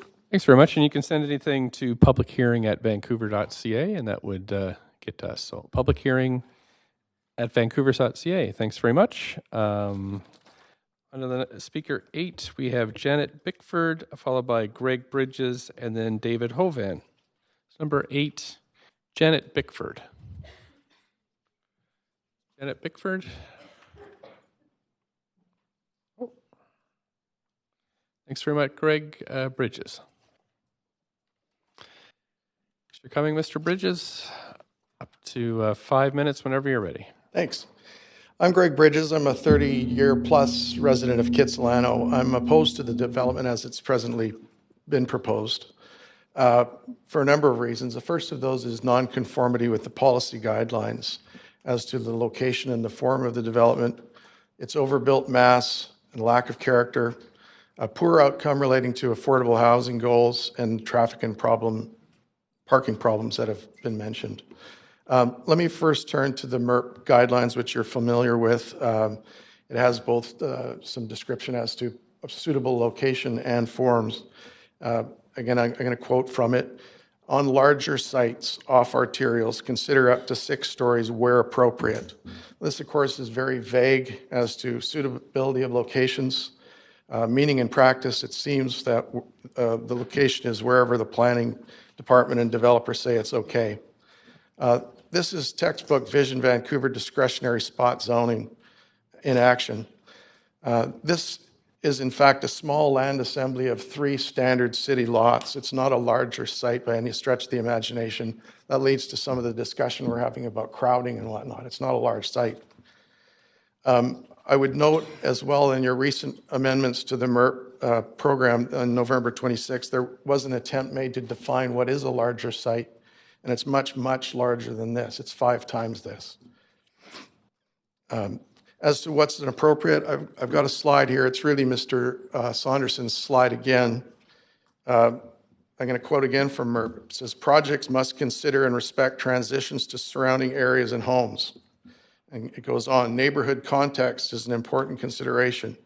My dictionary defines appropriate as being especially suitable or compatible or fitting.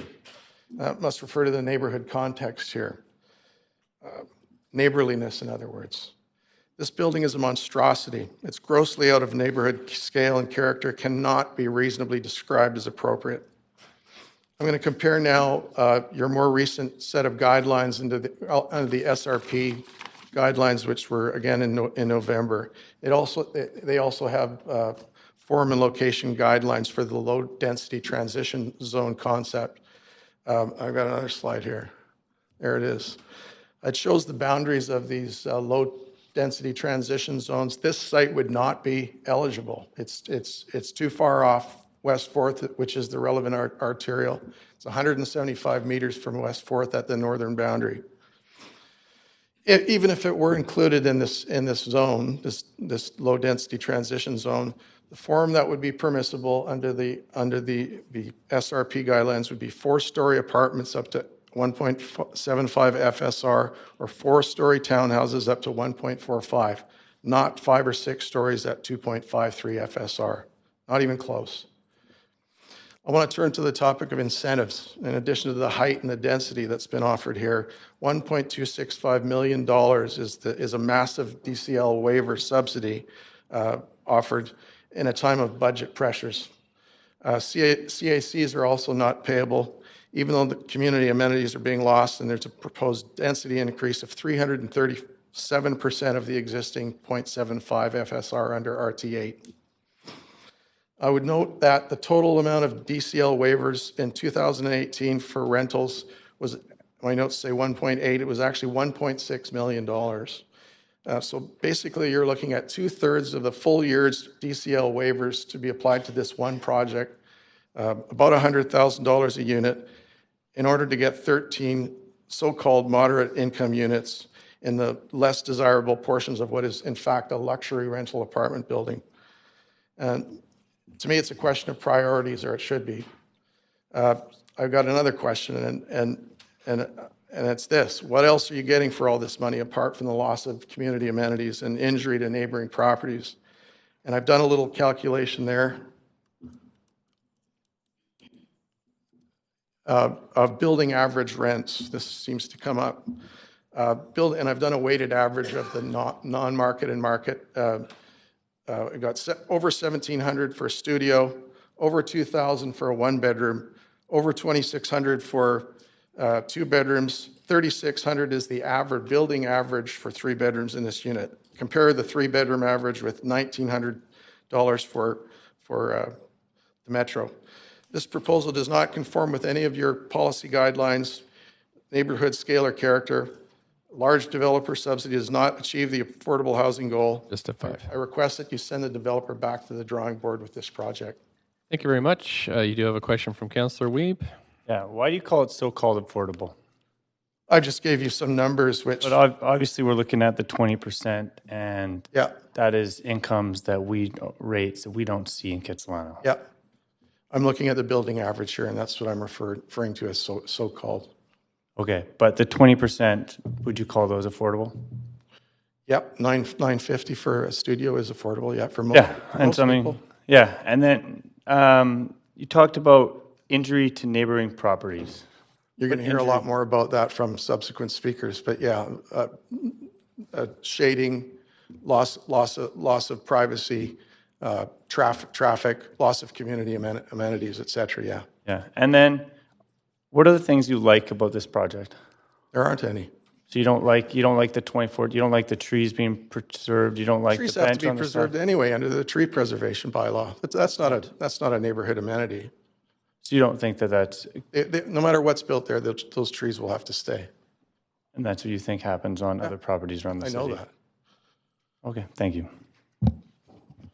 Thanks very much. Councillor Bly has a question for you. Hi. Oh, hi there, Mr. Bridges. That's okay. Thanks for coming in and sharing your thoughts. Just on the previous slide, the low-density transition areas. Yeah. I think it's important to note that because we've just tackled this in the rental incentives report, and that was approved and is coming back to public hearing. It's not yet policy, but will run concurrently with the MERP program. So even if this is enacted, and I have my own questions around this particular slide that I've been asking of staff, but I just want to make sure we're not confusing this project with this policy. No, separate policies, yeah. Yeah, so even if this is approved or not approved, MERP will still exist. MERP exists apart from this, that's right. So we're here to judge our best, our ability is to judge this project fitting the policy of MERP. So I just want to make sure we're clear that this is, it's interesting, but it's not relevant to this project. To me, this represents your most recent statement about what would generally be acceptable in this neighborhood. Of one policy, of which there's many. Okay, just want to make sure we're really clear about that. Yep. Thank you. That's all. Thanks, Councillor Fry. Yeah, actually, and on that 150, I just quickly looked it up on the Google. Have you measured this? Yep. And what is the distance? Because I'm Fan looking map. It's to the north boundary of the site. It's 175 meters. Right. Okay. So I guess I'm looking at the south boundary of that site, and it's 145 meters. Give or take. Yeah. Yeah. Yeah. Okay.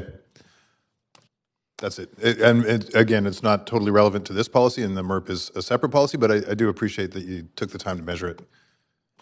Thanks. Thank you. Yep. That's it for questions. Thank you. Thanks. We've got speaker number 10, David Hoven. Speaker number 11, Sonia Cressman. Speaker number 12, Louise Mandel. Mr. Hoven, thanks very much. You have up to 5 minutes whenever you're ready to go. Thank you. Martin Luther King Jr. said, "Whatever affects one directly affects all indirectly. The 1805 Larch Street development proposal affects me and many of my neighbors directly, and affects the entire West Kitsilano neighborhood indirectly. I oppose this proposal.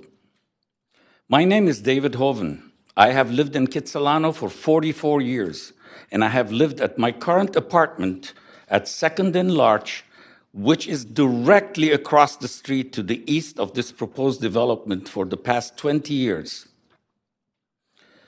I'm sure you're all familiar with the legal definition of spot rezoning, which, according to the Fordham Law Review, contends that, and I quote, I know you heard this before, but spot zoning is an infringement of the property rights of the many as against a privileged few.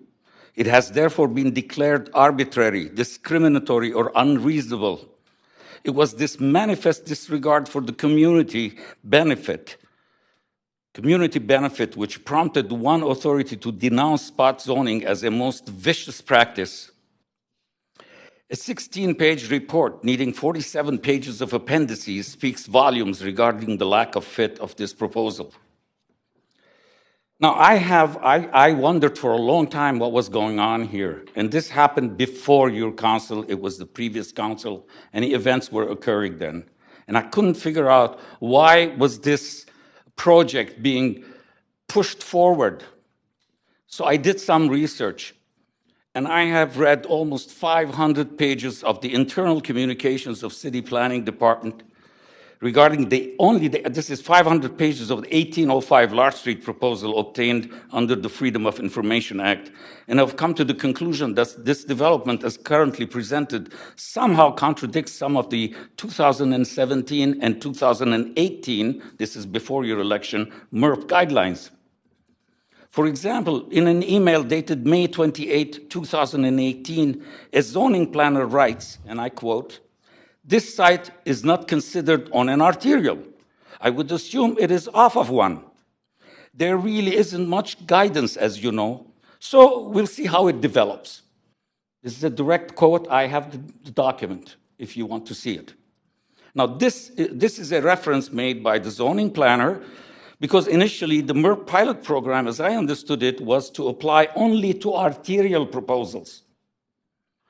But since then, all sorts of policy modifications have been made at the discretion of the City Planning Department. In another email dated July 5, 2018, a senior city planner says, and I quote, "Frankly, the form and massing change required will kill the project all on their own. And there are no plans to force retention of community programs on this site through the MERP rezoning." The die is cast. This is 2018, July. After the almost unanimous negative outcry against this proposal at the April 2019 public hearing, planning realized that it had to contain the spot rezoning issues arising from this proposal. So it asked you recently to approve certain areas of Vancouver as transition zones for potential rezoning with off-the-shelf approval privileges to ostensibly speed up the rezoning process. Thus, they could obtain your approval for spot rezoning without any contention, and this would strengthen their policy for spot rezoning, as in the case of 1805 Larch, until presumably a citywide plan is finalized. In the meantime, the entire neighborhood is thrown into an enormous upheaval. I, for one, have spent sleepless nights over the past year, doubled up my blood pressure medication, worrying about how this massive development with a 67-foot-high gray brick wall facing my living quarters at close proximity is going to encroach on my privacy and property rights. When this is rezoned to CD1, the current setback from the street goes, Larch Street, comes back to from currently 17 feet down to 10 feet.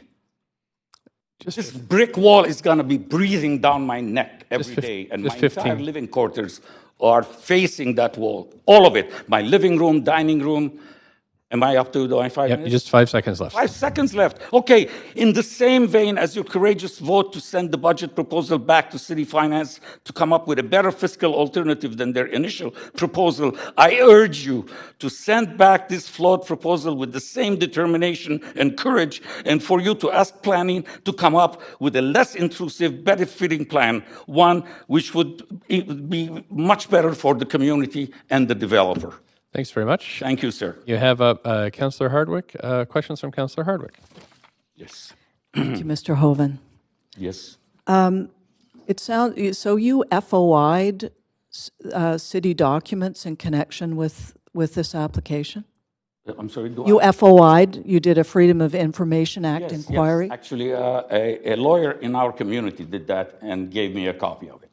Yes. So is there a dossier that has been compiled as a result of this FOI? Well, I didn't compile a dossier. There's 500 pages of the communications. Some of them, they go like, regarding the various issues with this project. And you, for example, one of the emails says, I'm afraid there's going to be a lot of opposition to this thing at the initial hearing, and so on and so forth. This kind of discussion where they're trying to figure out what it is they're going to do. It's all in there. I can send you. It's 500 pages, though. You don't want to read it. But I do have these 2 emails. I have a few more emails that I could send you via email. You can see how this was developing. And I'm going like, what is going on here? This is not right. Well, I would be interested if there has been a dossier compiled to have that shared, if possible. Sure. Thank you. Thank you very much. You have questions? Okay, thank you. Just before we move on to Councillor Kirby-Young, Councillor Carr. Yes, just make note to the speaker that the information has to be shared with you and all of council. It cannot be shared with one single councillor. Okay. It has to be shared to everyone. And how do I do that? Via your own emails, or do I do it through the City of Vancouver? You can send it via email at publichearing@vancouver.ca. And what is my, and I put in the subject matter, I say, whatever. Yeah, we just say 1805 Larch Street application, additional information, and then the clerks will sort it out and make sure that it's distributed to all of us. All right, of course. Publichearing@vancouver.ca. Yes, sir. Okay, thanks very much. Thank you. And just to conclude, in response to Councillor Carr's remarks, my intent was that this should go to all of Marin Council. Okay, thanks very much. It was a very good reminder. Thank you. Councillor Kirby-Young. Hi. Hello. Hi, Mr. Hoven, over here. I just wonder if you can help me understand your personal situation, because I appreciate that this has been very worrying for you. Yes. And you said that you lived in an apartment, right, second and large? And what is the size of your building? It's 35 feet. 35 feet. How many stories then? 3? 4. 4. Mm-hmm. 4. And this was the site of the old church. There used to be 2 churches, one of them on 2nd Avenue and one on Larch. Okay. They kind of combined it. Okay, and you have other 4-story buildings near you also? Like Yes, just across I have a 4-story towards my, looking north, I have a 4-story building, but it's so very far away from me. The street, 2nd Avenue is and the building is set back. I have no idea. I didn't count how many feet. I can go count it if you like. No, I'm just trying to get some context. It's helpful to understand. Mm-hmm. And I guess my question too, because you mentioned that you've been in Kits for 44 years, which is a long time, and in this building for 20. Do you know how old the building is that you live in? Yeah, it's about 22 years old. Okay. And at that time, do you think, because change can be uncomfortable, do you think that other people in the neighborhood were worried about a 4-story coming in at that time because there probably wasn't much like it and it was single family there? Well, that's a great question you asked. I forgot it, because when we bought that place 20 years ago, we were the second owners, the first owner. Anyway, we asked, and the real estate people said, there is no way they can rezone west of Larch. It's been a huge thing. I guarantee you. Now, I can't go back and sue the real estate agents if this is approved, but it's too late. But that's what they all told me. There's no way. The city just promised they would never rezone west of Larch. I guess my question, just to be clear, was if your building was probably, a building of your size was probably new for the neighborhood at that time. So do you think... No, but it fits the neighborhood. My building fits the neighborhood. It goes along 4 stories. There's social housing here, and they are, I think, 5 stories or maybe 6. I don't know. Okay. This was a brutalist building that was built during the. So you don't think there were any concerns when they started building those 4 stories? I'm sorry, I don't understand your question. Then. Well, I guess if you go back in time, there were single-family homes in the neighborhood, and then at some point they started building the bigger buildings in the 4 stories. Right? No. There was the church, okay, and the second church was the same height. Like the second church is almost the same height as my building, the one that's going to be torn down now if this is approved. Okay. So nobody was upset that my building was built, if that's what you want to hear. And you're in Estrada? Huh? We're on Estrada, yes. Okay. Thank you very much. Thank you for being here. Thank you. That's it for questions. Thanks for coming. Questions. Thank you, ladies and gentlemen. Thank you. We have Sonia Crespin, speaker number 11, Louise Mandel, speaker number 12, Lorraine Mickelson, number 13. Sonia Crespin. Hi, good evening. Thank you. Up to 5 minutes whenever you're ready. Thank you. I'm speaking against the rezoning. I wanted to start first by acknowledging all of the work that everybody here is doing today to innovate for our city, and that is really an important goal that I respect, and I'm grateful for the time. I'm speaking on behalf of the children in my neighborhood and on behalf of the working families like me that were part of the community center. My child went to the preschool between ages 3 and 5, and we're talking about 60 spaces in childcare that aren't in my community anymore. And these were really unique in that it was an AM split PM preschool, so they could manage to fit more families in. And I could connect with other moms and share childcare in the afternoon and make it work so that I could work. This has been an extremely important resource to me during a part of my life where I needed my community.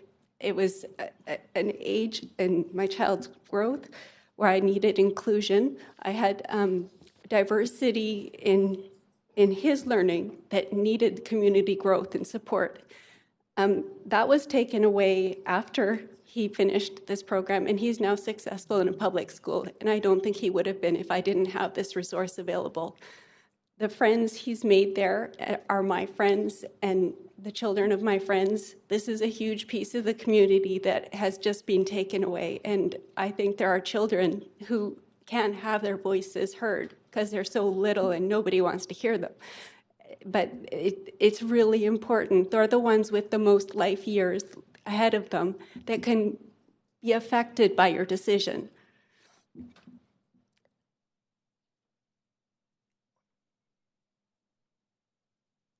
This place also allowed me to model what it's like to have healthy social relationships and pro-social relationships. It was a homeless shelter. The people actually slept right outside of my son's classroom. And I told him that was a good thing. I told him that we need to do this sort of thing. There was a soup kitchen that he could see, and I could say, we need to do this. There's a voting place where I could say, come on, we're going to go vote, and I'm going to go into this box. You're going to wait here, and you're going to see how this is done and how you can contribute to the community too, and when you grow up. Now there is not an amenity like this within reach of me and the amount of time I have with my schedule of working professional needs. There's someone mentioned that there's Kit's House that is over capacity. My son's Boy Scout meeting, which is a very important continued social interaction for me, is up in 33rd Avenue. We couldn't get into any of the community centers, so I have to drive every Tuesday and add 30 more minutes onto my day. And some families that I'm connected to couldn't afford that, and I've lost them in this weekly part of my life. I think that the children are probably the ones that have the most to lose here. I'm not really going to speak much about the height of the building or how far it is from the curb, but there's no place for them. There's a children's play area, but my children could not go there. This is for the people in a building that are fortunate enough to live on the top floor and not be looked down on. It's not something that I feel I can go to, or my children can go to, or their friends. And it's an important piece of their community. Thank you. Thank you very much. I don't have any questions for you. Thank you for coming in this evening. Oh, Councillor Weeb, just quick on the draw there. So do you think that play area on 2nd Avenue is an important amenity that we should look at bringing back, even because the trees are still being preserved, but there was a little uniqueness, that little piece? Is that something that you're hoping to see? Absolutely. Absolutely. A place where everybody can go, not just the people that were fortunate enough to get a spot in this place, but some place where we can all get together, and a community room where we can also open ourselves up to people that need help. Okay, thanks for taking tonight. Thank you. Thank you. That's it for questions. Thanks. We have speaker number 12. We're just at 10:25. Speaker number 12, Louise Mandel, 13, Lorraine Mickelson, and 14, Sharon Turner. Thanks for coming in. Up to 5 minutes. Please go ahead. I'd like to acknowledge the traditional territory of the Musqueam, Squamish, and Tsleil-Waututh. My name's Louise Mandel, and I'm a lawyer. I live at 2535 West 3rd, and my neighbor for over 25 years has been the church, a beautiful building, beautiful people, sacred communal space, a religious community that served our community. We voted there. It was a rehearsal and performance space for musicians and actresses, a venue for public lectures, a meeting place for seniors and neighborhood groups. Our lane was alive with kids, the Montessori school, the summer kids camp, and my daughter played in the lane and the church playground with the kids whose refugee families sought sanctuary there. Most of all, I loved the weddings. Well, I'm here today to oppose another kind of wedding, this unholy alliance between city need and developer greed. This consultation process is not appropriate and may not be legal. I've litigated many cases for Indigenous people about consultation. For something as deeply transformative as this building is, we need a level of accommodation and consultation which is deeper. This process is fundamentally flawed, and the legal architecture of consultation provides an appropriate lens for your consideration. So I'd like to take you through the three pieces of it. The first is process.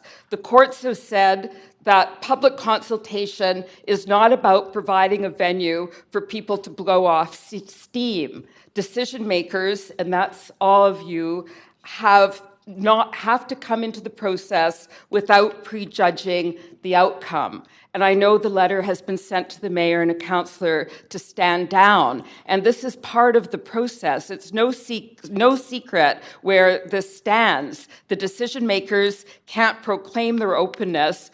The facts of the public position speak for themselves. And I'd like to say that I know probably where this stands. I've just read the papers, and by passing a city and neighborhood plan, spot zoning means developer privilege if the city can bump up its numbers for moderate income rentals with support for this particular project. And that's not an open-minded way in which consultation is required, process-wise. The next question is public interest, and here the public interest is said to be 13 below market units, some with no bedroom windows, some 300 square feet. And the value that this cements is a stratified class arrangement with the lower income on the bottom, the wealthy people on the top, and the building is just too large. Now, the third issue, and I was appreciating Councillor for your question about it, is that if there are private interests which are expropriated, these must be accommodated. And I know that your suggestion was that it's just too bad that the church had to go. But what the law, first of all, there is absolutely no accommodation in this project. In our community, amenities have been expropriated. The loss of privacy, the upper floors from this building will be able to see right into our kitchen window. We'll be able to see whatever it is we do in our backyard. And I point out that none of the market rental units will expropriate our property. The height is in the wealth of the developers. And the way that the courts balance this is to say, well, if there's been an expropriation of private property, even if it's in the public interest, then there's a requirement of compensation. Now, if you don't want to move into the compensation realm, the other fulcrum is accommodation, so that the requirement is to minimize what it is which will be harm to the private interests, and that would be considered when the appropriateness of the accommodation is expressed in terms of the expropriated interests. I want to point out that that the church was a connector. It was about relationships and enhancing community values. And this is an expropriation of benefit to the existing community to the sole benefit of the developers. Now, I know the developers and planners call this a transition zone, but there's nothing transition about it. Just 15 seconds. Into an established zoning where absolutely nothing is broken. We're a very beautiful, well-functioning neighborhood, multi-dimensional. You've heard how many of us have our old houses possibly... We're just at 5 minutes. I'm sorry, are we done? Yes, we are. Thank you. Thanks very much for your time this evening. Thank you. We have Lorraine Mickelson next, number 13, 14 Sharon Turner, and then 15 James Turner. Good evening, Mr. Mayor and Council. My name is Lorraine Michelson. I've lived in Kitsilano in the very same block as the church site for 24 years in a duplex with my family. I raised my children there. I've worked for over 20 years as a public health nurse in the downtown east side, so I know very well the struggles people face trying to find affordable housing. I oppose the proposed rezoning and development of the Larch Street site for the following reasons. The proposed 6-story rental building is too large for the neighborhood. It would dwarf the surrounding multifamily heritage and character homes. It would loom over our Kitsilano neighborhood and also create mistrust in our elected leaders who are putting developers' profits ahead of livability, election promises, and citizen input. Allowing the rezoning of this property would open up the area to further out-of-scale market rental developments, which would negatively alter the community. Rezoning would fail to provide the big increase in affordable rentals that we all hope for. The damage the proposed development would have on our community far outweighs the benefits of the small number of affordable units in the proposed building. The size of the building, the increase in population, and the lack of community amenities create safety issues and erode our feelings of control over our homes and surroundings.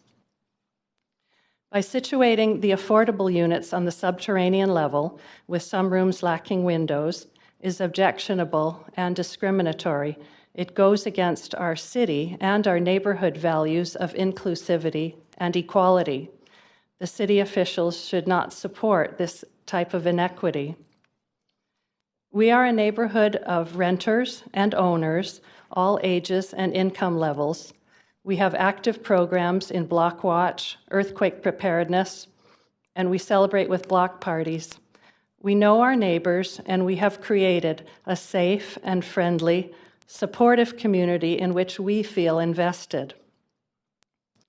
I would welcome a smaller rental development in which the majority of units are affordable and which includes community space to replace some of what has been lost since the sale of the church. And in light of the Squamish development less than 1 mile away, I feel that this proposal is not appropriate. Thank you. Thanks very much. There are no questions for you. Oh, there are. Councillor Dejanova and Councillor Fry. Thanks. It's just a last minute question because although we're here talking about this specific rezoning and considering this, you had said in light of the development the development that the Squamish Nation was moving forward with, you didn't think this was necessary. Do you know which development came first, or that we city, I'll ask our staff this question. I can't right now. I'm wondering had you heard about the Squamish Nation development first, or had you heard about this one first? This one. Okay, that so we're you heard about discussing this one tonight. first. Yes. So if the Squamish Nation development wasn't, like I'm asking because, we have a housing crisis in the city, would you, and you don't have to answer my question, but would you support this if that wasn't an option? Not the way it's proposed, no. Okay, thanks. Thank you. Councillor Fry. Yeah, and this is really just a quick question. You mentioned, and I've heard a few people mention that the below market housing would be subterranean, and I'm not seeing it on the documents that we've been supplied that the only thing subterranean is parking, and I'm wondering if was that obviously you're not the only person who's mentioned that, and was that an original design that was promoted, or? It was in the report that I read. And okay. The units, as I understand it, they are partially below ground. Yeah, they look to me they look to be at grade. I'll certainly follow up with staff when we have that opportunity after all the speakers, but they look to me to be at grade, not subterranean. So but thanks for, okay. Mm-hmm. Thank you. Thank you. That's it for questions. Thanks. We're on to Sharon Turner, James Turner, and Sophie Tekiokis. Sharon Turner. Thanks very much. Up to 5 minutes. Good evening, Mayor and councillors. My name is Sharon Turner. I live less than 2 blocks from the proposed site at 2nd and Larch. I'm strongly opposed to the development proposal before you tonight for reasons that have already been very ably articulated by my neighbors tonight here and in the letters to you from those people who can't be here tonight. Thank you for listening to the people who will feel the most immediate and long-lasting effects of your decision. Thank you very much for coming in.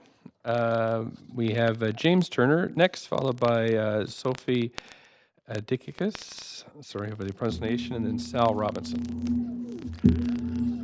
I apologize, I've come before you a little disorganized. A lot of my 5-minute presentation, I find, was about affordable housing more than a specific thing, so I'll just pick a few things out.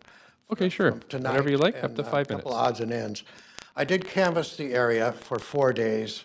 I walked about, contacted about 35 families. I started at Larch and 2nd, and I came down 2nd Street to Stevens, from Stevens over to 1st, from 1st back to Larch, and then I did Trafalgar cross street in between. And got the door answered about 35 times, and I know this is not a clinical trial or anything like that, but I would say there is no level of acceptance by the neighborhood of this project at all. I had the 2 most favorable responses out of 35 I had was undecided.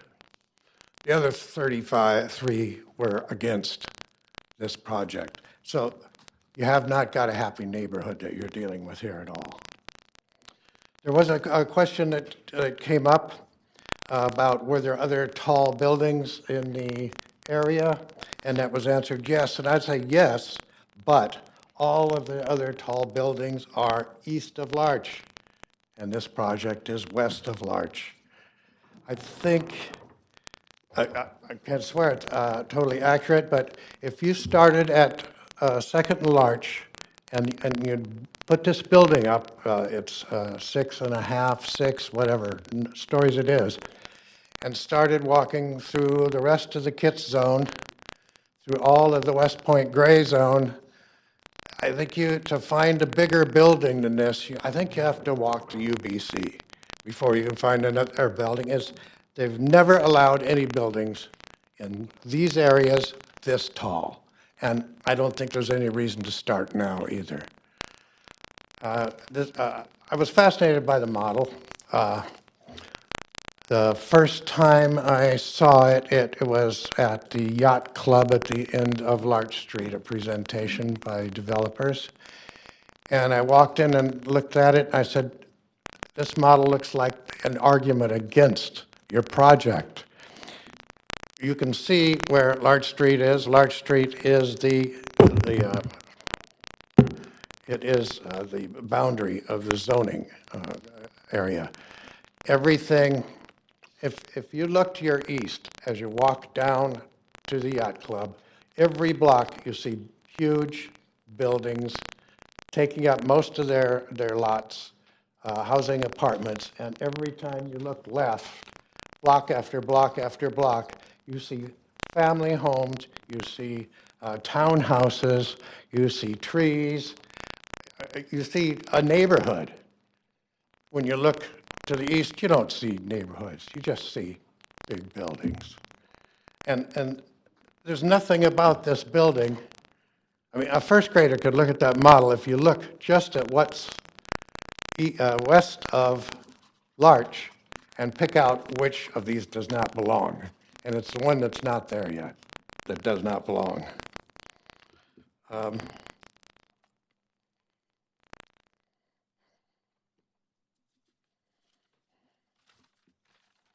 I'm in general opposed to spot zoning. It defeats the purpose of zoning regulations. The zoning regulations have been well researched over a 5-year period, well planned, well thought out, and they've worked well. If you look at the models, you can see the storm of approaching apartment buildings bearing down was stopped right at Larch. And let's keep it stopped there, please. Don't do this to my neighborhood. Don't do this to our city. Don't approve this building. Thank you. Thank you. You do have a question from Councillor Dejanova? Thanks very much. I appreciate you staying to share your comments and for expediting them to the merits of the project.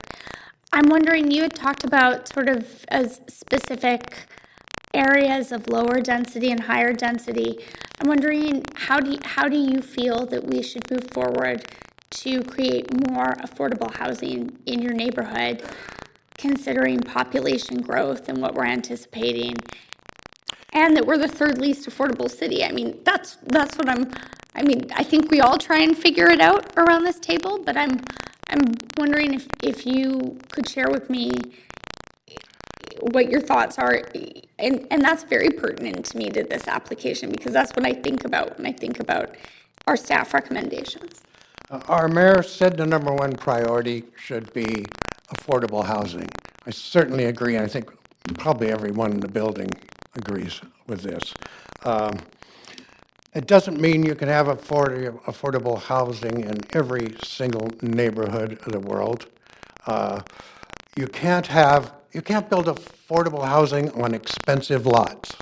What you have is here 3 lots cost $4 million each, and you don't do good arithmetic and have real affordable housing on expensive land.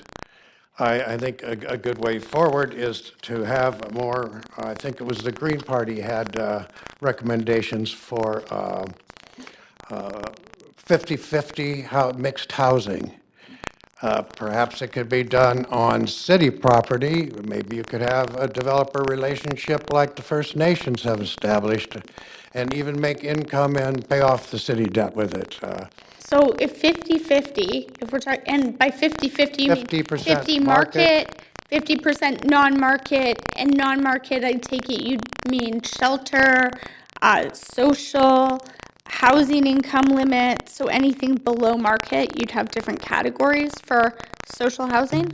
There's 1,000 details. Okay. I wouldn't work them all out. So but I'm I say wondering, 50% should sell at market, 50% should be affordable housing. so if the city owned land somewhere nearby in the neighborhood and were to propose a unit mix of that in a building of this size and density and height, would you support it? You don't have to answer my question, but I'm trying to look at the affordability in the neighborhood and where you'd put it. If you're insisting I bring a big building into my neighborhood that is not big buildings, I don't know how to answer.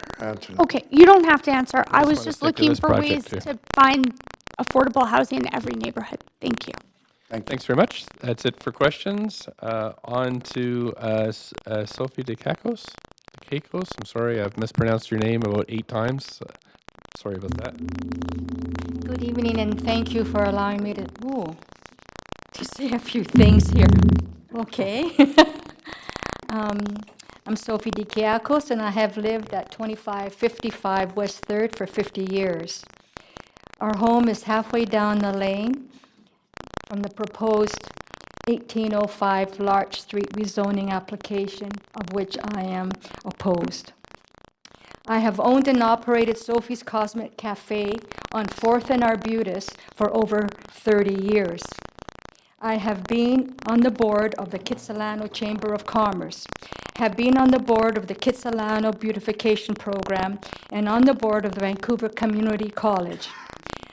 I have been involved with my community from feeding the hungry through my restaurant, donations to schools, community centers, and my church, and supporting Kitsilano Showboat.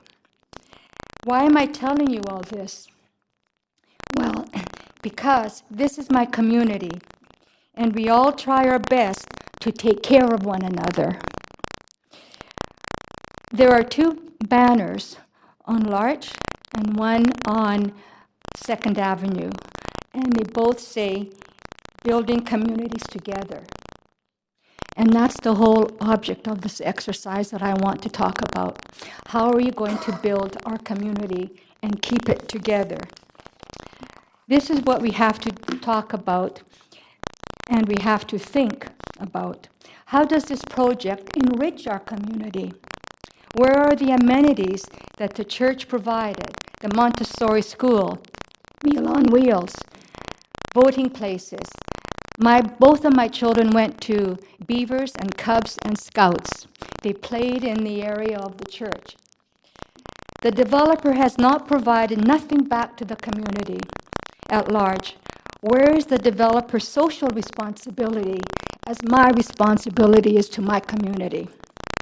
Or does he feel he doesn't need to provide one? Yes, he has provided 50 market rentals and only 13 proposed below market rentals on the lower scale of the building, some only 320 square feet, some with windows and some with not. Great, now we have class differences that can go to the top that have and those that do not and go to the bottom. Great community contribution. How will this moderate income rental work down the line?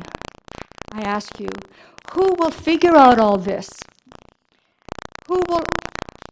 How will the oversized impact of this building impact our community?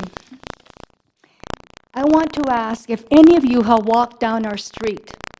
Have you walked down my lane to see how narrow it is? If you've gone down my lane, you will have noticed that it's so narrow that the garbage trucks have a hell of a time going down. They have broken my gutters, I don't know how many times. Had hit our trees. And the same goes for my neighbors up and down. Can you imagine the cars and traffic going up and down and parking nightmares? 3 of you ran on Green Party platform where you promised to expand Kitsilano-style zoning that increases housing density while retaining character homes and neighborhood character. We zoned Vancouver for the public good of affordable housing. With a range of neighborhood-compatible, affordable housing forms like townhouses, row houses, co-housing, and secondary suites. You promised to do this in the context of green policy. Stand by your promises and please reject this report and draft bylaw. We can all do better, and we can all do it together for the better of our city and all of our communities. Thank you. Thank you. You have a question from Councillor Weep. Yeah, and obviously I respect all the work you've done in the community and obviously the words that you're saying today. One of the things you said is, how are we going to keep our community together? I recently had our 20-year anniversary at Kitsilano Community, right, at Kits High School. Yes. Not one of us lived in Kitsilano. The community has been lost, and few of us want to come back. The goal is, how do we build a community that does work together when a lot of the community has had to leave? Well, I think one suggestion is to help the existing houses get their permits so they can put affordable housing in their basements or in duplexes or different types of homes. I, for one, believe that we have a lot of homes in Kitsilano that do provide affordable housing. I think that would be a first step. Yeah, To obviously. give incentives to the houses that are there now so they can build affordable suites without going through all the rigmarole that the city tells us to go through. So young professionals can come back and live in a basement suite. Well, if they want to live in suites or in duplexes or whatever, right? Okay. We're trying to build a community together, and we're really trying to find a way to make it work. And As are affordability we. in We are Kitsilano is now in the big. process of renovating our house. And we've lived in there for 50 years. And we have now just gone through the process with City Hall. It's taken us a long time. And we are putting in a couple of suites to code with everything done. And that's going to be, I think, about 1,100 square feet in the basement with good-sized windows, 2 bedrooms with the kitchen. Which is amazing, and we need that more housing. So I really appreciate that, and I know there's others that want in the community that want to support that and bring more affordable housing. But that's not the project we're looking at today. Thank you for coming. You're welcome. Thank you. Just remind councillors, as we close in toward the 11 o'clock hour, we'll just stay on questions. Thanks very much, Councillor Dejanova. Thank you. Thanks so much. I just had a question in follow-up to Councillor Weeb's question and to some of the comments in your presentation. Thank you for coming and for making your comments. I'm wondering, you had talked about the 13 units on lower levels, or I think you said in the lower area of the building, so on lower floors of the building. Well, it could be the lower area or the first floor. I don't know where they are, but I know that they are not at the top. So with basement suites, although new homes, council has taken some action and policy to consider different scenarios and situations for them. Current basement suites are below. A lot of them are below grade and don't receive as much light. We've had these complaints here before. I'm just, in the context of considering what this would give for the neighborhood and what the neighborhood already has, do you think that, I'm not against basement suites, but if we're talking about people being treated as lesser because they're on lower floors of the building, then do you think that it's the same thing then with basement suites? Just a Councillor Weeb's comment of trying to build community and make sure that everyone has equal and that no door is viewed differently just because of that. Well, Councillor, if people can afford a basement suite, great. If they can afford something better than a basement suite, great.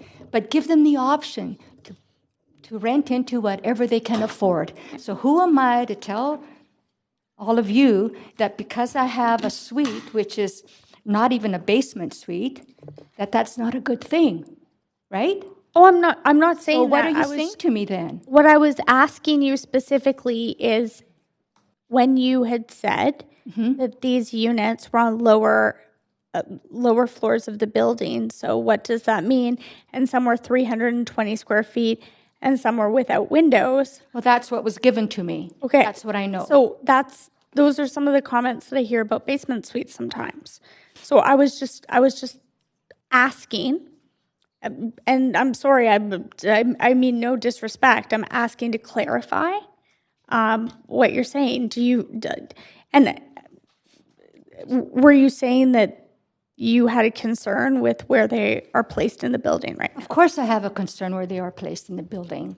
Because if they can afford to be somewhere else in the building, do you think they would go in the basement suite? No, they would go somewhere else. Okay. Thank you for coming and for sharing your comments with us. Thank you. Thank you. Probably the last question of the evening, Councillor Kirby-Young. Thank you. I'll be brief. You were talking about providing different housing choices and options, and you mentioned duplexes. Were you thinking of duplexes in terms of rental? Because they're usually more for sale. I just want to clarify. Well, I live in a side-by-side duplex. My sister owns one half, and we own the other half. Okay. But they are typically owned, and these are rentals. Well, not all of them. Some landlords have duplexes. I know landlords that have duplexes, and they're for rent. Okay. Right? And I have friends that have bought a duplex, and they live in one half, and the other half they rent. Right. So, but if you're a renter, you might not have that option to try to get into that type of housing, right? Are you? I'm just curious because you mentioned your suite, which the work you're doing sounded lovely, and the 2-bedroom. Are you willing to share what you'll be renting that for? Actually, it's not a 2-bedroom. It's not, okay. It's a one big bedroom. One big bedroom. And that's going to go, I think we're talking at $1,700. Okay. With a kitchen, private bathroom, laundry facilities. And the back door goes out onto the garden. Okay. And then have you seen the customer mix change? When you talk about housing choices in the neighborhood, have you seen any impact on your business as there's been housing choices changing? Well, to tell you the truth, businesses have changed on 4th Avenue.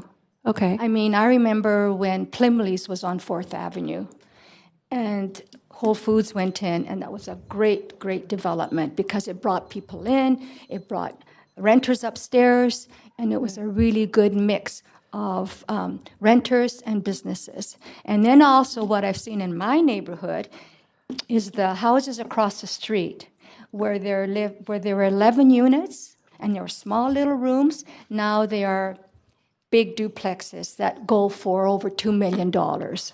And the same on the corner of 3rd and Larch. The Sahodas own that building, and it's been vacated, own the lot, and it's been empty for years. Very, very expensive. I'll leave it there for time. Sorry to interrupt. We're just 2 minutes Very to 11. expensive. Thank you. Just before we, thank you very much for coming in this evening. Thank you very much.